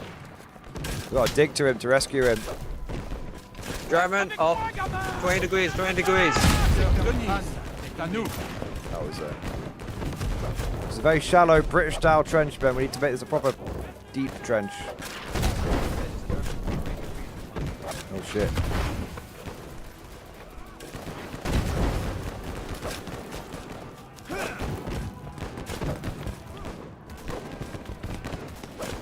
Go back for A. I don't know where A is. Fuck it. Ah. Oh, it's going horribly wrong.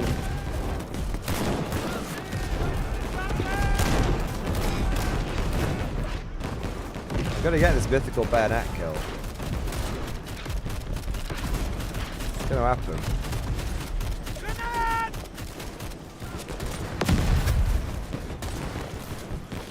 Little heal. Chat, we don't quit until we get a bayonet kill. That's the rule I'm making right now.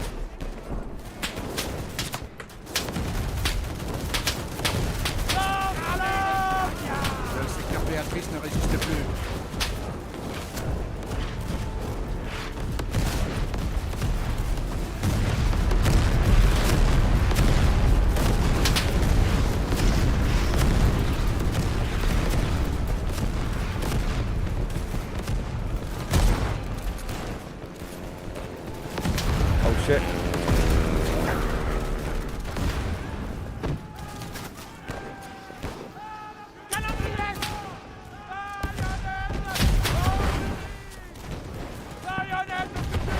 Fuck you.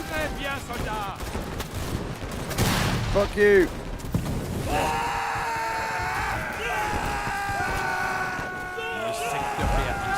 Two bayonet girls. I'm out of grenades.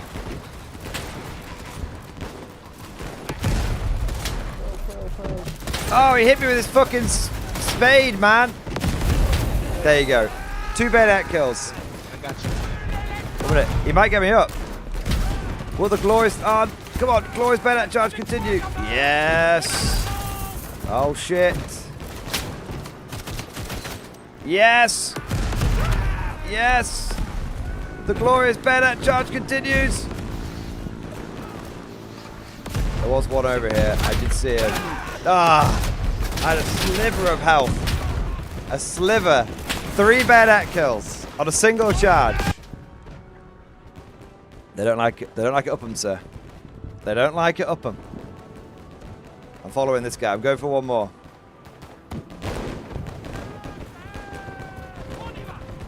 I feel like this guy's...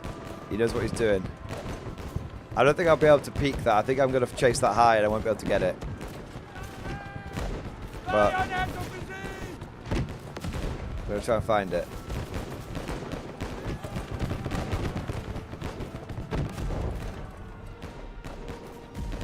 Just going to let my stamina recharge.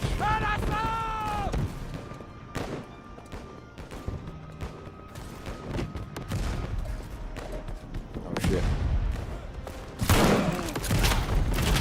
Aha! I did get him. I just jumped over him and stabbed him. Ah! There you go. There you go, man. Nothing more satisfying than a good bayonet kill. Those French officers were totally right about the bayonet being cooler than the machine gun. Le secteur Anne ne résiste plus. Oh no, see, bullshit. Bullshit, see. Armored with pistol is for nonsense.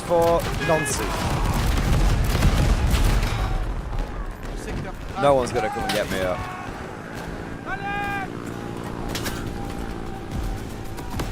Oh wait, maybe. Oh my god, can it be done? Le secteur Cécile est à nous. We'll go. I don't stop. Oh, I might stop.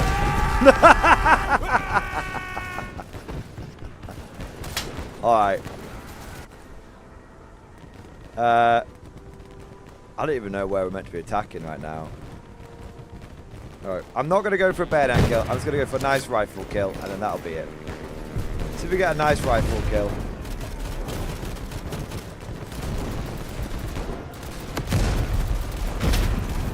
There's a bunch of the bastards over there. I mean, I hit that guy with my fucking gun, square on. He definitely should have died. He's not armored. He was very, very lucky that he didn't die. Very, very lucky. It's only the second time that I've ever had someone who was unarmored take a rifle shot and not fucking buy it. So. Charge? I'll charge.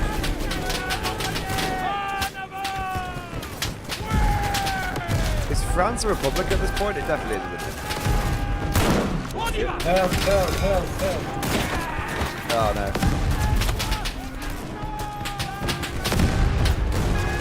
I got an assist. It's not quite the clean rifle kill that I desire. I want the rifle kill. You know, proper rifle kill. Bit of range on it. Single shot. Bang, you know.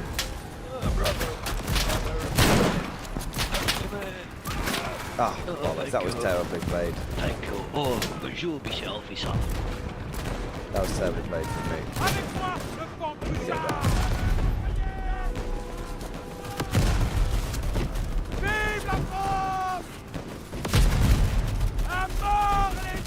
Oh, I could have used that aid station, but I've already mostly done it now with my own bandages. Staring at the aid station while healing like an idiot. Le secteur Cécile ne résiste plus. So we get a good rifle kill. We're not going to force it. We're going to let it happen naturally. If we force it, guys, it just won't work. We're going to let it happen naturally. Le secteur Cécile est tombé.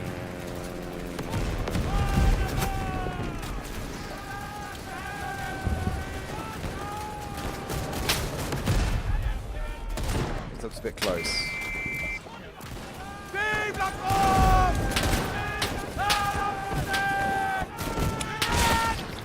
Thanks, chap. I actually have no idea. Oh, it's a sniper from miles away.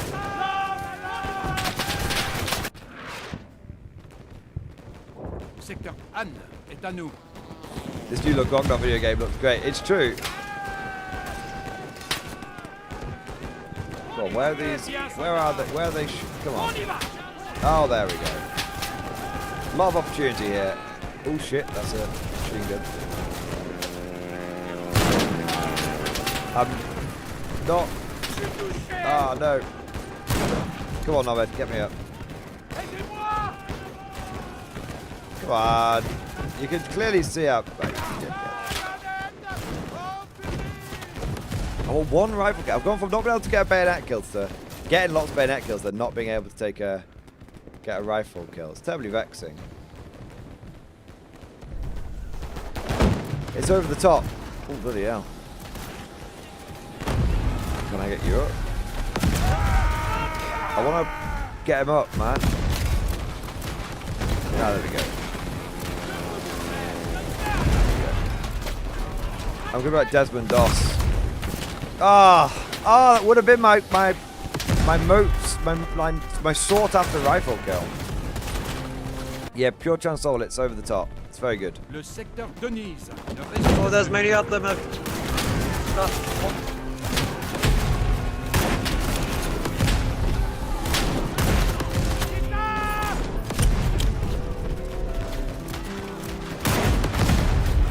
Hey, I got a kill with a grenade. I'll take that. Oh, you dickhead. Thank you, This guy's sir. gonna stab the shit out of me. Right.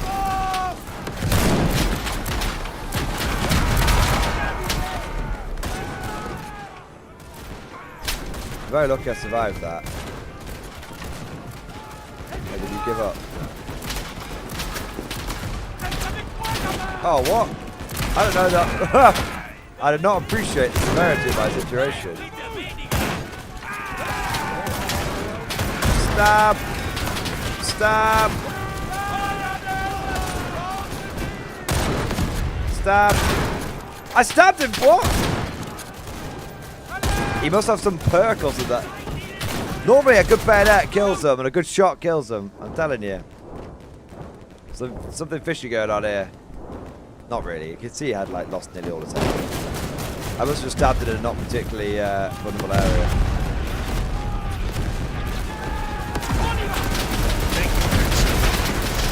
Oh, it's a bayonet situation, this one. Come here.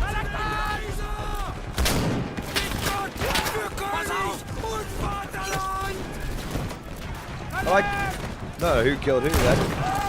I definitely got someone.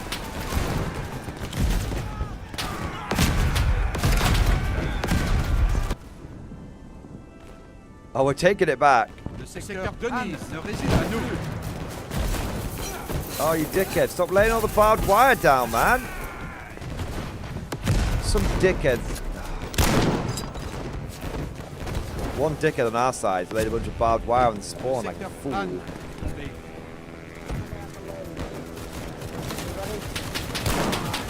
Feels like it's our strong point now.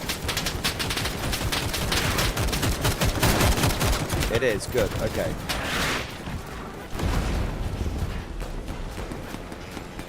Again, still not got a rifle kill.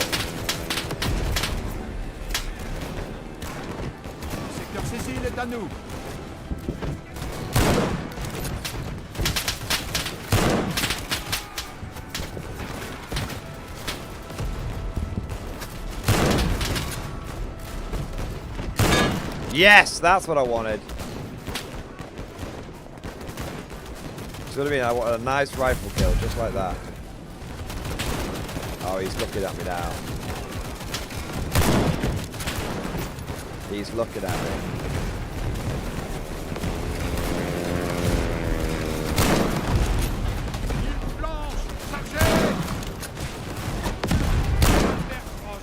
Downed him. You're cowards, you frauds. Monch 2, Monch 2. Fuck your mother, go to hell.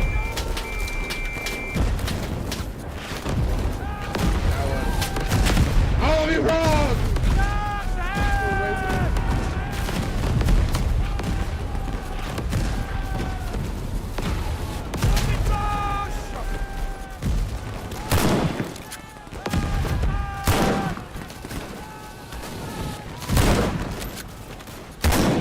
Never take 2 shots, that's bad.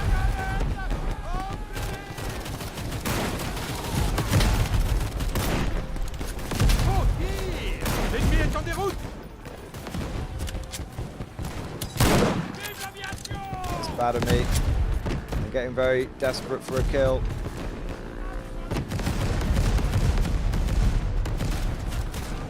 No. Don't stay standing if you're not there.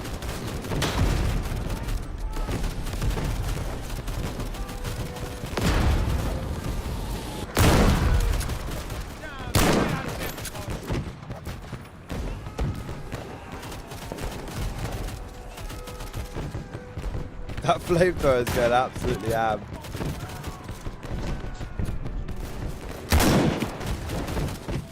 Right.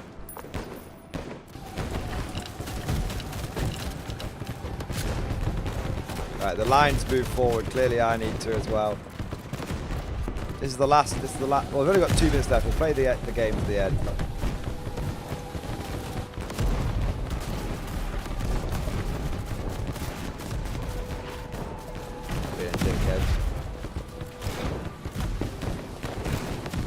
Come on. He's gone. Oh shit. feel like someone's got this position now. He's gurgling on the ground like a mangled creature of some kind.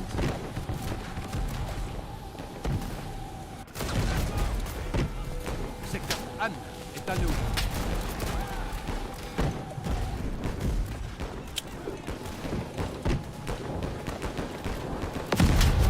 Oh shit, whoops.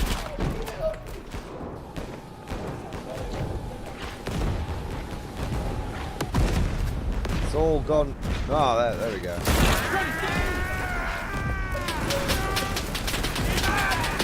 What? He hit me through the sandbags. That's a bit bullshit. I'm pretty certain the sandbags are meant to be bulletproof. I'm not an expert on gameplay.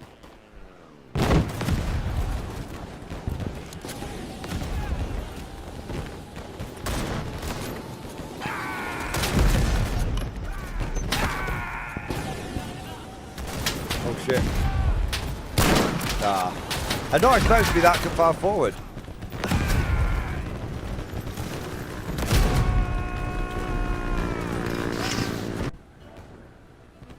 Oh wow, I've almost got the whole map. No officer to spawn on? No, fine, I'll just deal with it.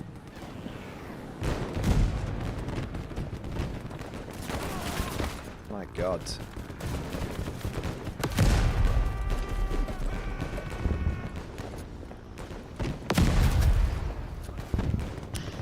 They were last time.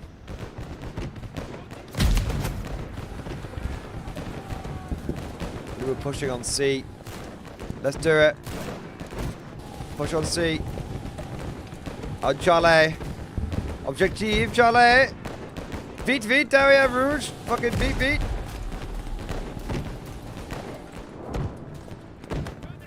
Yeah, look at this. This feels proper now, doesn't it? Yeah. Let's go, boys. Oh no, they're just taking D. I don't even know where D is. Fuck it. Oh, it's over there. So we took C and they took D. God, will this war never end? Apparently it will for me. Yes! Da da da da da da da da da da da. There you go. There you go. Let's do it.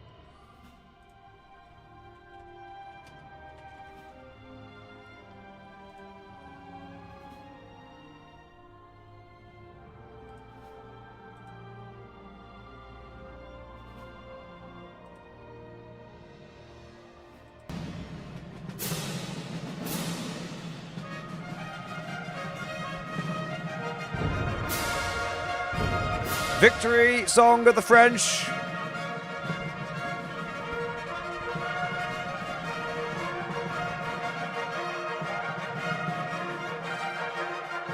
This is shit, by the way. It takes ages to get going.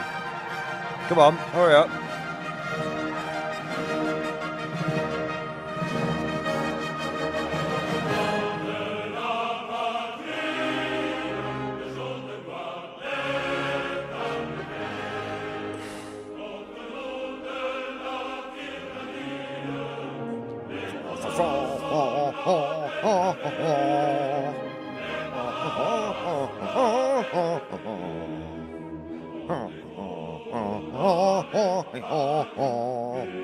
There you go.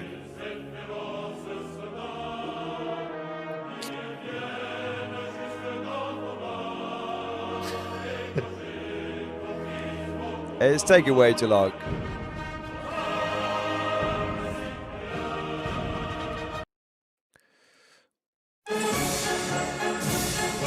Much better.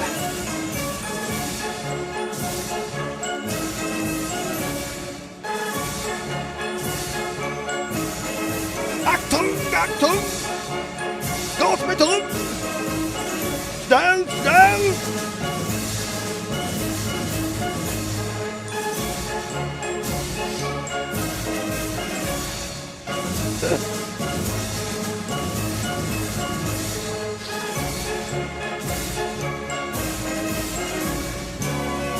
There you go.